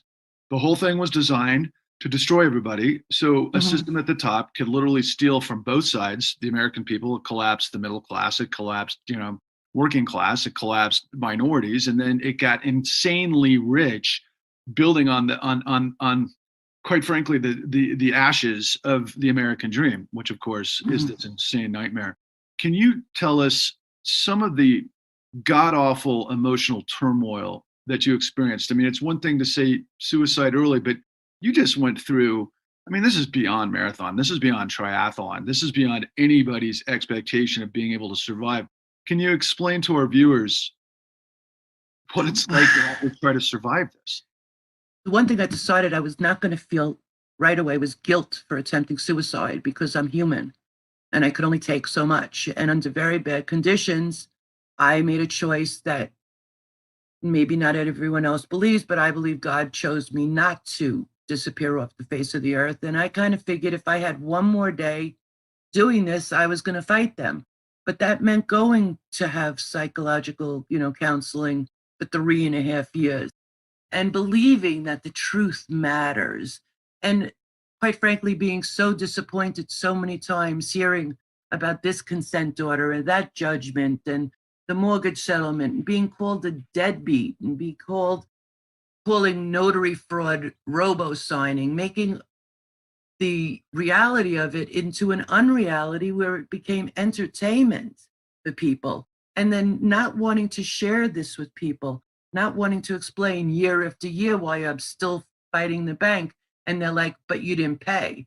It's like, are you kidding me? They took my equity first. They got paid up front. They got all these other things that they got paid on. So the outrage that they got paid over and over and over, and every time I get the hope, like Obama said, oh, there's hope. No, there was not hope. There was not hope. There was Elizabeth Warren. I love the woman, but if she says one more time she's going to smack a banker, I might have to do it for her. Okay? I mean, Bernie, I feel, is real and true about feeling for people. I wish the people who are behind Bernie would get behind this movement, because it could just the same be them. And it might be them. How many of the disgruntled Americans walking around are people who lost their house? How many people walking out with a gun doing something is someone who my kids won't even buy houses now. They've lost faith, in the American system of what they call corruption. You've really tapped into really the whole purpose of what we're attempting to do. And I urge our viewers to please pay attention. We are desperately trying to galvanize a civil rights-like movement to purge corruption. It's destroyed lives. It's killing people, but it's killing people through deception. Like Miss Goldstein just mentioned, you got to be aware. When people got behind on their payments, there was a governmental action that created a $25 billion national mortgage settlement built on all of the worst behaviors of the servicers that were acting on behalf of so-called investors who didn't even have proof that they were investors, because of the insanity of what we're going to demonstrate to you along the way of what we call right of assignments, and who actually can pick up the paper and who actually has a right to foreclose on the debt. That wasn't the people that were in the courts. The courts just rubber stamped what we call foreclosure mills were in there to do, which was to push people like Miss Goldstein, who lasted much longer than many. In fact, I think I've seen, statistics that it's like literally 1% of the victims of this crime really went the distance. Go ahead, Eileen. I will go my 1% against their 1%. Boom. Who are they? They're people. They're people. They broke the law. I had to suffer through the law by doing the right thing. But I could swear to you and any other judge, any place on 1,000,000 Bibles, I'm telling the truth. They can't swear to that. They could say, oh, well, we were bad, but we had so much fun doing it. I had kids that don't work with me. When the court of law literally rubber stamps what we could show, could prove to a sixth grader if they knew the ABCs of this, and it's that simple, of what constitutes documentation fraud, those cases should have been thrown out right away. That doesn't even mention the national mortgage settlement, because people, billions and billions and trillions of dollars went to the financial apparatus and these guys that were destroying people in the courtroom on behalf of the courts. Steve, are we not a country that's supposed to have separation of powers between the legislative, the executive, and the judiciary? Isn't that the whole concept for the integrity of law and separation of powers? Is that what you're seeing in this show? Absolutely not. What you're seeing on the show is that they're all in collusion together. I mean, bottom line is that there is no separation. Everything you said sounds like wash, rinse, repeat. Every victim that we've spoken to has had a very similar story. The good news with most of the victims we've spoken to so far, many of them have been fighters just like you. But to your point, Patrick, that's what, 1%. The other 99% don't end up fighting, don't end up winning, or if they fight, they end up losing, getting their tails handed to them simply by, fraud and so forth. So I just want to make sure that, you understand, audience, that, this is happening right here, right now, to every single person out there. Any of us could be hit with this at any given time.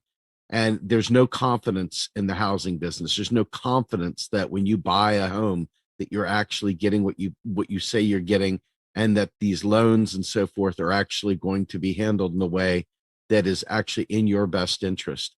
I think the fraud is baked in so deeply into this that, if we don't take major action and get people together fighting back, that this is going to continue as the Wall Street way of doing business in perpetuity until we finally take action. Eileen, are there other ramifications of this incredible wisdom that you've gleaned from this horrific process? I don't know. Keep fighting. This is the people who think they don't have a reason to keep fighting, who think that turning the gun on them is better than fighting or even losing. I mean, I ultimately had to decide to give up the house where I just had to stop fighting them. My family begged me, please, it's going to kill you. So it was going to kill me in the beginning. It was going to kill me in the end. So all I'd say to people now is, okay, listen to your family. If it's going to kill you, walk away. But if not, if you could keep fighting and keep your home, do it. Do it.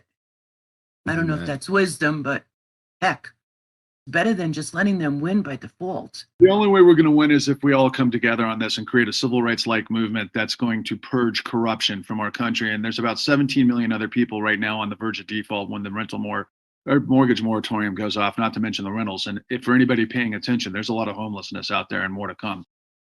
Well, I think just what I keep hearing is that you're lied to on the front end, then all the information that you have is completely confusing and obfuscates any information that you might actually get. And then you have a judiciary that I think just one, it's like there was certain periods of time where they were like seeing 300 foreclosures in the morning and another 200 in the afternoon, or vice versa, something like that, where they're just like cranking them out as fast as they possibly can. So one, they have too big of a workload, and then on top of that, there's just sort of this, for lack of a better term, I suppose, or maybe it's the exact right term, what seems to be a pattern of prejudice against the homeowner, where basically if the information is coming from the bank or the bank's lawyer, then that must be true, and Gospel. I'm not even gonna look at yours. So I was wondering if maybe you could speak to us a little bit about your experience, about how open were the courts to seeing any of the information that you might have brought to them. Well, the thing is, Nevada is a non-judicial state. You don't ever get to court.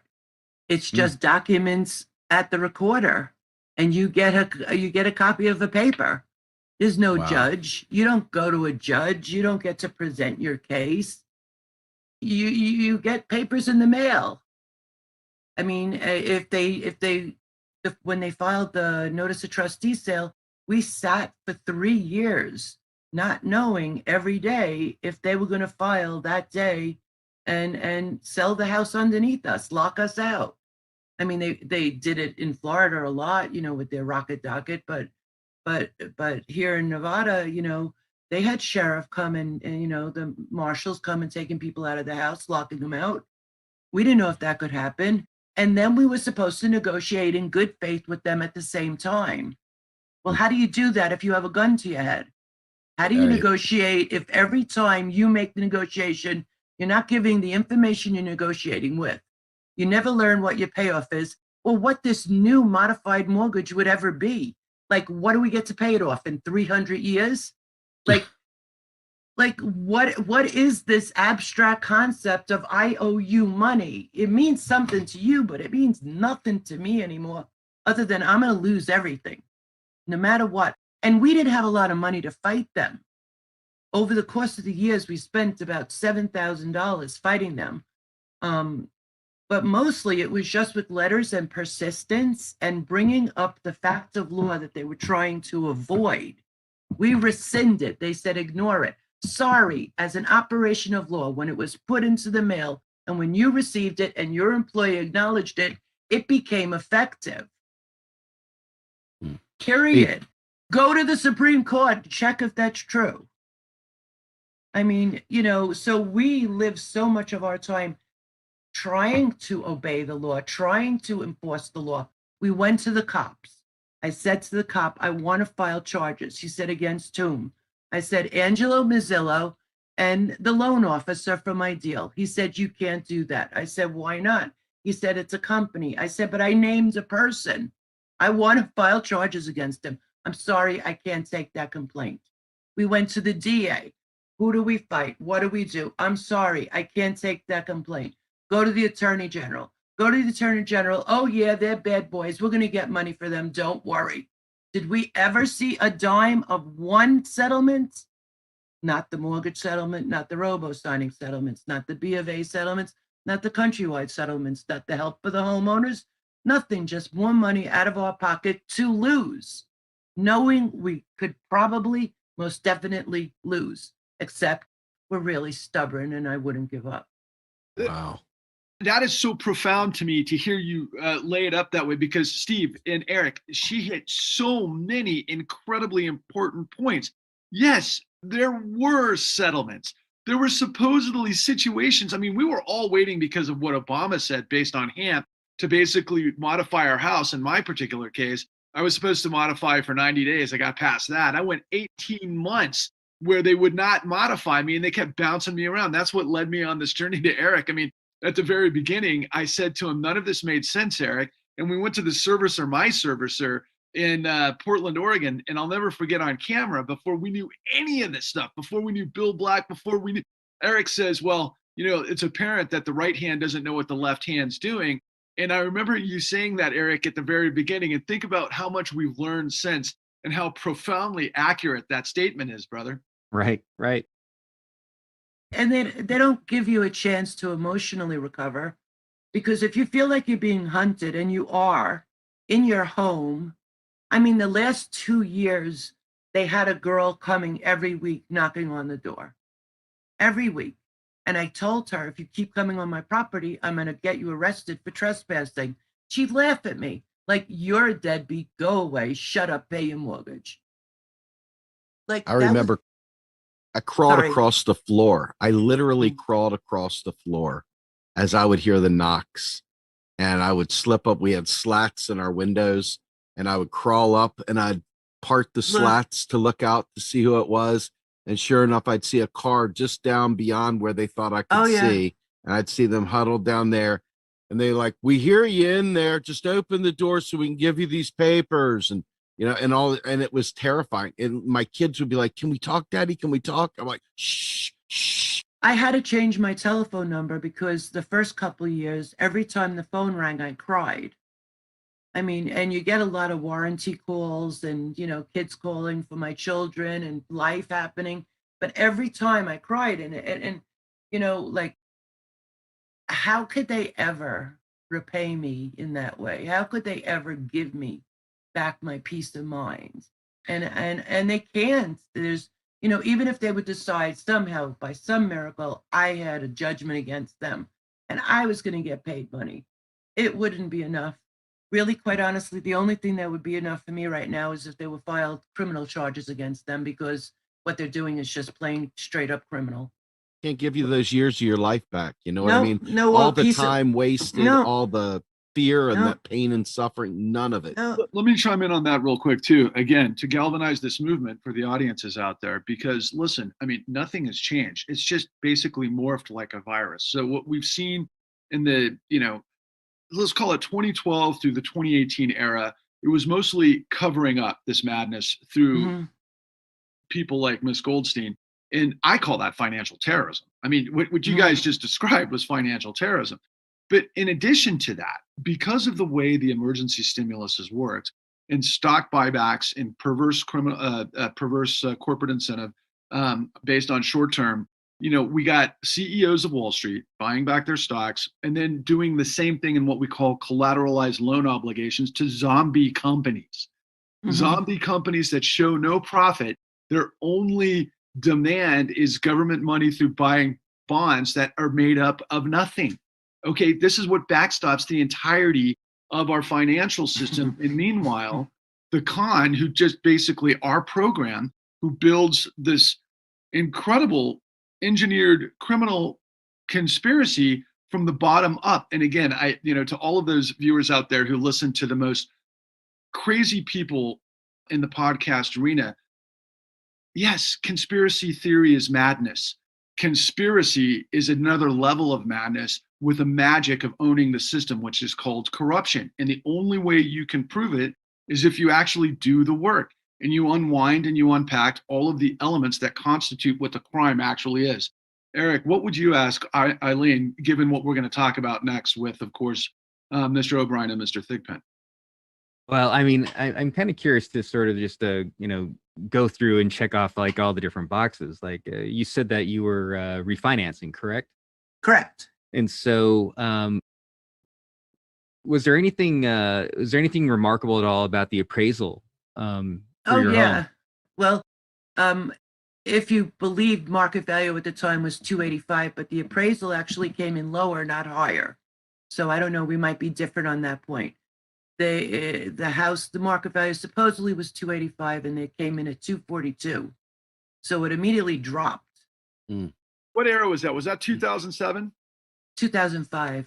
Oh, that's 2005, but that's before the vintage shorts happened. So that's part and parcel to that. So yeah, so it was part of a SeaWorld series from 2005. I mean, if you also think about the other thing about this, Countrywide had 530 trusts, right? And you figure they named or they allegedly had 4,000 customers' loans in each trust. I don't know the math of that, but think about how many people got affected by just their handiwork in the trusts and multiply that number out. How many people actually kept their houses? I mean, I recently spoke to you of someone who got the same kind of loan as me, but he's doing real well in his life. So, and he happens to be one of them, an inside boy. So, he feels like it was the best product he ever received in his life. And I said, but what if they screw up your paperwork? What if they decide that you didn't pay your mortgage? He's like, well, I'm not worried about it because I have enough money. I said, but what if? And he's like, oh, no. And I'm like, okay, you're Teflon then. You're the only person. You're the only person in the world who would not get screwed over by bad paperwork. Now, the bad paperwork part is what we're going to be jumping into here in a little bit. And once again, I think one of the things that's really striking to me is that, I mean, how, in your estimation, I mean, I'm guessing that you're not like a forensic document, whatever person in any, of any way, shape, or form, but how easy was it for you? I mean, were you able to like understand when you saw a fraudulent document? Well, it wasn't so much being able to identify the fraudulent document. It was more in what way were they trying to use this fraudulent document? Right. So it was like for the notice of default, looking at it, no, it didn't look fraudulent. I didn't know anything about that in June of 2008. But I suspected everybody, at that point.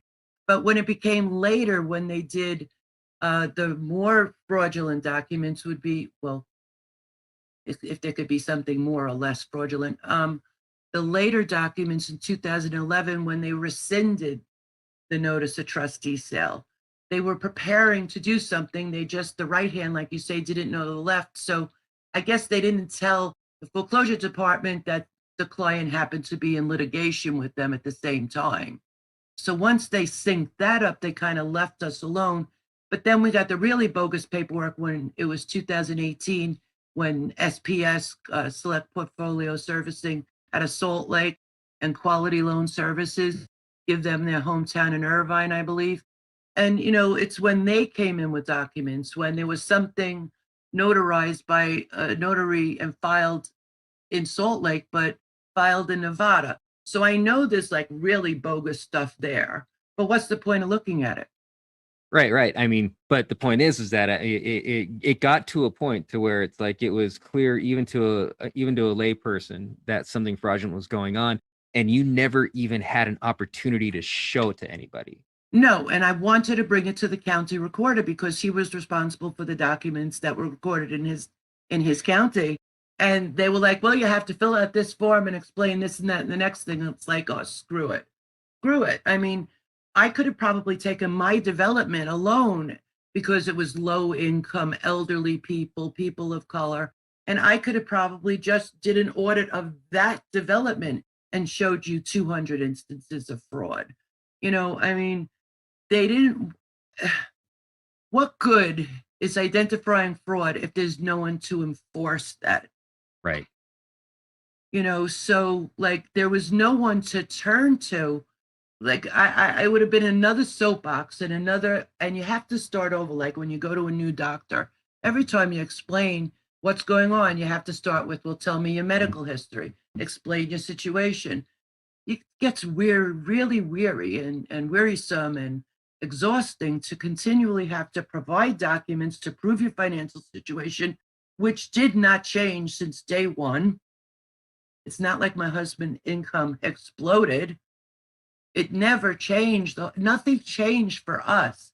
It just depended on what wave they were surfing that day. Oh, we're on the robo signing thing, so we're going to throw that paper out and going to give you new paperwork. And oh, we don't like that deal. Let's change it to this deal today. And there was never a consistency except for their inconsistency. Your analysis is poetry, and it's incredibly important because, Steve, what we're about to uncover next is exactly what Eileen just teed up, but from the perspective of the guys on the inside. So, Eileen, just so you know, we're going to talk to John O'Brien out of Massachusetts and Jeff Thigpen, who are the only honest recorders with the courage to come forward with the levels of criminal fraud that took place, that they notified the AG of the United States, every single entity you could possibly imagine. So you're going to be vetted out now, and we're listening. What are your closing words, Eileen? Thank you for having me, and I hope that you guys have great success in sharing this message, and I'm all in to get these corrupt bastards out. That's incredibly powerful for me, but can you maybe, since this opportunity is to connect with other people, what would you tell them we have to do in terms of coming together? You have to listen to people and actually believe what they're saying is true. I think people have become so skeptical of believing what's true. Who do you believe? Who's it being said by? What's their political leaning? I think that has to end. It has to be more of, let's look at it as income inequality, which is really the true situation, because it's the super rich that are getting richer, and everybody else, it doesn't matter what your color or religion or where you live, rural, city, it's you're poor, they're going to come and try to get more from you. They're going to try to get you to sign up for more and want more and provide less and take. So don't let that happen. Don't look at another human being who's as poor as you as someone who's less than you. Just, they're not. They're human. And these guys are inhuman. They're inhuman. Thank you. We're so deeply touched by you coming on our program and sharing. Thank you. Sharing your Thank you. Nice to meet you. You as well. Thank you.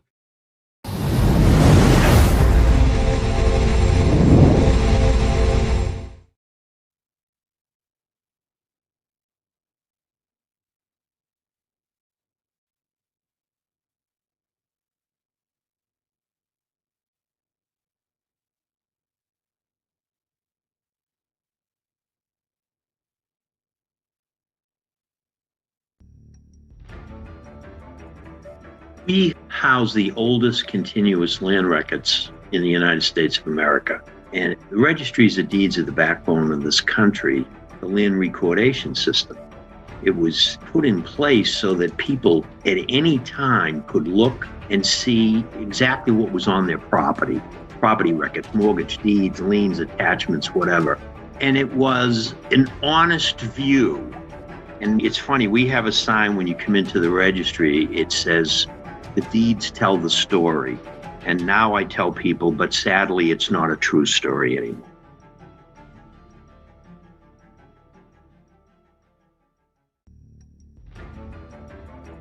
I immediately sent out a letter to the Attorney General of Massachusetts at the time and others and told them that we've got a problem. And I expected to get a phone call instantly saying, wow, what's going on here? I didn't. And that's what troubled me. In the meantime, we started to dig and dig and dig. And we found, wow, we've got fraudulent signatures. We've got people that are 1 minute a vice president of a bank, the next minute the notary, the robo-signers, the whole thing.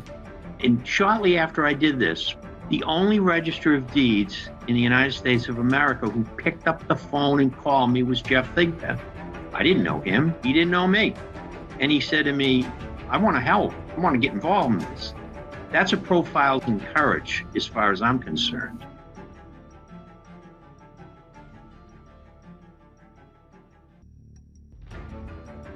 We both were involved in the sentencing hearing of Lorraine Brown with LPS Doc X, where they are talking about people sitting around tables using bad notary stamps and signing all these names to documents, as people who live in our local communities are calling mortgage servicers and finding out, okay, now who is servicing my loan and why did things change?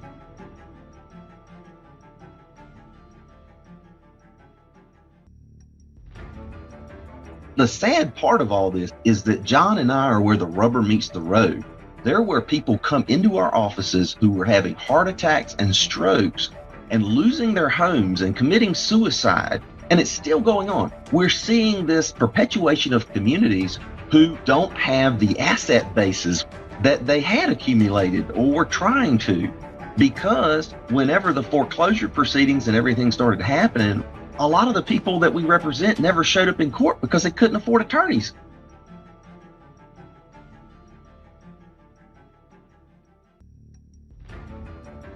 Your local judges, God bless them, but they don't know complex financial instruments. And these too big to fail banks knew that. And those tall building law firm attorneys knew that. And so when we got into the process of trying to hold anybody accountable, it all fell apart.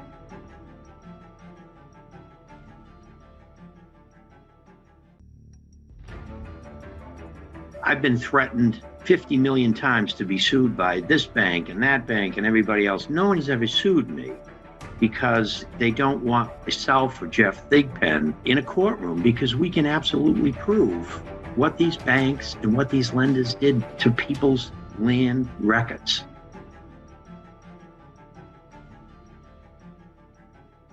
I want to get Eric in here for final thought here. I mean, we're covering so much of what's going on now with the coronavirus bailouts and the economic crash that seems to be looming around the corner. Millions of Americans facing potential homelessness in the present day. I mean, how does your work on this film inform how you're viewing the current economic situation today? Oh, goodness. Well, basically, I think that what we do in the con is basically help set the table for what we're experiencing now and what we're about to see. I mean, so many of the headlines today is about like the upcoming foreclosure crisis, the upcoming eviction crisis. I mean, these are things that are central to our. I mean, why are so many different people, like already homeless at this point? Well, a lot of them were made homeless from 2008. And probably the biggest thing that has super relevance to today, especially considering some of the news coming out of Kentucky, is how this affected the pensions and how so many pensioners that are like facing the cliff, probably about 2025, are so because of 2008 and then everything that's happening. And of course, you see the corruption out of Kentucky, and it's just. what we're living is kind of the just the current iteration of everything that happened in 2008 and before.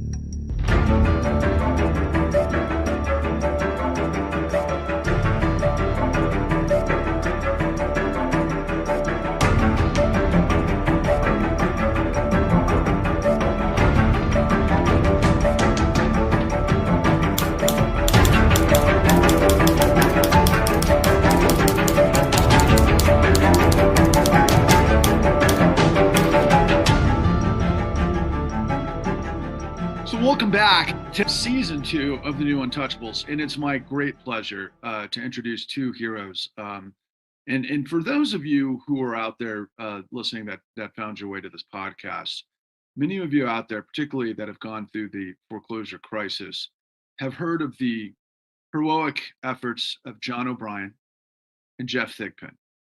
These two gentlemen are voices that are profoundly important to the truth and the essence of the story in a way that few are. Now, I'm going to create some immediate introductions here, and then I'll launch into the questions. But John O'Brien, let me introduce you to Steve Grumbine. Steve Grumbine is pretty much the pillar of this podcast. And Jeff Thigpen, or actually, I should say, John O'Brien is coming to us from Massachusetts. Jeff Thigpen is coming to us from North Carolina. And both John and Jeff, you can see here, I'm joined also, in addition to Steve, by my colleague, Eric Vaughan. So we come back to you after, unfortunately, a 3-year hiatus from the last time we got a chance to visit with you. And, one thing I want to list to let our viewers understand off the top is, as you unpack this incredible story, you get all of these different features that give you a sense of the whole. And the whole was a gigantic criminal enterprise. It's a criminal enterprise that our politicians 2 weeks ago, for example, Senator Elizabeth Warren was asking Jamie Dimon about late fees, as opposed to what we're introducing to you here. Slightly different universe. And on that note, I think I want to start with you, John. John, can you give us a brief introduction of who you are and what you do?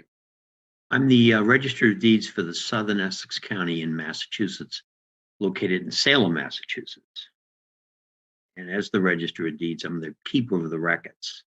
And can you tell us the significance of Southern Essex of Massachusetts by way of this incredible, important position?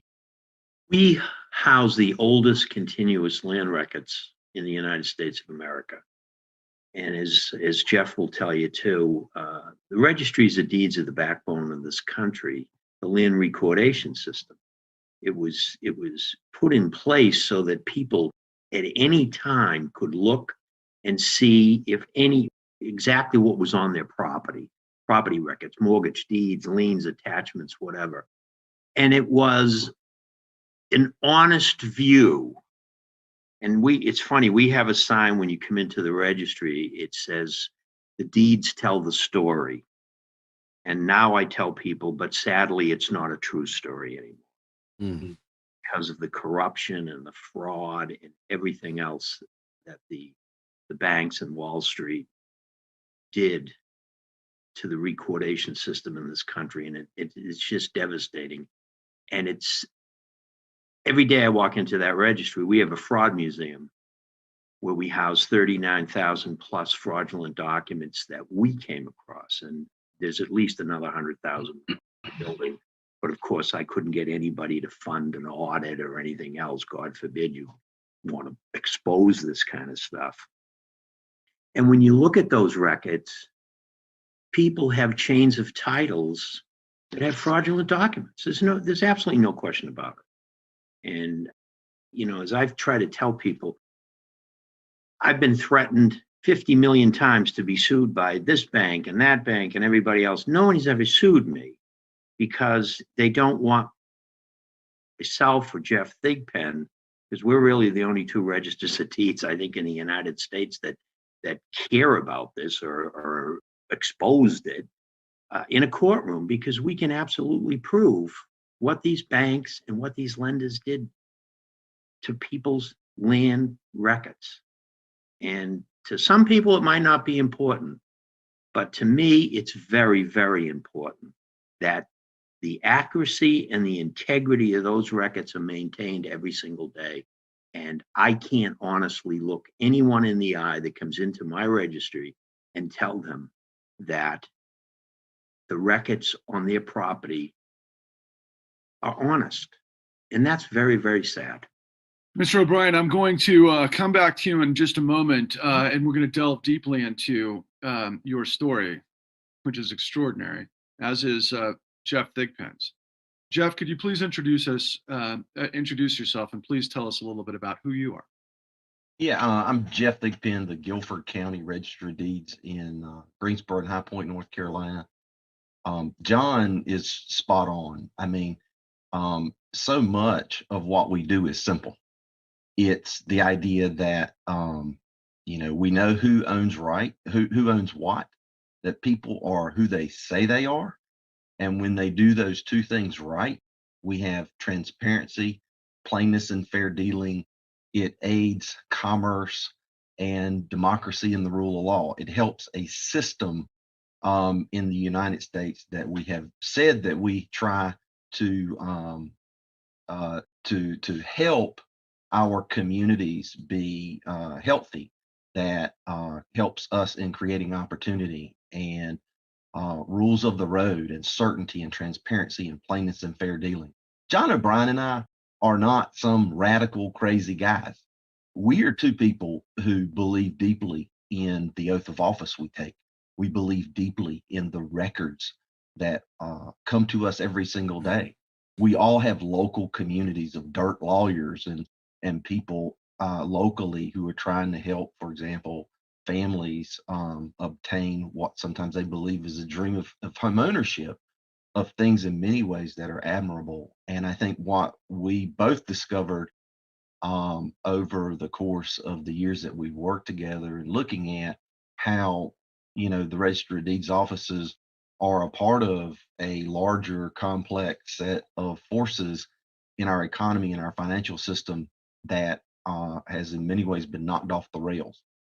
Yes, sir. And so I think that when we look at what happened leading up to the financial crisis and how laws were changed and how regulatory entities weren't doing their jobs and how elected officials were, getting campaign dollars to really basically not address this, and then based on what y'all have done in the con, in really helping us, helping uncover that cloud of witnesses, those people who stood against that grain, and when nobody was listening, John O'Brien in Massachusetts was listening, and as a fellow register, as someone who was having some very lonely and painful nights discovering all this, I found someone like John in Massachusetts that that was a model for me, and so I'm glad to be here, and I'm glad to be here with John, and I appreciate the work that y'all are doing.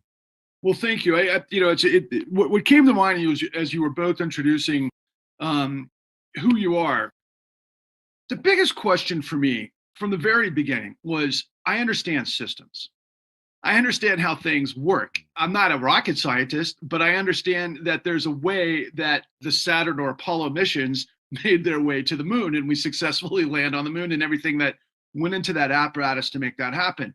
We understand, I understand, we all understand that a plane flies based on the integrity of all of the systems that go into making that possible.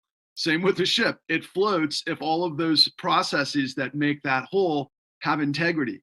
The same can be said of everything about both our political system, but most importantly, the system of recordation within the system of integrity to know who owns what for what purpose, because that's what differentiated us from Mother England. That was almost the entire purpose of creating the United States to begin with. And of course, we're all aware of all of the other contradictions that happened afterwards. But on that note, I mean, I find it incredibly profound that John O'Brien literally is a guy that imbues the integrity of the oldest registry of deeds in the United States. And John, every time I've spoken with you, you've been able to convey in such a profound way what that means for you professionally, the dignity of your office, the dignity of what you constitute for the citizenry of Massachusetts. But there's so much to cover here. Let's have an overview first and give us a perspective of what you learned, what did you start to see, and then what did you do about it, and what didn't happen as a result? As I've said when you first interviewed me, I had a woman from my hometown, the city of Lynn, Mass, come into the registry and told us a story. And she's now has been a close personal friend of mine. I thought she was, crazy. She's telling me that she doesn't own, the bank doesn't own my mortgage, this one, that one. And we really didn't know what she was talking about. And finally, I said to myself, let's take this apart. Let's see what she's talking about. Well, she actually opened up my eyes and the eyes of hopefully the world to exactly what was taking place. And when that happened, I immediately sent out a letter to the Attorney General of Massachusetts at the time and others and told them that we've got a problem. And I expected to get a phone call instantly saying, wow, what's going on here? I didn't. And that's what troubled me. It went on for a while. Well, in the meantime, we started to dig and dig and dig. And we found, wow, we've got fraudulent signatures. We've got people that are 1 minute a vice president of a bank, the next minute the notary, the robo-signers, the whole thing. And shortly after I did this, the only register of deeds in the United States of America who picked up the phone and called me was Jeff Thigpen. I didn't know him. He didn't know me. And he said to me, I want to get him. I want to help. I want to get involved in this. That's a profiles in courage, as far as I'm concerned. Sadly, for whatever reason, and I'm not throwing other registers of deeds under the bus, it's not being the register of deeds is not like being in Congress, being a United States Senator. But we have duties, we have responsibilities. We raised a hand, we took an oath of office and said, we'll protect the integrity and the accuracy of those records. Trust me, if documents were being recorded that were fraudulent in a securities office of a Secretary of State's office or a governor's office, they'd be all over it. But nobody seemed to care about this. And that was very troubling to me. And as Jeff said, it goes back to one thing, money.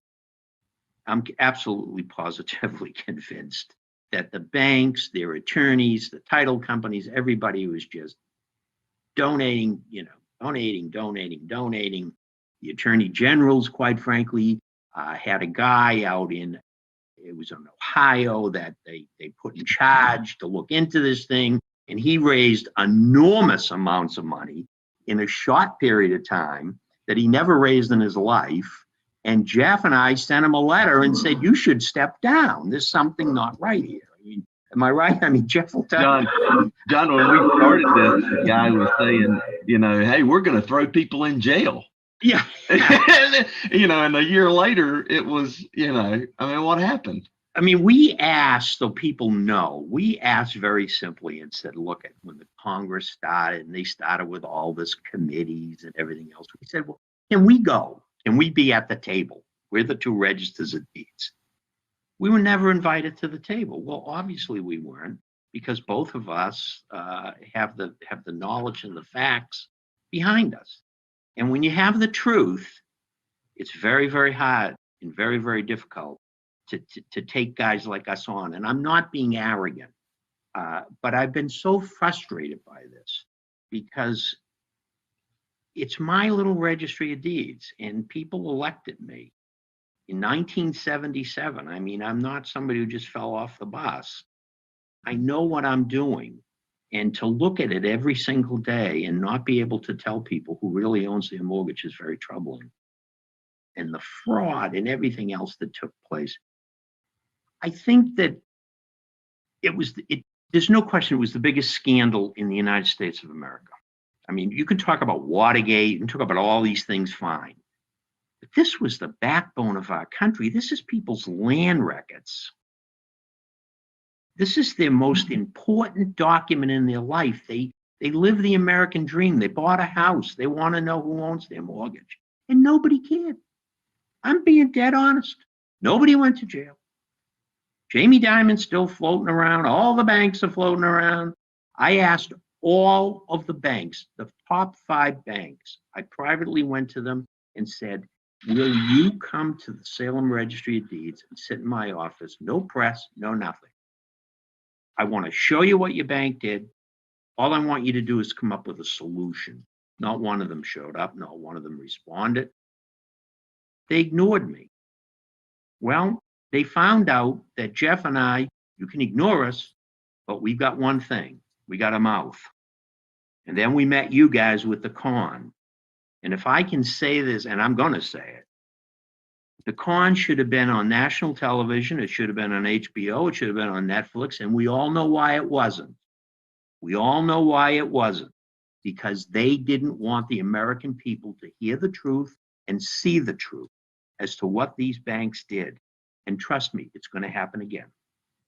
True to form, Mr. O'Brien just really loads up the pens and knocks them down, because from my perspective as the producer of the con with my colleague Eric, I mean, none of this made sense, quite frankly, until we started meeting the likes of you and John, Jeff.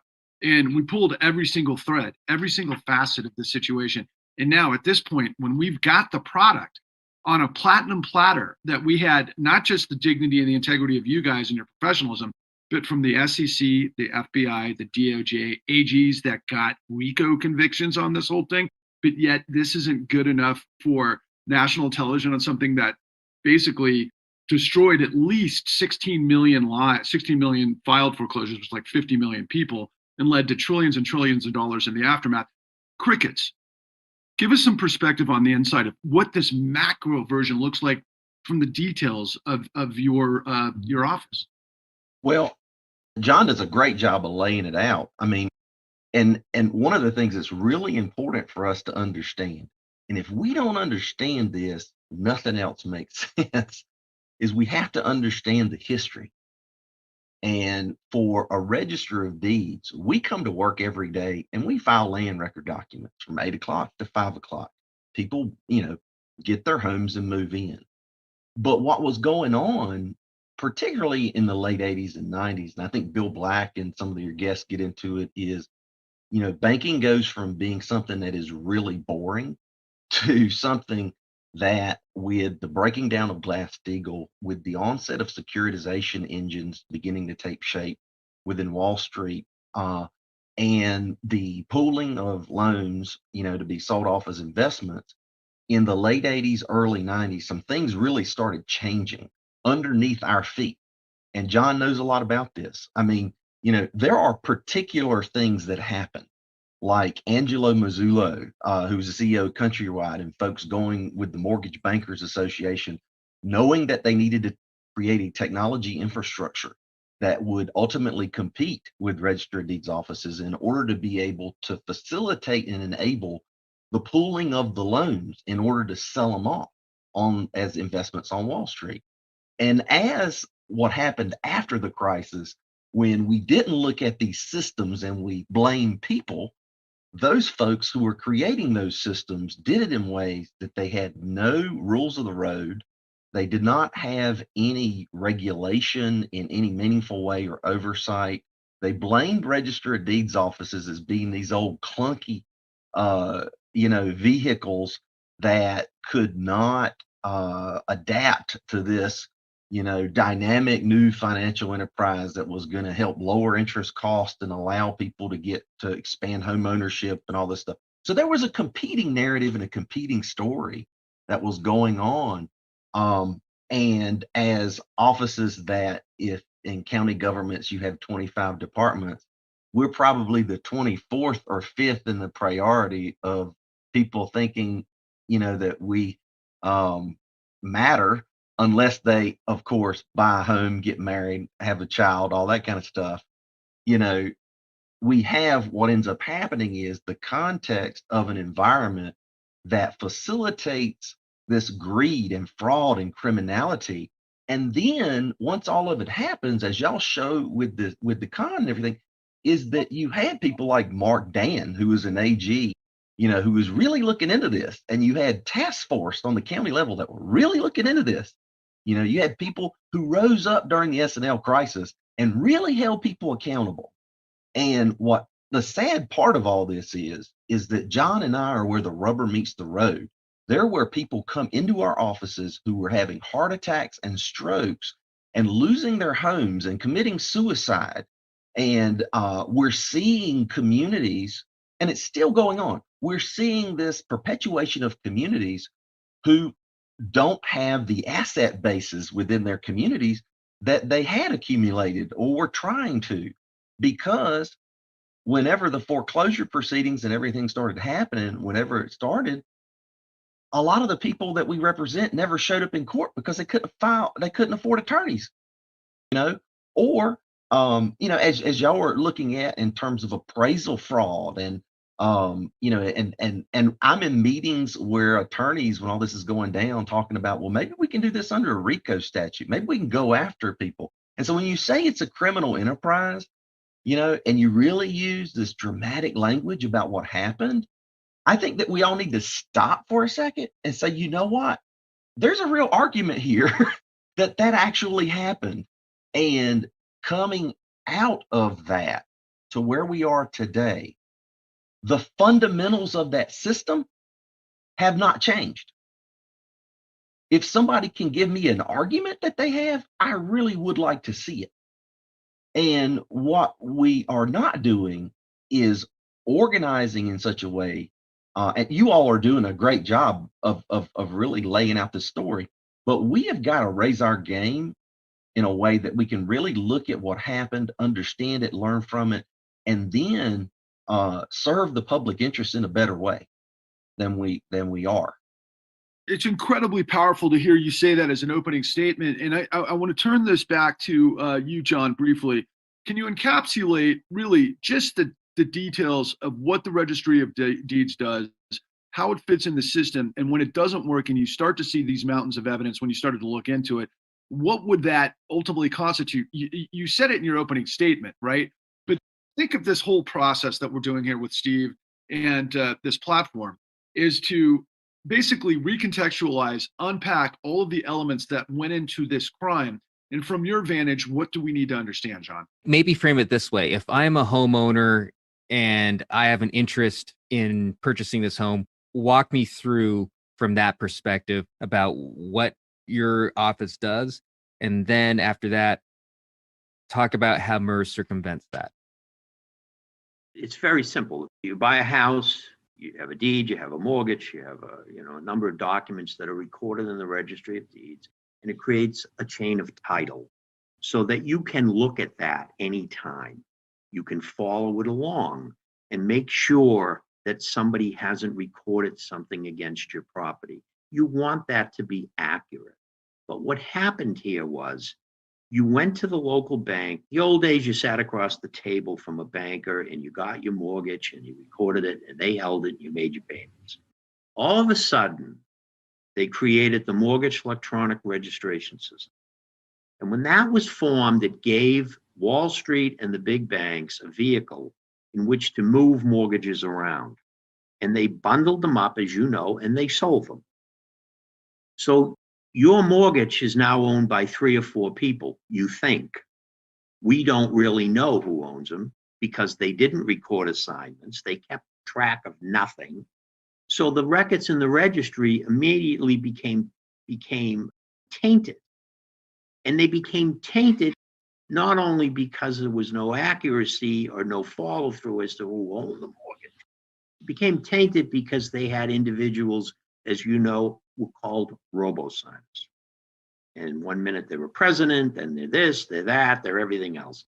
And when that happened, it destroyed the entire integrity of the land recordation system because there was no common thread to a person's legal documents. Registries of deeds are the cash cows for counties. We make an awful lot of money. My registry takes in on an average of a year $40 million. We have a budget of about $2.8 million. So It's a tremendous amount of money. But when they didn't record the assignments, we lost millions of dollars in revenue. The interesting part of this is the little local banks, of which there aren't many left, if they sold your mortgage, which they have a right to do, they would record the assignment, they'd pay the fee, they'd let you know that, Joe Smith now owns your mortgage. Well, the big banks didn't do that. So what has happened is everybody's tainted. Now, to get back to mortgage electronic registration system and what I think is going to be the next scandal, they're going to try to put the registry of deeds out of business. They're going to try to get a national registry. They've bought the New York Stock Exchange now. They're all merged together. They've bought Simple File, the electronic recording companies that people record the documents with. They don't want guys like Jeff Thinkpan. They don't want people who are going to stand up and say, wait a minute, what are you doing? They want everything electronic. And there's a reason for it. It's money. And that's all it is. And this whole thing going on in this country right now, and I think people have to be aware of this. I understand people are selling their homes for far more money than they ever could imagine. And people are buying houses, at least in Massachusetts, and I'm sure across the country, paying enormous amounts of money. And the banks who claim to be, we're on everything, they're lending all kinds of money. Well, this thing is going to collapse sooner rather than later. Values are going to go down. It's going to happen. They're going to go in and they're going to start this whole ball game all over again. And that's the serious part.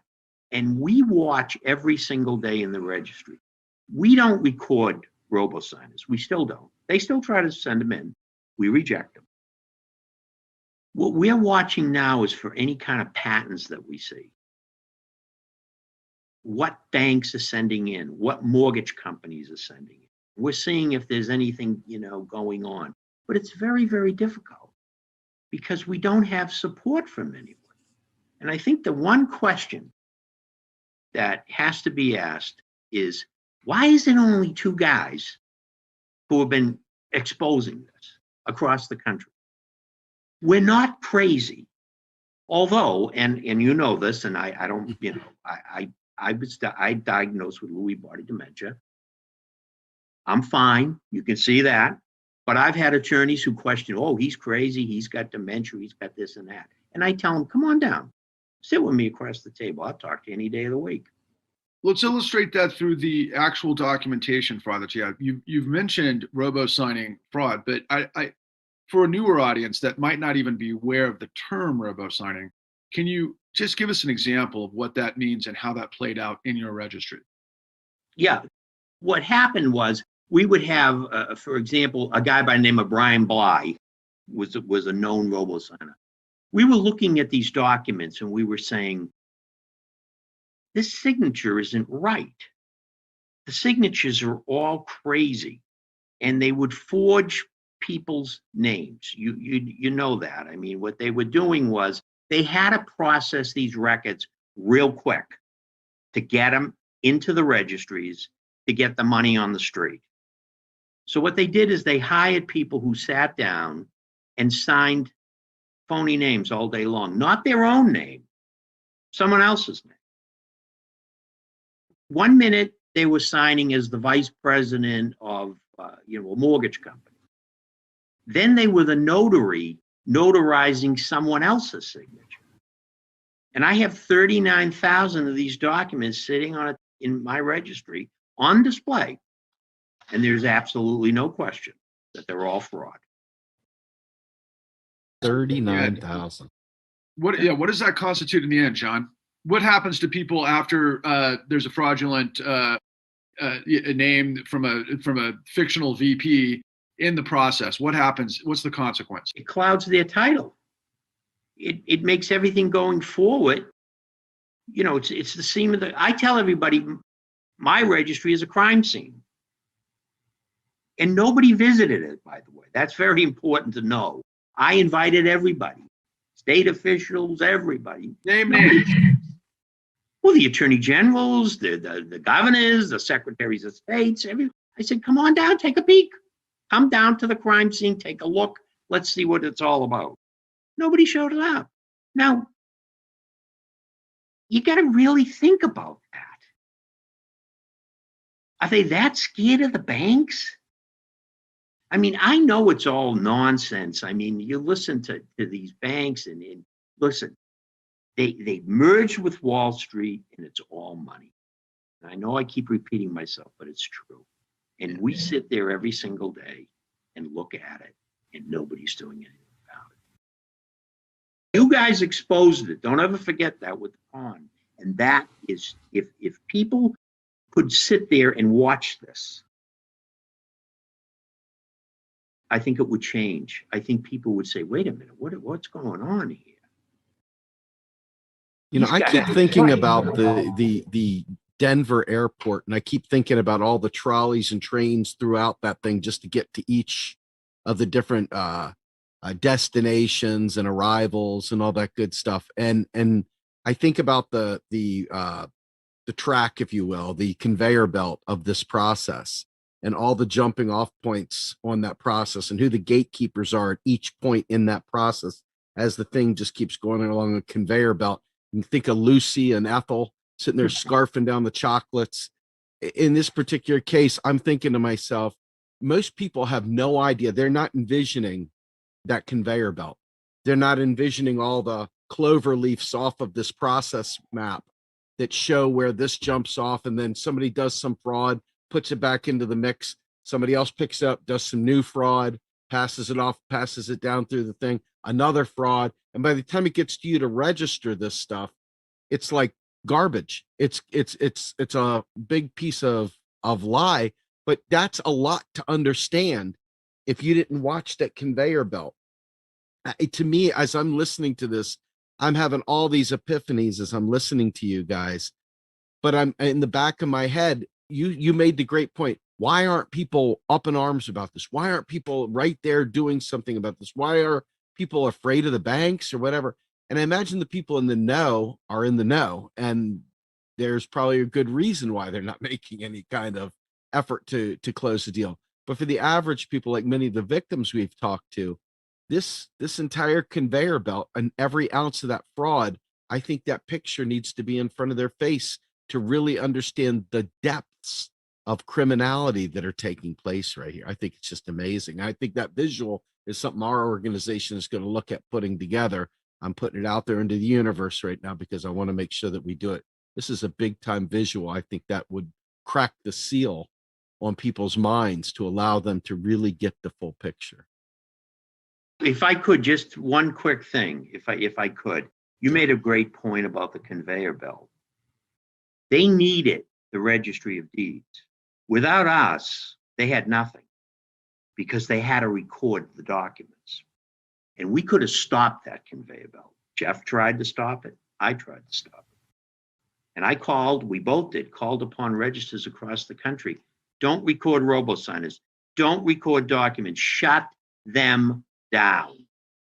If all the registers of deeds in this country stopped it and said, for the next week, we're not going to record any documents. All I heard was the whole world is going to fall down. The commerce is going to blow out. Oh, you can't do this. This guy's crazy and everything else. That's how you stop them.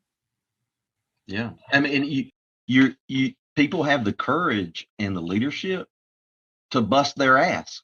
I mean, to throw them in jail. And that did not happen. That did not happen. And what happened was we had immediate bailouts. We dumped a bunch of money into this system, and by which they got bigger. We had 50 state attorney general investigations to give. There was kind of this veneer of completion that we've investigated and we got a settlement, so to speak. There were individual lawsuits that were going on. You know, John is not talking out of school when he talks about all these robo-signed documents. Depositions, you know, we both were involved in the sentencing hearing of Lorraine Brown with LPS Doc X, where they are talking about people sitting around tables using bad notary stamps and signing all these names to documents. as people who live in our local communities are calling mortgage servicers, and finding out, okay, now who is servicing my loan now, and how did things change? And I'm in court for a foreclosure, and I have no idea who is in here representing the banks. And those law firms are operating under stopwatch justice, where they're supposed to be facilitating as many foreclosures as possible so that their incentive structures can allow them to get bonuses. And we have disorganized folks that are supposed to be cops on the beat. Your local judges, God bless them, I love them to death, but they don't know complex financial instruments. And these too big to fail banks knew that. And those tall building law firm attorneys knew that. And so when we got into the process of it trying to hold anybody accountable, it all fell apart. And then on the other side of it, the public licks their wounds. I mean, like I said, they're now, people who are owning are now renting, and I think that what John alluded to related to this idea of where AI and technology, where the MERS systems and the electronic recording systems that are out there that are electronically recording documents, we're moving into more electronic mortgage stuff. On the one side, people say, we need to do that because then we can create an audit trail, okay? Which is not a bad thing to have any type of audit trail, because rarely did we have the institutional capacity and leadership to be able to do audit trails to clearly define. And that was part of the illusion in the system, was that it was a shell game. And so, we have that on the one hand, and then this consolidated power structure over time that minimizes the localization of these records. That if I'm a person in a local community, am I going to be able to go into a register of deeds office and figure out, who has the assignments and the rights and interest in my property? Is there going to be that level of transparency and plainness and fair dealing that we know have already been undermined? And when I say all this, please, if you listen to what I'm saying and you're out there, I'm not a conspiracy theorist. What I am is someone who's seen lives destroyed. And I have seen in open courtrooms, these big financial firms have tons of attorneys going up against people who may not even have an attorney. And they know the judicial system. They know the rules and regulations of the road because they helped create them, particularly over the past 30 years. And so when we wake up and everybody says, oh, well, it was bad morality and they shouldn't have done it, but, there's no laws to hold them accountable, so I guess they can just get off. The fact of the matter is that they have attorneys and law firms who lobby in Washington and state capitals to create the laws they want and need in order to facilitate their ability to make money in this system. And so you have that layer of this, and underneath it, you have your local attorneys who I love to death. And they're trying to help people buy and sell homes. And so that system is continuing, but is severely hampered by what the financial system has done over the past 30 years to turn it into something that creates a significant lack of accountability. And if we have that accountability, we're screwed, because the next financial crisis that comes, or the next new model of securitization that gets connected to any type of housing policy, it's going to continue to undermine local communities in really dangerous ways. And people are already feeling alienated. People on the left and the right. When we sued the banks in 2012, the Occupy people on the left loved me. When we sued Fannie and Freddie for not paying excise taxes, they were created in the public interest originally and then became traded on Wall Street. And then they got out of paying local taxes to local governments. And so there is this distance that's being created in the financial services industry connected to housing policy that is something that we did not have for hundreds of years. And it slowly got whittled away. And so when John says, well, I'm afraid we're not going to exist, or they're going to create a national registry and neuter us, totally. There's something to that. And unless we listen and hear that, people that we represent are going to get taken advantage of. I want to jump in there real quick. One of the big things that's happening throughout the United States is what we call the race to the bottom. And states are literally cash strapped with federal burdens, unfunded mandates, you name it.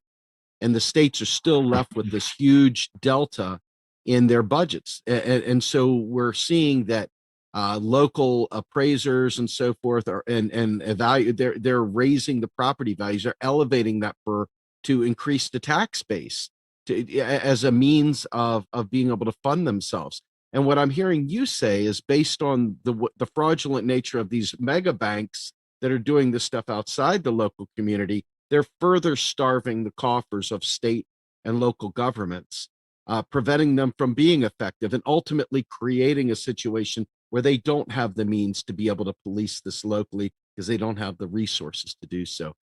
Would that be a fair statement? Yeah, I mean, there's been a bigging of everything, big finance, big energy, big tech, all these different, systems that have been facilitated and created within our economy are now the results of them while we have cell phones and, people are paying more for energy. They're paying, they're being just taken advantage of related to cell phones and technology. Their access to fiber and high-speed internet is significantly limited because of interests that have created laws to make that harder. You couple that with political gerrymandering in states where ideologically it goes to the far right or maybe even the far left, but representative government where people have to actually compete in the field of ideas, and that, again, assets staying within a community. In my small town of Pender County, we used to have 3 or 4 hardware stores in Burgaw. We don't have hardly any anymore, but we have a Walmart. You know what I'm saying? And we can get our shovels from China, and the people who work there, whose money used to stay in those communities, are now working for, I don't know, $8, $10, $11 an hour at Walmart. And the money that comes from all of that goes to some gated community in Kentucky or somewhere else. And that money doesn't stay in communities. And so this is, in a lot of ways, basic economics, and it's basic representative government and the rule of law. This isn't, rocket science. I just think that at times people lose sight of it because they've been screwed over so much, and the unemployment rate in local communities are so high, and the coffers going to pay for EMS and DSS and education and all that are getting slimmer. People take what they can get, and they're ending up getting more lower in service jobs. We have more Medicaid eligible populations, and they're having health issues, education expenses. A lot of cases, there are problems related to funding, and our tax base gets squeezed. And while that's going on, it's not like, some people aren't doing really well, better than they've ever been before.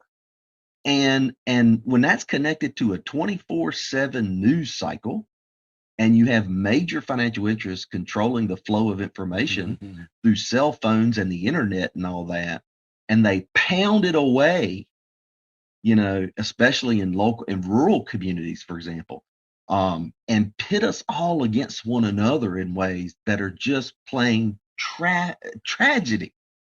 We end up in a reality where we are uprooted.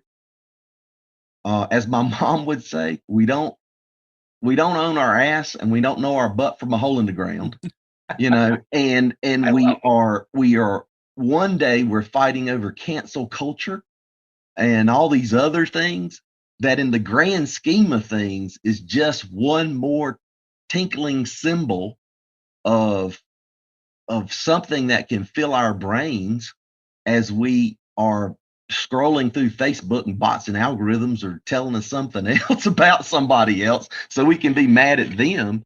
And while that's going on, we're losing generational wealth. We're creating intergenerational poverty. We're not dealing with the real issues that create a country that we would all want to be proud of. We're not. And it is evil. You know? And I'm saying that knowing that there are people who are in all this that I agree with and disagree with on a number of things. But that's what we need. We need people to come together and say, you know what? We need to create a society that works for all of us.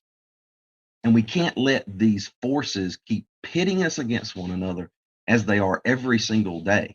That gets into housing policy, it gets into economic development policy, it gets into zoning, it gets into our political institutions and ruins us. And we need to do better. I want to piggyback on something I said right entering into this, and then I want to turn it over to Eric. But one of the things that, in terms of inflating those asset values for local revenues for tax evaluations for each of these properties, this asset bubble that we're creating by doing this ends up going all the way up until the bubble bursts at the Fed, which then in turn absorbs those losses and lets the rich stay super rich and leaves us wondering where our homes are. I mean, this evaluation of assets is how all of this stuff is done. That is like the core principle to all the lending and loaning and sales, et cetera.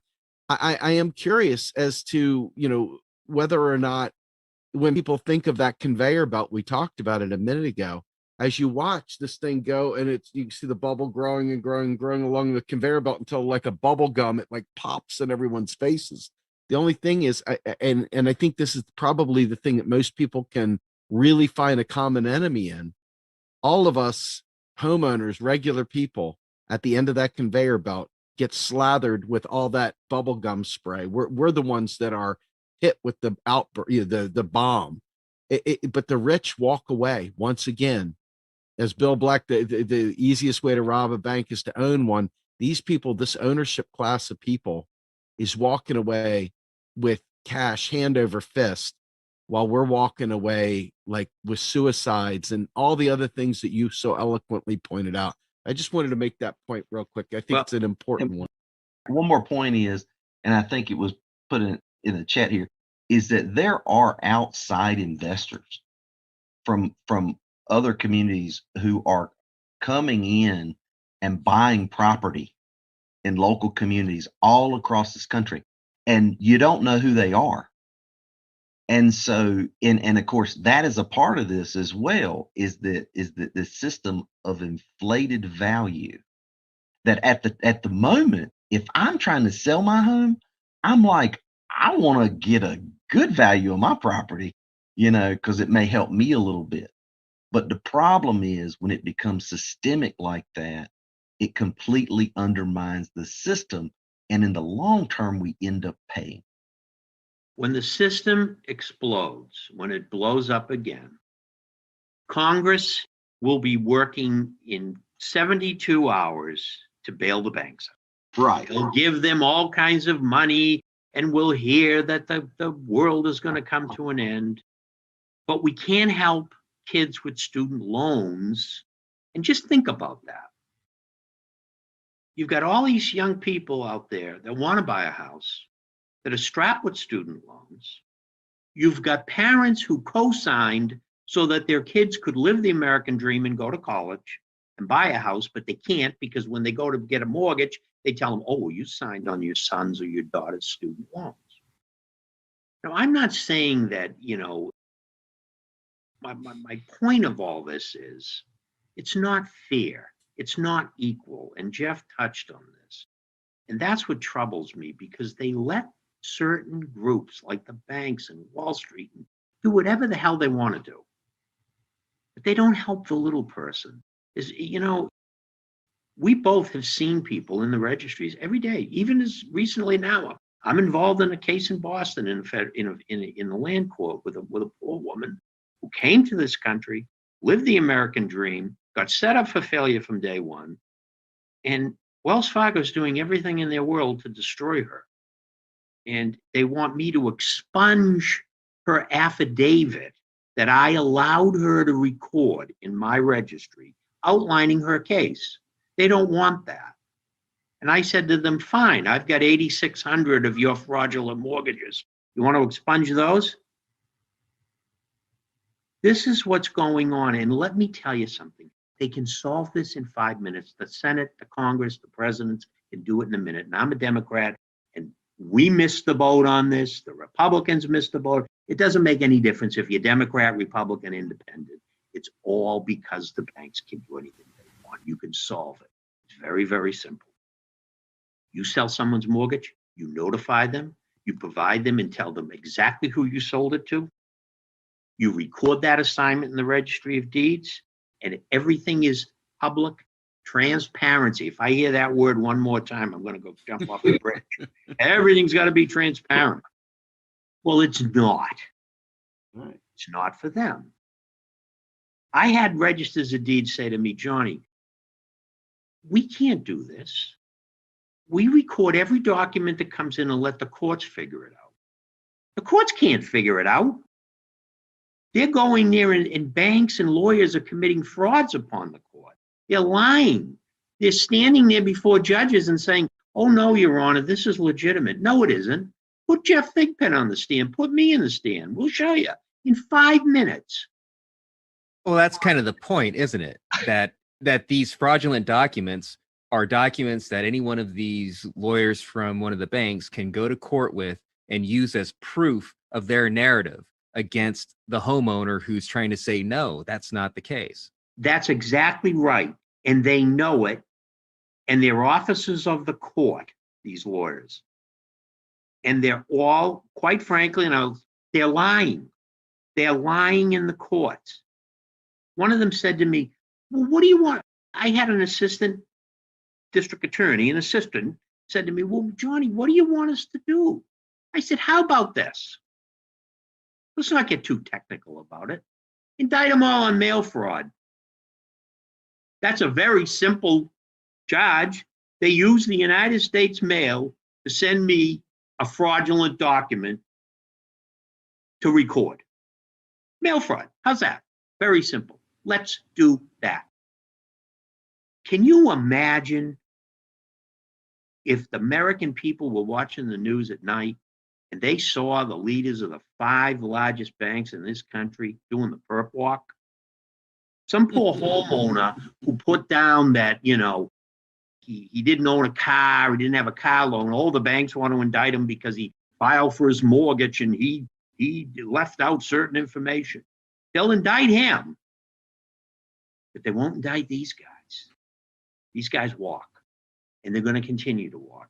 And the Congress, I was a city councilor in Lynn for 6 years, and the Lynn City Council is no different than the United States Congress or the United States Senate. You can do anything you want to do if you want to do it. And they can solve all of these issues. But sadly, it's fundraisers. I mean, the guy in Ohio, if ever was a case of an attorney general, it just disgusted me. I mean, this guy never raised that much money in his life. All of a sudden, he's heading up the investigation into the banks. Jesus. And he's getting all kinds of money from the banks. Come on. I would like to say one thing. Sure. John, I love you. I do. And you have been such an inspiration and a leader to me. And I'm kind of getting choked up, but I can think back when I was in my darkest hours, seeing all this stuff and feeling like I didn't have any damn body around, and you were there.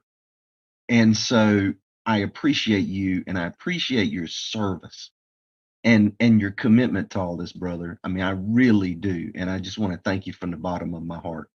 I thank you, Jeff, because you're the only one that kept in touch with me and has worked with me from I think you called me 3 days after we started this. And this isn't an admiration society. He had the courage. And remember something. He represents the district where Bank of America exists, okay? And the president of Bank of America lives about an hour from my registry, but it's too much for him to drive down. So remember something. They're big PR people. It's all the media. And I'm going to say this, and I have to say this. The Boston Globe is the most liberal news, one of the most liberal newspapers in the country. They don't write stories about this because the banks lend everybody money. It's a big game, but it's a very, very dangerous game. And people should have been held accountable. They should have paid for what they did. They should have righted the wrong. And basic little people that I represent and Jeff represents got screwed. They lost their houses, they lost their lives, they lost everything. And they were made out to be deadbeats. They weren't deadbeats. They were people who tried to live the American dream, and it got taken away from them by people, quite frankly, who just wanted greed and more money, more money, and more money. And where I come from, that's wrong. I have one final question that was about as powerful as I expected, but hopefully it just dropped the floor out of the people that are paying attention to, and I pray will spread this word far and wide until everybody in this nation starts to wake up to the criminal behavior of our financial system that now owns our government. I have one question to you guys, and then we're going to fade out. What major documentary initiative, what major film, who has come to you guys to allow you to tell these truths to the American people? Nobody, just you. You? Nobody. Doesn't that strike you as odd? I've had a couple of reporters, honestly, and I'm not trying to take time here, but the German television station, as you know, reached out to me. They sent a crew over. They interviewed. They wanted to know about Deutsche Bank and all of their fraudulent documents. I had them all piled up, and they were the only one. I had NBC come in once. They did a little piece. Nothing like this. Nothing like what you people are doing. This has to get out. And I know Jeff and I, we've talked and said, if I hit the mega bucks, for a couple of $100 million, I'm going to put this on TV. Because it needs to be out there, and it should be on. I'll tell you something. NPR, all the TV television shows, PBS and all this should be on there. You can consolidate this down to a 3-hour show that people need to watch. They need to see this. Well, and I'm going to close it out like this because we have to move on. Unfortunately, we could talk for literally days. Mm-hmm. But I want to thank you on behalf of both Eric and I and Steve and really everybody that has been involved with our project from day one. To thank you guys directly. I mean, none of this made sense, and I had to make it make sense. And we went on this amazing journey, and we discovered every piece of the puzzle, and then we put it together. And then, just like everybody else, and I remember reminding myself of this the whole time. I'm like, wait a second. Michael Winston goes the distance to out Angelo Mazzillo at Countrywide. Richard Bowen goes the distance to out Citigroup and Robert Rubin, who was the former Treasury Secretary, and I could go on and on and on. And I'm thinking to myself, wait a second, we've sent bits and pieces of these guys out there, but never their true story, because, of course, as a producer, I get to hear the true story, trying to develop this to move forward to get what we have. That includes you guys. And every step of the way, it got more and more and more and more, and it never ends. And here we are. And I'm pleading with you, the American people, stop fighting each other. We have to purge corruption. Corruption is the single most national security threat that exists, not only to ourselves, but the future, the sanctity of everything this country stands for.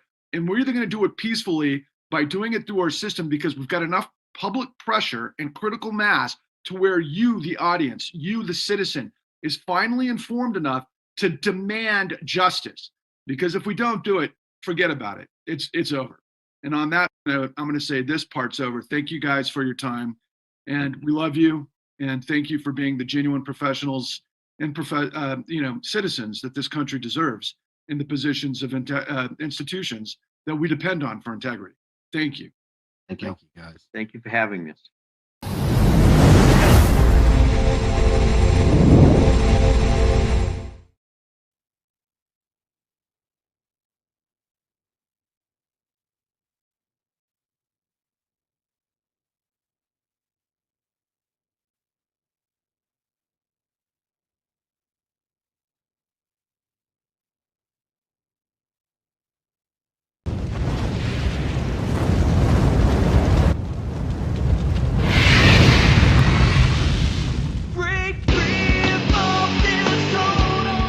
People are going to lose their houses. They're going to get kicked to the streets. We're going to see an increase in homelessness. The images we've seen all summer from Venice Beach, California, other places around the United States, particularly in the West, with extreme temperatures and homelessness and people dying and under underpasses and then crazy wicked storms in the midst of all of this. Are you kidding me? How close are we to Mad Max? The people that rose through the charts are the ones who very quickly figured out, the more corrupt I am, I'm not going to get stopped. Nobody's going to stop me. My boss ain't, the regulatory system isn't, and I don't know, this has been going on for 20 years and so far nobody's been prosecuted, so yeah, I think I'm going to go ahead and do this.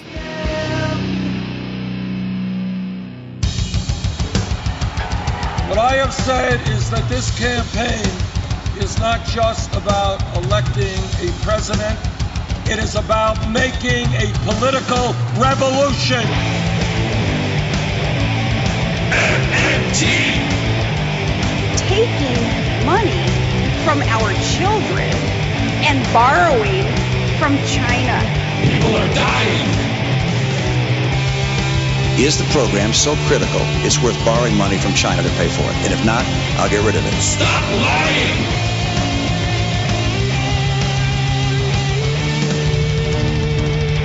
I want the truth!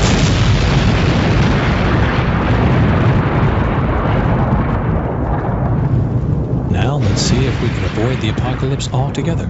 Here's another episode of Macro and Cheese with your host, Steve Grumbine. All right, this is Steve with Macro and Cheese. Folks, we've been doing a whole lot of different things lately. We've been jumping around from MMT to dealing with Haiti and the French Revolution and Russian Revolution and crowd organizing and labor organizing. Today, we're going to do a recap. We've interviewed Bill Black, where we talked about being a serial whistleblower.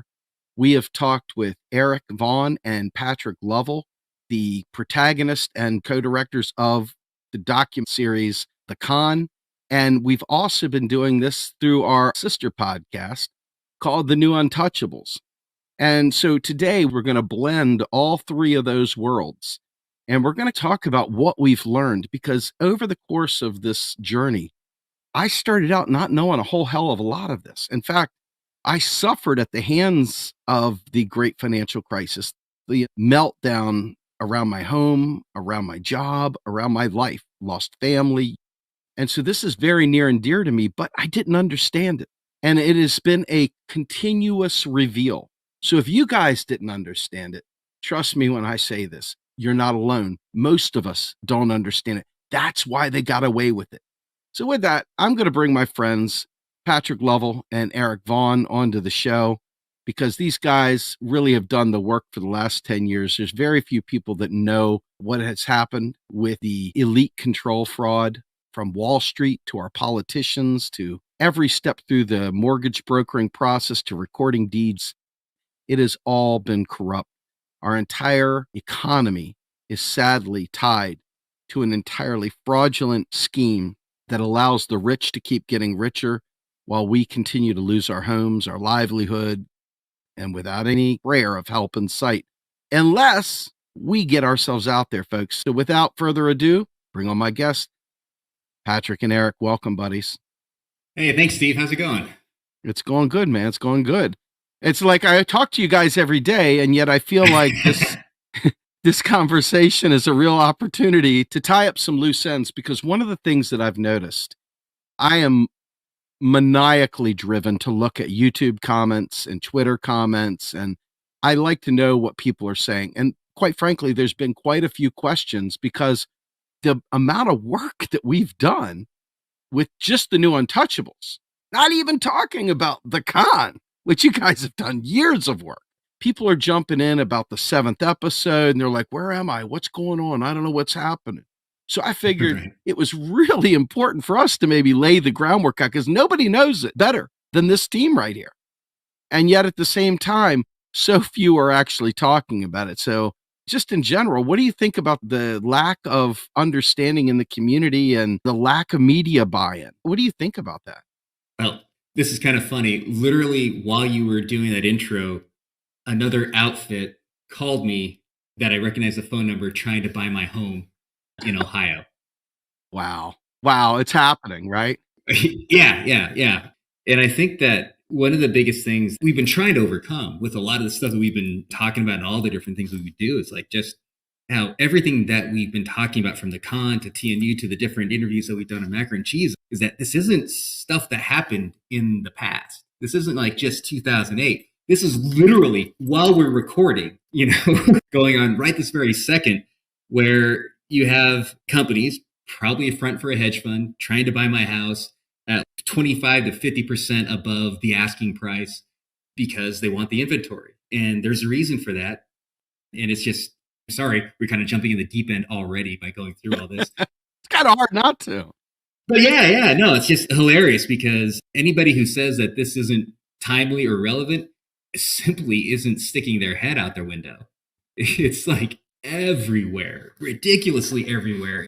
But I think that that's one of the biggest things that I feel that we've been trying to try this entire time. It's just to show people that this isn't a story about 2008 or the immediate thereafter. This is a story about right now in our near future, because, man, between the homelessness that we're already seeing and homelessness that we're about to see, we're living in it.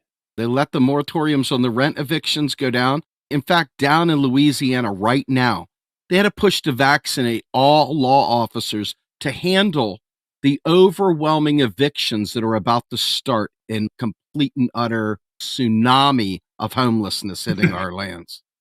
As you were like talking about that, the thing that flashed through my head was like a variation on that one comedic routine of, you might be a neoliberal if. It's like, Patrick, you've been complaining about this nonstop. These guys don't give us the time of day, man. A lot of these media outlets out there, in spite of the fact that we've got all this fraud going on within the mortgage market, despite the fact that now we've got the moratorium ending on the rent crisis, even an eviction crisis, nobody's talking about it. We are, but we can't get out of our own way, man. These people aren't picking it up. What do you think? What's going on? Well, Steve, first I want to thank you and your team and everybody that's actually stepped up to help organize, and their valuable time and their efforts to help us get the new Untouchables out there. It's such a remarkably important ally, if you will, in getting the information out there that the con puts out there, obviously, into different places. And the things that were dropping in my mind as you guys were getting us to this moment, it's shocking to me what I just witnessed today in Miami, Florida, for example. To Eric's point about a lot of people might initially chime into the con, especially if they read the tagline. It says, the truth about the 2008 great financial crisis. It should have the continuation. That never ended, because it's your system. And it's what led us to you, Steve, right? Because when we met you at SUNY and we went to the MMT conference, we were trying to wrap our heads around MMT, and we're just surface level guys on that. I mean, obviously we've gotten a lot more detailed in terms of where our investigations have taken shape. And it's mostly in law and policy and real estate and all of the processes that are involved with this mammoth part of our economy, which leads directly to macroeconomics, of course. But I knew immediately, Steve, that if you were equipped with the truth that we had learned on this massive journey, that suddenly you had something for your listeners to go, okay, look, it's not just about nice things, right? It's about corruption. It's about what isn't happening to allow us to be able to be the society that we're supposedly are because of what we revealed in the con and conversely the new Untouchables. And to bring it kind of in an opening statement, what happened today in Miami, in addition to the moratorium ending on rentals and foreclosures, and we're talking millions of people. I think I saw numbers of like 7 million people are on the verge of potentially being evicted, right? That's just in rentals. That has nothing to do with people that are behind on their mortgages, given COVID and everything that's happened in the last several years, in addition to the hot real estate market run by asset managers that Eric talked about. But today, in South Florida, in Miami Beach, there's an elderly woman, Ana Rodriguez, who's a Cuban national that spent 18 years in prison, that came to Miami, and she ended up getting a house and into a really bad predatory loan by Countrywide. 18 years in political prison. Wow. I just wanted to clarify that it was political prison under Castro. Yeah, but the bottom line is I'm just giving a little bit of context into who this person is, but she was an elderly woman like Addie Polk in the con, right? And she gets targeted by a predatory loan by Countrywide. And she gets into this loan and she doesn't understand the terms and what she's getting into. It's a $500,000 loan. She's into it for a whole variety of things. But what happens is Bruce Jacobs, the attorney in this particular case happening in South Florida today in front of Judge Lopez, basically has brought out all of the documentation fraud that has existed for years in what we call the foreclosure process that involves the triumvirate of foreclosure mills, which are law offices that are in with servicers, that are in with other entities that the judiciary is literally ignoring, okay? And why is that relevant to why we opened up with what's happening with the rental moratorium? Well, because we all know that I think $47 billion was provided by Congress recently in rental relief assistance across the country, of which I believe $3 billion has been used so far. That puts a lot of people in the crosshairs that these funds that have already been administered to the states are not going to be the recipients of, and they could easily be evicted in short order because of that jam up. The question is, why that jam up? Well, that brings us full circle, and I'll finish with this statement. This is such an involved and immense story that the question that I started with when I had to go down this road to begin with, we still haven't answered in the con yet, which is relevant to the analogy I just made. Because after the foreclosure crisis, after the troubled assets relief program, after the trillions of dollars that were used to be able to prop up the banks and so-called liquidity, we had $50 billion actually provided by the federal government to prevent foreclosures, to allow homeowners to modify their loans. That never happened because the servicers, the in-between guys, learned how to diabolically get the money by stringing homeowners along and then getting insurance. And there was more money in foreclosures than there was in modifications, which is where the money came from. That's just one of many pieces of this puzzle. Yeah. But there you have it. Yeah, just one of a million places where all the incentives are pointing in the exact wrong direction. But one thing I want to point out, because as you were talking and making your point there, Patrick, is that not only is this money that was supposed to help relieve renters not getting out to the renters and they're facing eviction right now, but also think about all those people, all those homes that are owned by individuals or like your family or somebody like that, not the corporate homeowners who are trying to buy my house, but like me, if I were trying to rent my house and let's say that I had a renter in there and they were trying to access this money. Well, not only are they going to get evicted, well, if I'm one of those guys, but think of all the people who own the homes that they're renting their homes who aren't getting that money to pay back their mortgages. So you're not only losing a home, but a renter is losing their home because the owner will lose their home as well. So you get a double whammy. Now think about how that works on the corporate side, right? Because if you can absorb this as a corporate owner that owns like tracts and tracts and tracts of neighborhoods and multifamily housing and so on and so forth, you can actually get money from the eviction process, right? Because there's bonds that are tied with rental properties. And if you have the short on those bonds and you know exactly when the moratorium is going to go out, so you know exactly when to set your short, you're standing to make a ton of money through the evictions. And then, oh, by the way, all these mom and pop owners of homes who didn't get any of that money that was supposed to be the eviction relief, the rental relief, now they're late on their mortgages and they're going to lose their homes. And guess what? The corporate entities are right there to pick up all the inventory on the cheap. Speaking of BlackRock, right? BlackRock has spent since the last go round buying up properties across the country. And they're not the only one, by the way. There's a lot of these folks out there snapping up all this property. What's the end game there? What are they doing? Look, I can only theorize about this, but I'd like to reverse this into a question for you. Because, first of all, for your listeners, everybody needs to be aware that most people just started suddenly finding out about BlackRock in, let's call it 2020 era, right? They were pretty much under the radar for a long time. BlackRock didn't become a real player, quite frankly, until the 2008 great financial crisis. Their CEO, along with the CEO of Blackstone, they were partners first. And they were deeply, deeply embedded with mortgage-backed securities. We had Larry Fink out of First Boston, and then Schwartzman. I can't remember where Schwartzman was initially, but they came together, and they're asset managers, right? So what does that mean, Steve? They also handle the sovereign assets and the sovereign foreign investments for entities like Saudi Arabia. I'll plant that for us to kind of think about for downstream. But BlackRock comes out of nowhere, right? They're deeply, deeply involved with mortgage-backed securities. And then suddenly, in 2007, with the tidal wave that manifested after Bear Stearns collapsed, there was the first round of what would lead to the 2008 great financial crisis. In fact, what Bear Stearns was involved with is almost precisely what Lehman Brothers was involved with. And now we're about to have the 13th anniversary of the 9/15 collapse of Lehman Brothers, which at that time was the largest collapse in the history of the world. Prior to that was Bear Stearns. Bear Stearns had a run. Hank Paulson gets the biggest banks in the country behind closed doors and says, look, we got to stabilize the markets. Otherwise, there's going to be a systemic run because this guy, who used to be former CEO of Goldman Sachs, happened to be Treasury Secretary, and he knows there's going to be a run. Why is there going to be a run, Steve? Because it's not just the mortgage-backed security market. It's the collateralized debt obligations. It's the CDOs. It's the CDWs. It's the derivatives. So we, in our investigation, we were able to unravel all of the policy and changes that took place leading to that moment. And we'll talk about the trillions of dollars that had magnified throughout this time period to get us to where we are today. But in the collapse of Bear Stearns, we had an emergency stimulus program that was called Maiden Lane. Guess who was the administrator of Maiden Lane? There's so many bad guys. BlackRock. BlackRock. BlackRock. So do you know what Maiden Lane ultimately pumped into backstopping the calamity on Wall Street as a result of what happened in 2008? This all manifested in 2009. It starts in March of 2008. By the time we get to 2009, how much has that increased to, Steve? You tell me.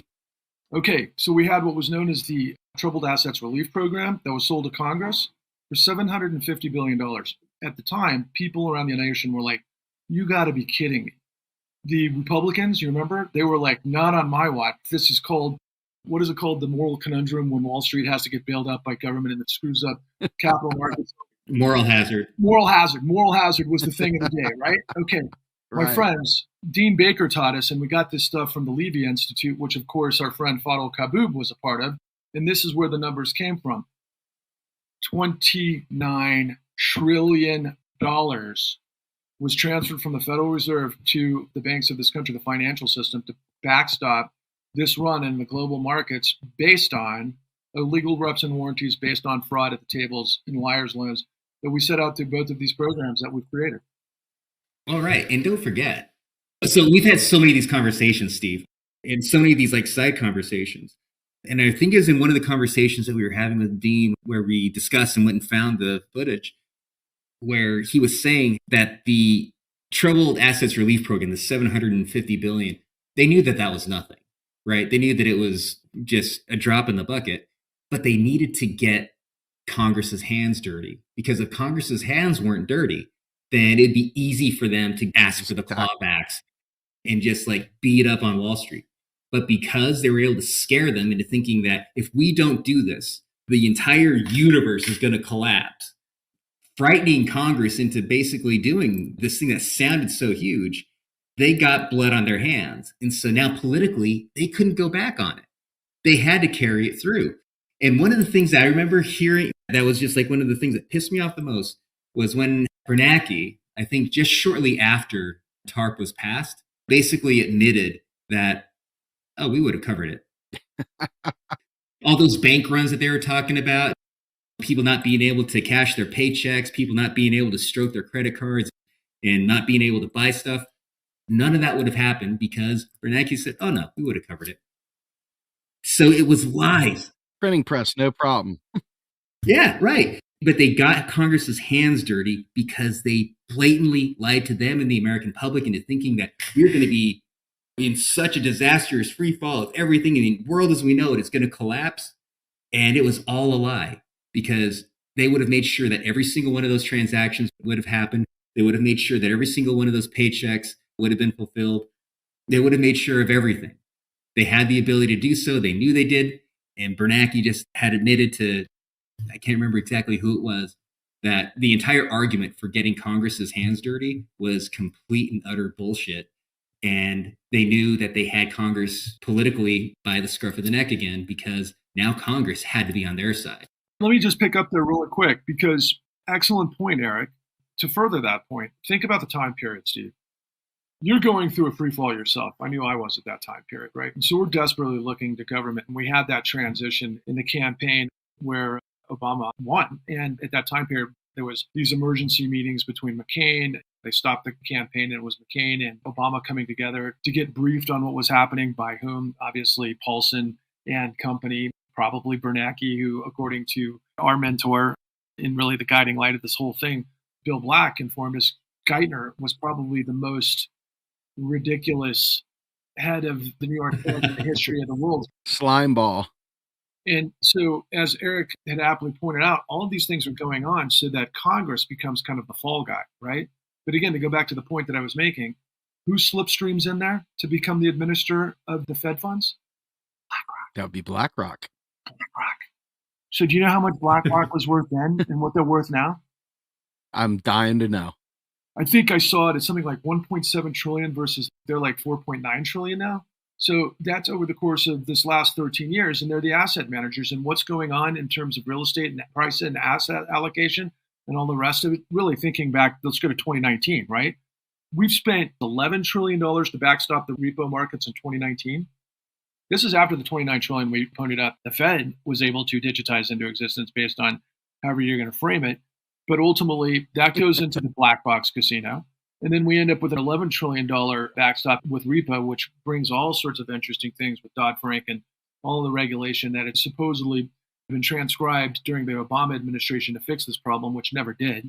Ultimately, because we have to talk about enforcement. There is no enforcement because of what Bill Black has taught us as well, deregulation, desupervision, and decriminalization, which is the key component of all of this. But full circle, people are going to lose their houses. They're going to get kicked to the streets. We're going to see an increase in homelessness. The images we've seen all summer from Venice Beach, California, other places around the United States, particularly in the West, with extreme temperatures and homelessnesses and people dying and under underpasses and then crazy wicked storms in the midst of all of this. It's like, are you kidding me? How close are we to Mad Max, right? What do we have to do to get people to understand the veracity of the problem, but ultimately that we have all of the information that leads to the solution? And the question that you have to ask is, why isn't that out there? Well, let me start with answering a couple things and then asking what I consider to be the take me home question. So the first thing is, most people don't have enough time in their life. They're running haggard. They're exhausted. They come in from work. They've got kids who are worried about the pandemic. They've got all kinds of other issues of their own they're dealing with.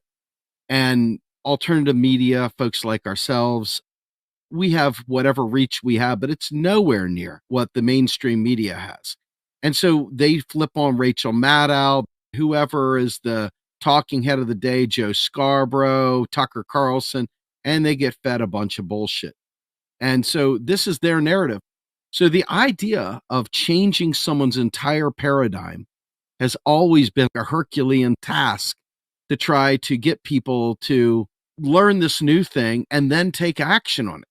And so what ends up happening, unfortunately, I think, is you guys who have done that deep dive way deeper than I've gotten to at this point, and everybody else is still clicking on Rachel Maddow, clicking on Tucker Carlson, clicking on alternative media clickbait, and they're not hearing this.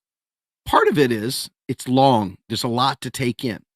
But in reality, you know that this fraud that we're talking about is really only 4 or 5 key steps in a larger process that you can see how each of these frauds occurred. And we have covered it, us three, through the new Untouchables. However, you have to watch 12 episodes to tie it all together. With the con, you've got to watch 5 full episodes behind a paywall right now. Most people, because this is so foreign to them, we're only halfway there, by the way. Exactly. Most of them, though, they're looking for a meme, an infographic that gives them the 5 steps and then what they can do about it. They're having a hard time getting their minds wrapped around this because even though everything we've done is super necessary, we haven't done what we're about to do on this podcast, which is bake it down into those easy to understand steps from the beginning, where the bad guys get these fraudulent loans and the perverse incentives, all the way through the federal government basically turning its head and allowing it to happen. And so I guess my question to both of you, I know Bill Black talks about the fraud recipe. I'd like one of you guys to speak to. Beyond the fraud recipe is each of these steps through this process where each person has some piece of fraud to commit, just so people can see not only how rampant it is, but how systemic it is, and how no one's getting arrested for this is beyond insane. And we could talk about the lack of funding for enforcement, the lack of funding for actual regulatory best practices, and we can go into the Gresham's dynamic as well. So which one of you guys wants to take a crack at that? Well, I'm sure we're going to be bouncing back and forth a lot here, so think of this as a fast break. I just got the rebound, and I'm starting to head down the court, and Patrick's on the wing, so I'm going to take those first few dribbles right here.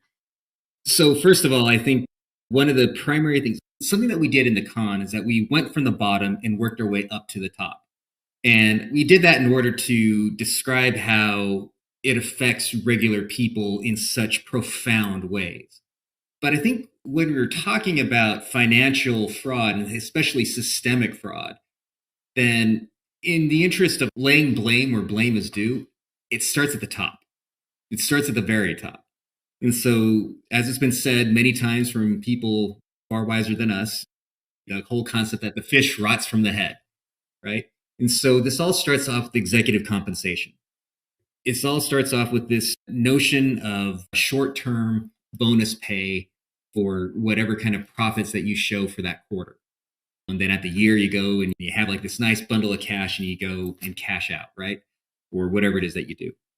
But when you have a CEO who is incentivized by showing the maximum amount of profits on their ledgers, then they're going to do whatever they can in order to make sure that those profits appear on those ledgers.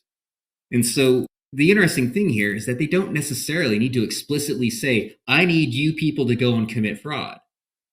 All they need to do is basically say, these are the numbers you need to hit. And if you don't hit them, you're fired. And so that's all they need to do. Because once that message is sent, you have, say it's like a big Wall Street bank. And so you have like all these brokers who are there on the floor who are trying to like sell whatever kind of bonds or whatever it is that they're trying to sell, who basically have to meet impossible numbers. So let's say that you're like a superstar. You are the guy who can talk anybody into buying anything. And you're trying to actually sell things legitimately. When you see that you're not making those numbers, well, you're going to start cutting corners. And it doesn't take too long before that quarter cutting turns into fraud. And the thing is, when the manager of that floor sees those corners being cut and then says, attaboy, good job, because you're bringing in higher numbers, which means that I beat my numbers, which means that I keep my job, you keep your job, and we keep the boss happy, then that encourages that behavior until it gets pushed all the way past the envelope into fraud. And then from there, as long as there's like no regulatory environment to stop it and there's no criminal prosecution to prevent it, how does that not just naturally become the system? That's a process called Gresham's dynamic in a nutshell. But that's like how fraud seeps from the top in through an entire system when it's not stopped, when there's no regulation and there's no law enforcement to prevent that from happening, how fraudulent criminal behavior becomes the system rather than some sort of aberration that gets stamped out.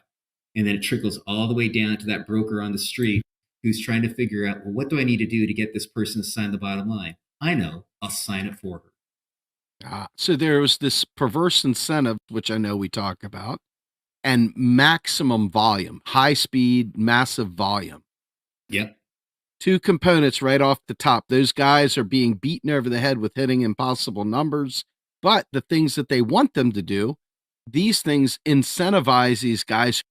They've got this job and they're like, go do this thing and you'll make a shit ton of money. Hell yeah, I'll do that. Right. And so this is the beginning phase. So we've got the CEO wanting to max out his profits. We've got him pushing that down to the lower tier. Each one of them, to keep your job, you must do X, Y, Z.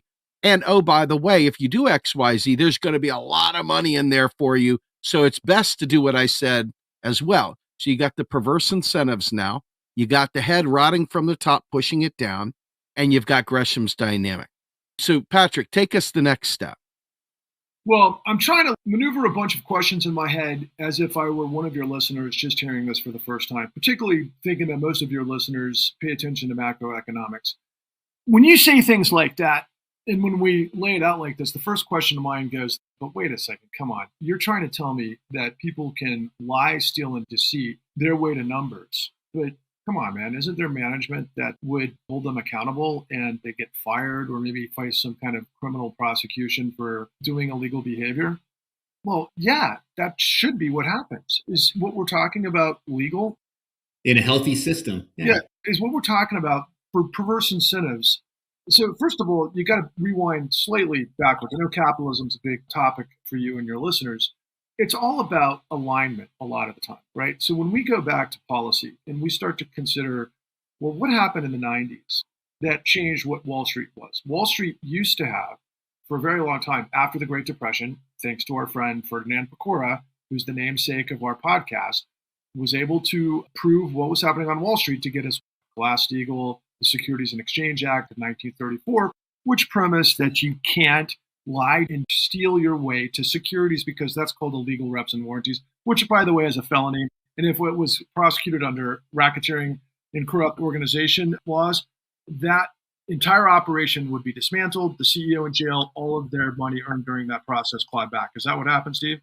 No. So let me pick up on the question. And you made such an incredibly important point here. First of all, a lot of these laws got reconfigured to where there's a little bit more emphasis on this law or regulation versus what that civil rights law might actually demand. So we used to have laws, for example, truth in lending, right? Which is for, quite frankly, the express purposes of people like minorities who might not have an incredible PhD or sophistication in legal contracts and everything else to be able to read 30, 40 different pieces of documentation to know exactly where the emphasis is and what's happening in their loan. They just want to know what they're supposedly paying, which is the way it was sold. And they had no idea what they were getting into, right? So that entire stack of misinformation and deception is also illegal because of deceptive acts and practices, which are on the books in all 50 states. I can't supposedly go sell you something that I know is going to fail, blow up, or defeat for a specific amount of money. And if it does happen and it's proven, then I end up going to jail or you end up getting your money back, one of the two. Is that what happened in this crisis? No. So to take it further, why would you want to hire a whole bunch that could make more money on one deal than they could in an entire year? Why might that be the idea?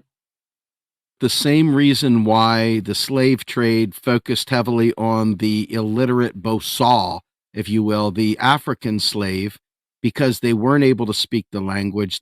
So by doing that, they were completely vulnerable to whatever the master would say. So in this particular case, you're looking at people who are on the bad end, who are susceptible to any number of things. And the fact is that it's easy money in this case. So they're playing on the worst part of their person. They're incentivized to do it. Here's another thing that Bill Black taught us, which was amazing about this. These guys would get incentivized by higher yield spread premiums, so more money to do everything they could to get the deals done as quickly as they could and packaged any which way they could. And then they got rewarded. They got the corner office. They got the best parking spot. They got the Ferrari or the Porsche or whatever. They were all completely incentivized And so what happened was, and this is what Michael Hudson taught us in The Monster, was they'd basically go through, like, let's say 97% of their workforce on a monthly basis, they'd recycle them. And the 3% that they kept were insanely bad and evil at this stuff, but so good at getting the deals. So there you go. Right. So the only thing that I want to say is that I think that there's also another layer to this too, is that by getting inexperienced people who don't know anything about mortgages, financials, real estate, is that they don't know any better. Because I don't want to necessarily create the notion that these were bad people. Some of them were. And those are the ones that advanced, right? They were doing what they were told. If you're like coming in from a low wage job that required very little education, so on and so forth, and all of a sudden you're in an office and you're in cubicles, people are wearing suits, and there's money being flashed around, and somebody's like telling you, okay, so this is how you do this job. What basis of comparison do you have other than that? Now, if you had even the slightest amount of experience and somebody says, this is how you do this job, it's going to be like, wait a second, no. And so that's why you have to remove all experience that you possibly can, any expertise at all. A fresh slate, huh? So that you can tell them anything they want, and it's not going to trigger their moral or ethical firewall because they don't know any better. Now, as Patrick pointed out, absolutely, the people that rose through the charts are the ones who very quickly figured out, the more corrupt I am, I'm not going to get stopped. Nobody's going to stop me. My boss ain't, the regulatory system isn't. And I don't know, this has been going on for 20 years and so far nobody's been prosecuted. So yeah, I think I'm going to go ahead and do this. They figure that out. And I get to drive the Porsche. Right. And so that's what happens. I've got the convertible Porsche and the top down and this beautiful babe at my side. And I live on the beach in Orange County, which is where all great frauds start, by the way. According to Bill Black, Orange County is the epicenter of this stuff. But seriously, I've come out of fraternities. I've been a part of this culture where people are competitive, where they've got to have things to feel like, oh, I'm somebody that's important. I got to have the big house. I got to have all of the riches. I got to have the best of everything. And how easy is it to be able to get people that's their only objective, to do whatever you put in front of them to get that deal no matter what, especially if there's no guardrails and there's nobody stopping. Like Rachel Steinman says to us when she was working at Greenpoint, was a huge part of the equation with Goldman Sachs. The only thing she could do was approve loans. She's an underwriter. When she wanted to stop being able to push these loans through the system to get approved, they fired her. That's the system we had.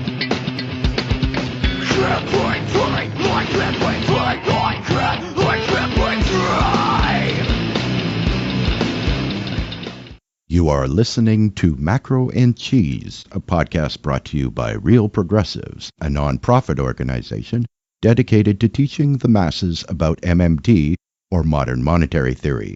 Please help our efforts and become a monthly donor at PayPal or Patreon. Like and follow our pages on Facebook and YouTube, and follow us on Periscope, Twitter, and Instagram.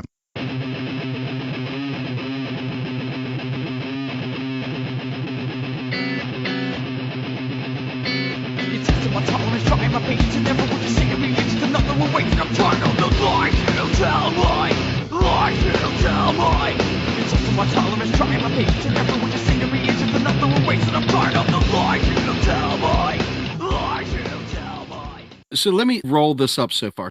We have regulatory body that has continuously deregulated the finance sector to the point where regulation is almost comical. It's almost a veneer to wash your hands, and basically there's no real protections. Number two, and we haven't talked about this yet, but there's not even enough enforcement of the crappy regulations that are on the books to actually take any kind of meaningful action.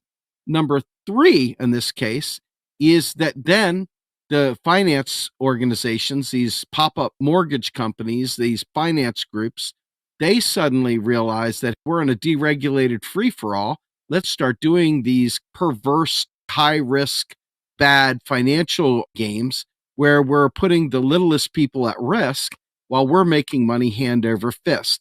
Then, number four, we're hiring people that have no experience in the world whatsoever, so they have no meaningful basis from which to push back on.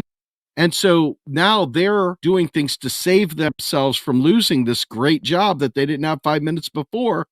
And then the next step is that there's a few of them that the light bulbs go on, that the more corrupt I am, the more money I make, just open the faucet wide open and just go for it. They become the bosses. Exactly. So the next part of this, though, I would believe, is we got to find some victims to rope into these perverse setups. And that's where the predation begins, if I'm not mistaken. How do we make these numbers go through the roof? Well, we target the most vulnerable, people that are unassuming, that wouldn't question whether the system is corrupt because they've always followed the rules. So we see the high end and we see the very bottom of our society dealing with this. So it's pretty much an end-to-end problem.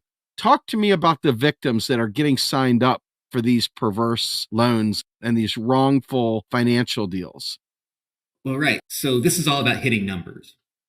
If in order to hit numbers, you need to have the widest swath of people that you possibly can. A bit that occurs in the con where we're interviewing Bill Black and he's talking about the mechanics of this and how it works. And he describes, if you're a lender of any sort, whether you're a bank or not, and you are trying to maximize the amount of loans that you're going to sell, right? You can't do that by going after people with great credit and tremendous assets, right? Because what happens then is that the maximum amount of customers aren't there.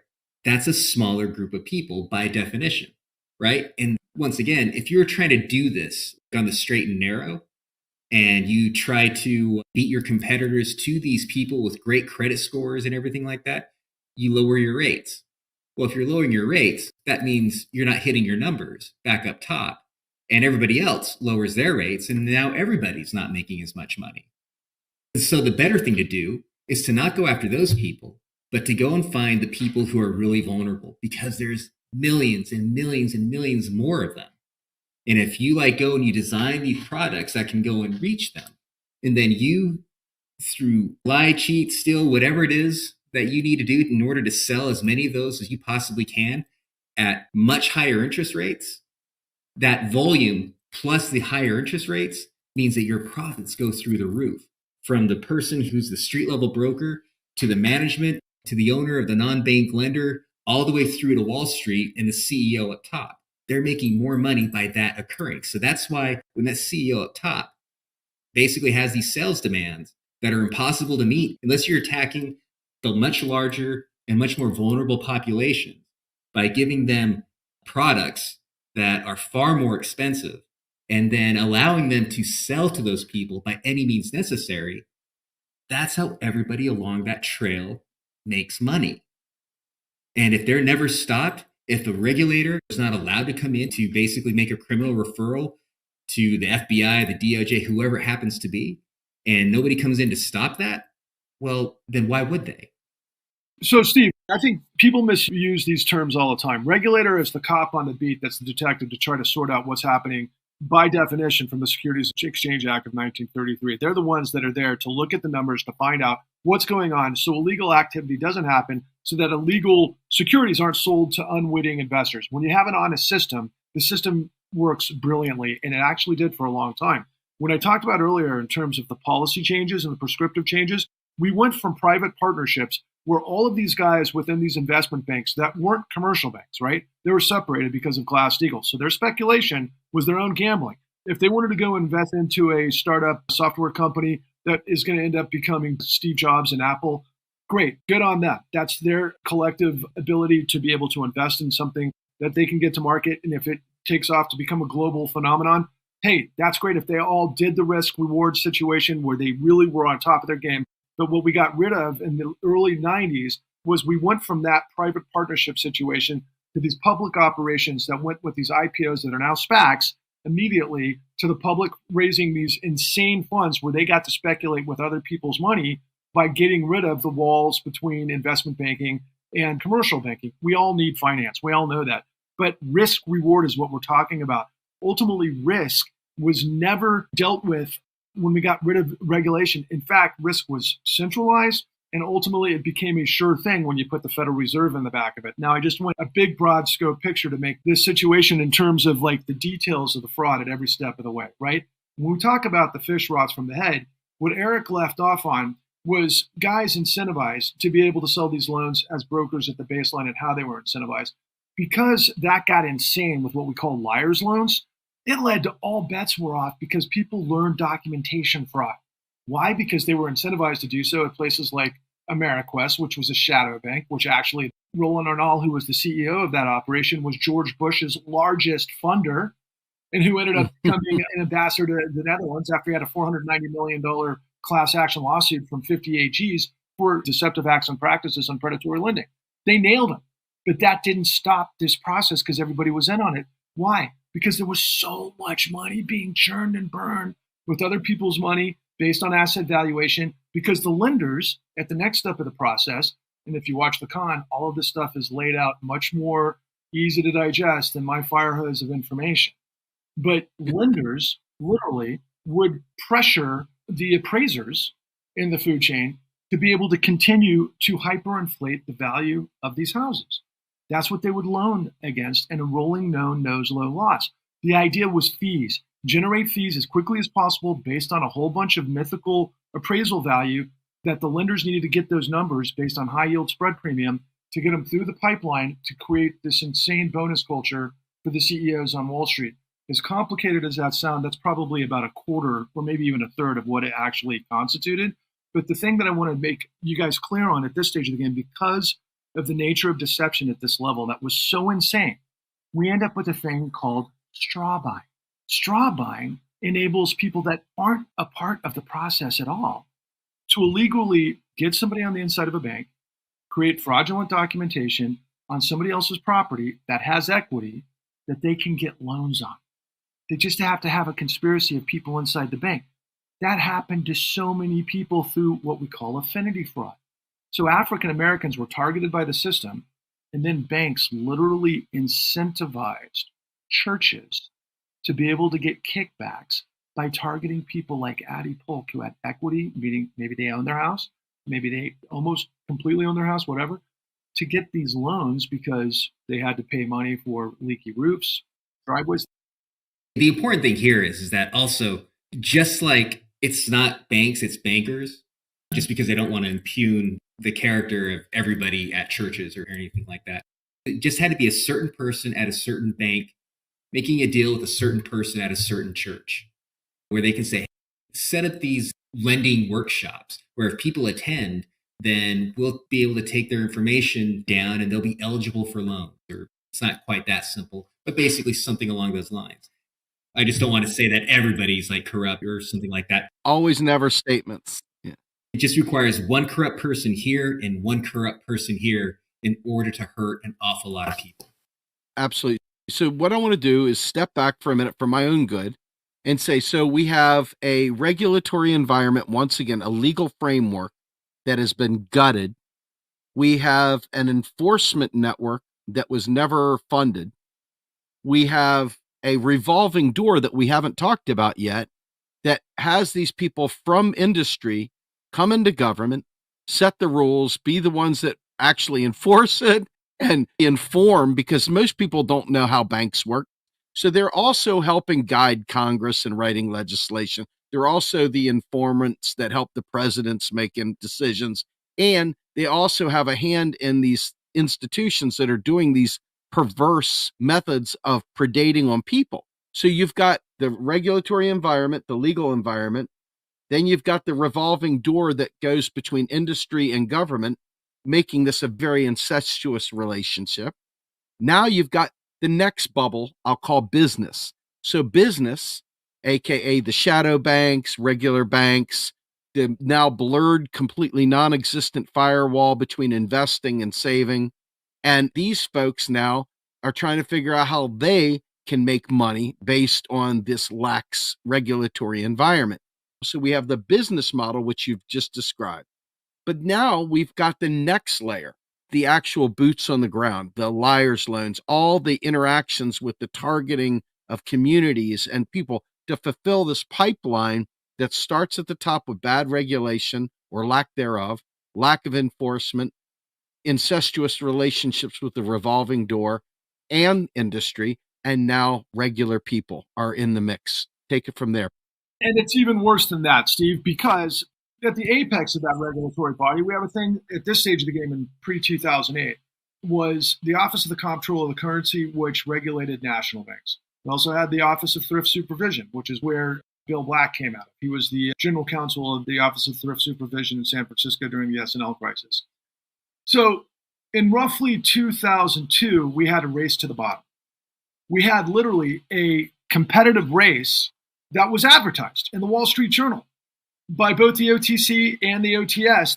We won't regulate you, banks, because guess where they were getting paid to do their regulation from? Were they paid by the federal government? You tell me. They were paid by the people they were regulating. So, for example, Countrywide could choose the regulator that it wanted. So at that time, remind me, Eric, who was the head of the OCC at that time? Was it Linda Thompson?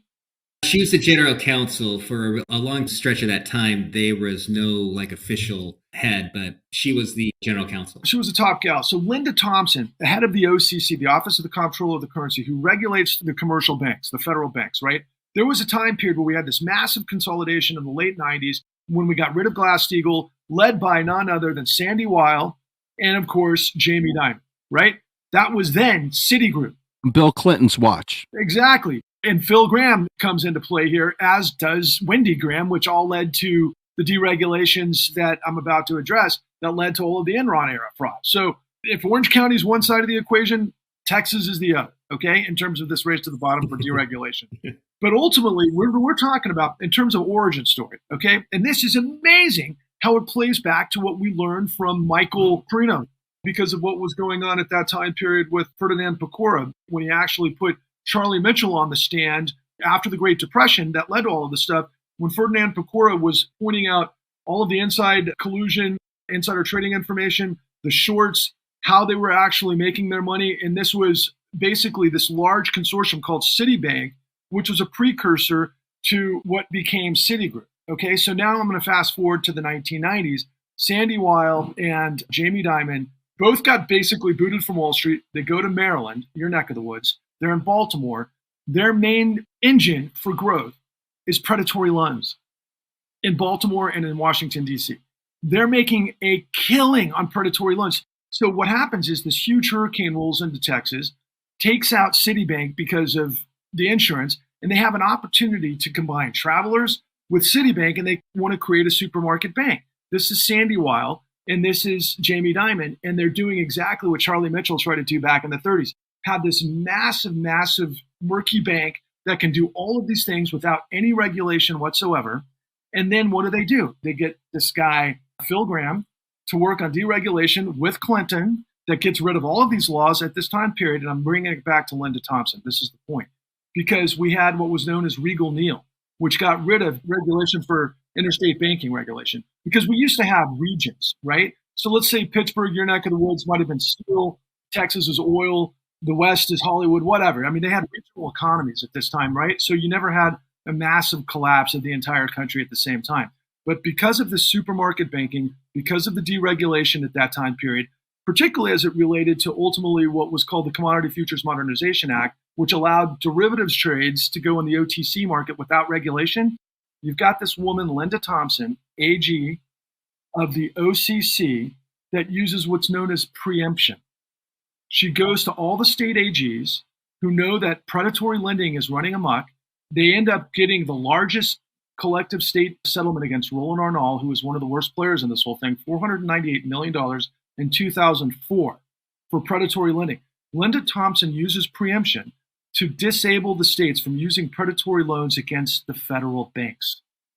Because Wall Street writes all the bonds for the cities too. For example, the Big Dig in Boston at that time period, 2004, 2008. You ever been to Boston and you try to drive around, it's impossible to do anything because it was such a huge mess. It's Goldman Sachs underwriting, right? So they say to places like the AG of Massachusetts at that time, look, we're not going to write your bonds if you're going to prevent us from doing our, what is liar's loans. And so the OCC comes in and says, look, regular people, Addie Polk, whomever, they can win in court if they can prove fraud. But they would have to go around the country 12 times, spending a whole lot of money and talking to people like Bill Black, Chris Wecker from the FBI, Paul Pillatieri from the DOJ, like we did with the con, to be able to prove the fraud. How many people could do that? Just us, baby. Just us. So let me bring us to the next part of this. There's so much detail that we could add to this, and I guarantee you, for the average listener out there, their heads are probably even exploding right now. But with that in mind, we're starting to go into the next phase of this. They found their Addy Polks. They've used the churches. They've used other ways of targeting what they see as high equity, easy wins through liar's loans and straw buying. Now we start getting into people buying these loans, buying these mortgages, and they have good credit, and they're being pushed into really bad loans with ridiculous circumstances with no alternative provided. And so now the fraudulent loans that created this whole scheme are now being the primary vehicle for even people with good credit to purchase these loans. And so that starts the fraudulent paperwork, that causes the fraudulent documentation, inflating incomes, inflating the assessment of the property values, everything from the folks that are doing the appraisals of the homes, working with local deed recorders and working with the banks. So we're talking about working hand in glove with local government to inflate these assets that perpetuate this fraud. And so now people don't know who owns their loan, and they start getting foreclosed on. And the courts are complicit by ignoring the fraudulent documentation, letting it pass through, even though they know it's fraudulent. And, well, you know what? Too bad. We're just going to keep the foreclosure mill going. Right. So pick it up from there. So one of the interesting things here is that the fraudulent documentation wasn't just happening during the origination of a loan. It got to a point to where things were moving so fast through the system, and the documentation was so bad because so many of these were liar's loans, right? So there's zero documentation, but they're cranking these things through, that as they're going through the system, the paperwork basically gets separated, which is like one of the hallmarks of good documentation. This establishes that this house exists, and this establishes that there's a lien on this house. This is who owns it now. As long as they're making their payments, it remains to them. If they don't make their payments, then it goes over here. It was one of the things that, I can't remember his name, he was an Argentine economist who said that what we lost in 2008 was the greatest recordation of who owns what in the world. And that because we lost that, he thought that America was no longer America. So because the documentation is so screwed up at this point, as they're trying to churn things through the court system and just like crank out foreclosures as fast as they possibly can, a judge has basically become like a rubber stamping monkey. They had to have some sort of documentation to show that this bank, this lender, this servicer, whoever it was that they decided was going to be the person who was going to be enforcing the foreclosure, had what's called standing, which means that they were the person who's being hurt by this other person not paying. And so therefore they're going to foreclose on them. That's the idea of right assignments. They're owed the debt. Right. And so they would just go to these document mills, companies that were basically set up to create fraudulent documents for all intents and purposes. And they would create these fraudulent documents and send that along to court and say, okay, so you're missing this piece of documentation? Well, tell you what, we got it here. And Joe Schmo here, who just got back from gym class at their high school, has gone ahead now as VP of whatever bank, signed it as being the actual real document. And that's what the whole robo-signing scam basically was. But then you have operations like MERS, which was an entire other thing, which basically was meant to hide from prying eyes the entire system of documentation. Documenting deeds, these important aspects of home ownership. Well, but that's the whole point. I made this post on Facebook earlier today, and I'll bring it into this. Again, we just had this incredible show with John O'Brien and Jeff Thigpen, right? John O'Brien is literally the longest serving registry of deeds in the country at the oldest registry of deeds in the United States. And it was put to an earlier guest of ours on the new Untouchables, Thomas Cox, who we have for season 2 of The Con. And he's the guy that actually blew up the robo-signing crime. It's not a fraud. It's not a scam. It's not shenanigans. Shenanigans is Blutarski taking off with Mandy Pepperidge at the end of Delta House, pulling one over on Niedermeyer. What we're talking about is a hugely criminal enterprise in which John O'Brien, at the apex of the situation, discovers thousands and thousands and thousands of documentation fabrication, and he brings it to the fore. And he's like, well, wait a second. He reaches out to the AG of Massachusetts first, then he reaches out to the NYAG, but he went after Department of Justice and Eric Holder. But before that, he actually went after Rachel Maddow, the New York Times, the Washington Post. None of them wanted to go to the Registry of Deeds to see the documentation evidence of fraud that he had in these MERS cases, which were then used by these foreclosure mills and all of these different servicers to foreclose on people like Addie Polk, or in the case of what we're seeing in Miami today, this Anna Rodriguez. I'm just going to say, and we know exactly the shot that they didn't want to have. It's the shot that we took. Absolutely. Of John sitting in front of that desk with 30,000 fraudulent documents. And those are just the ones in that room. That's a shot that none of them want to have. That's right. Because when we say, oh yeah, robo-signing and stuff like that, that this wasn't an aberration. This was something that was happening at a systemic level. And so that's the crazy thing here. This is what mainstream media did to obfuscate this whole thing. It just made it a thing, but nobody understood what the thing was, just like they don't understand what fraud is. Fraud is criminal theft by deception that leads to all sorts of criminal convictions, felonies. This all sounds so complicated, but it's really not. Yep. It's not. You'd be hard-pressed to find any regular person in this country who would say that the financial/political system of our country is not corrupt. You're going to have a hard time finding that person saying that. But please, when you say that, when you know in your heart of hearts, when you've experienced it yourself with whatever it is that you've been dealing with, whether it's your own foreclosure, whatever the case might be, that when you are saying that the system is corrupt, remember, corruption means that by definition, there are felonies occurring.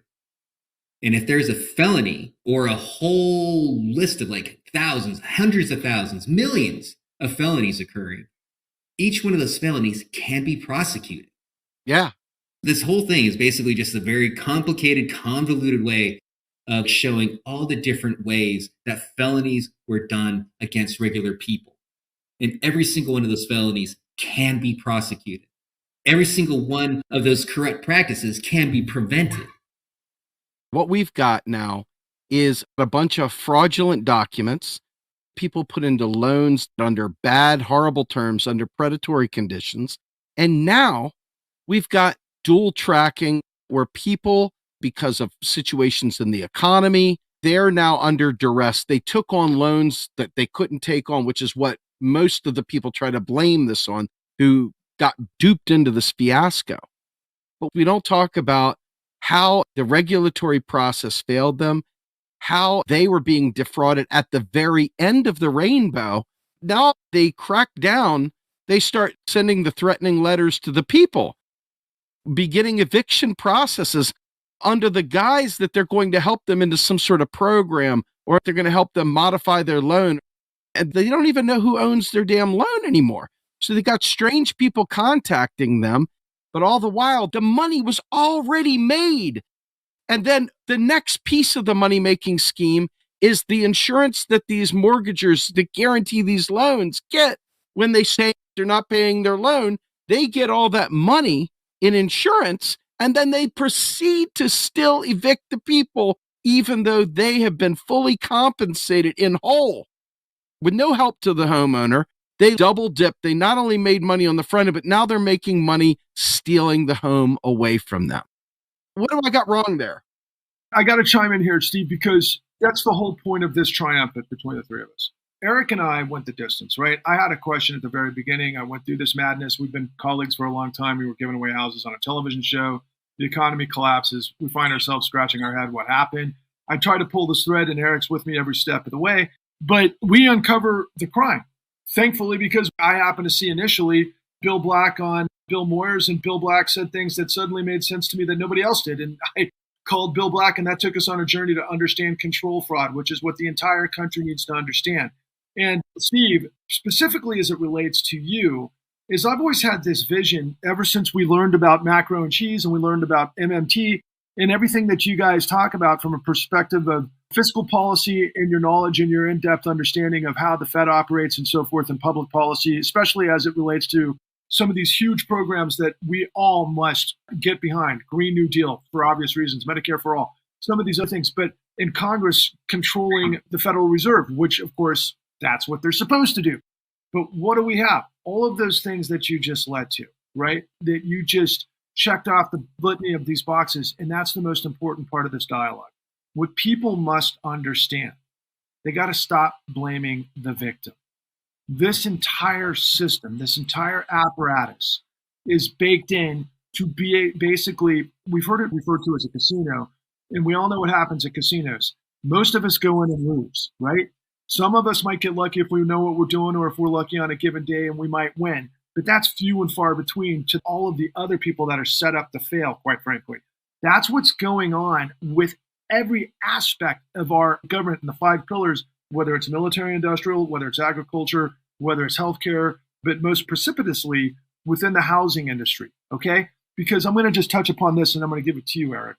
You got to understand that we've spent $50 trillion from the Fed transferred through digits into the black box casino to backstop asset valuation in this country that goes into the stuff that we're talking about. So at the end of the day, when we're facing this rental moratorium, I want your listeners and everybody to understand that $47 billion was administered to the states for rental relief, of which $3 billion has actually been utilized. That's another sequence of events in this thing. There's a lot of people getting the money, except for where it's supposed to be going. That's corruption. The whole thing is corrupt, okay? We have got to get a hold of this with people with their hair on fire, understanding that every problem that we face in this society emanates from corruption.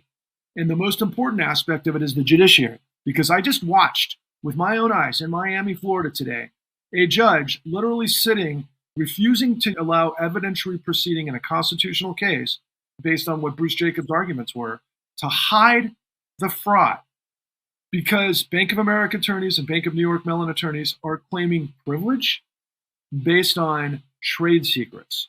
Now, what's insane about that is that a lot of that terminology comes from the settlements in 2016, where we saw Bank of America spend $16 billion of fines and Chase $13 billion and so on and so forth. To put it in full scope, there was over $210 billion paid by Wall Street banks for the 2008 great financial crisis in terms of fines through deferred prosecutions that never led to any criminal prosecutions of the largest criminal conspiracy and cover-up in history, because we weren't allowed to use racketeering and corrupt organized laws that, quite frankly, Mark Dan proved in the con, the only place that it happened in the entire country, that because of my colleague, Eric Vaughan, we found, which is a miracle in its own right, because I want the world to understand that when we started this whole thing, I used to go for the C-suites, because I'm reading the New York Times, I'm reading the Wall Street Journal, I'm like paying attention to, quite frankly, Matt Taibbi, and he's putting up a bunch of whistleblowers like Bill Black and Michael Winston and others, Gary Agari, but he's not connecting the dots. And I'm like, wait a second, how does this whole thing fit? And my original sort of concept was, it's like a Rubik's Cube. I got to put all these pieces together, the Rubik's Cube, to make this make sense. And Eric's like, it's a street crime.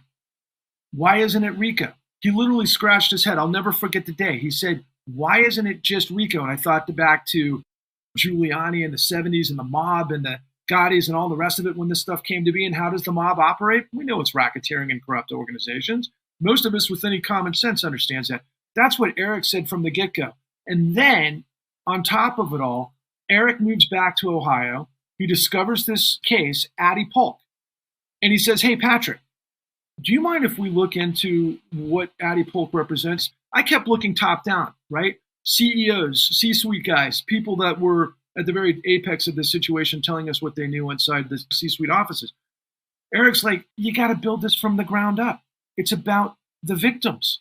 And because of that, he allowed the door to open for us to find out this whole thing should have been taken down by RICO. And that's the way it should be taken down now. And honestly, that's by facts. There's another part of the story, I'll finish with this, Eric, that the lobbyists, the big power players, the financiers, all of the people that basically run this government back in as early as, I think, 98, figured out how to get rid of A, discovery in class action lawsuits, and B, they basically watered down both criminal and RICO cases. And then they use these white shoe law firms to be both the shield and the sword for these huge mega banks. Look, you got two tiers of law, and I'm going to leave it to you, Eric, to try to transpose this, because really the thing I always come back to was the essay that you wrote at the very beginning of our Odyssey when you were just spitballing what you thought this whole thing was. And you wrote this incredible treatise called The New Aristocracy. I don't know how we can, after everything we've discussed here and after everything we've learned for the last 13 years, not understand what we're looking at. This is the new aristocracy. Yeah, thank you for that. And I just want to say that we got here just because of so many efforts from so many people, but most especially you, Patrick. So I want to kind of throw that right back at you. But I think there's something that you said earlier that I think just hit the nail on the head, and that was victim blaming, right? And that we have a culture of victim blaming in this country that is so powerful that it's to our extreme detriment, because we have got to stop doing that. It's what allows people to point the finger at Addie Polk as opposed to Angela Mazzillo, right? And it's the whole reason why so much of the problem that we have with, say, regulation, it isn't necessarily that we don't have regulations that could stop this, but because of the capture that's occurred, they're pointing in the wrong direction. So let's just say that you have two guards who are guarding a treasure, shall we say, and they should be looking out, right, to see whoever might be coming to maraud it. They shouldn't be looking in. That's a guard being pointed in the wrong direction. And so when we have regulators whose only criminal referrals are coming from the banks against private citizens, and we're not getting criminal referrals from those same regulators because they're looking at the banks, I would term that systemic victim blaming. Yeah. It's something that's institutionalized in the way our government functions, and we have got to stop that. Beautiful, man. And I got to pick up on that, because one thing that's been crazy lately that I want both of you guys to hear from me, because I've been getting touched by people all over the country recently, right? I'm talking Florida to California to Seattle to New York and everywhere in between. People are reaching out to me and saying, Patrick, thank you for waging war on financial terrorism on behalf of those of us who've actually been terrorized by it. And I thought to myself, oh my God, we are really beginning to make some strides in the right direction here. Because whether it's Jimmy Dore, whether it's any number of people in the podcast arena, the ones with the biggest audiences, right? Joe Rogan and so forth, they don't have a clue of what we just covered here. What we talked about is the biggest inside racket, criminal enterprise, and cover-up in history that is the power. It's like, what in the world situation is this? And ultimately, I've learned so much from my colleague Eric in this process. It's about the force. We're drawn one way or the other. I've learned so much from both of you guys, and I just want to thank you both for taking the time to be with me. Folks, if you haven't listened to The New Untouchables or watched the videos of The New Untouchables, please do. The Con is a phenomenal multi-part series. Right now, currently season 1 is 5 episodes, and it is available for rent. It's available for purchase. And I know coming up in the not too far off future, there's going to be a wide release for people to be able to get this. Patrick and Eric have been instrumental in driving this home. I'm hoping that I do some service by getting this out to you all, our listeners. And with that, I want to just thank you guys for being my friends and for bringing me along on this journey and helping me wrap my mind around what is blocking us from being able to do many of these great things that we talk about as progressives. So much of this is wrapped up in fraud and the idea that we don't have the money to take care of people. And you guys have simply given me so much information to make that case. I cannot thank you guys enough. So with that, I want to thank you both for joining me today. And I can't wait for our next episode of The New Untouchables to come out. Guys, thank you so much. Thanks, Steve. And just really quickly, The Con, September 21st on Amazon, Apple TV, and Xbox. Won't miss it. Thank you all very much. Have a great day, everybody. This is Steve Grumbine. We're out of here.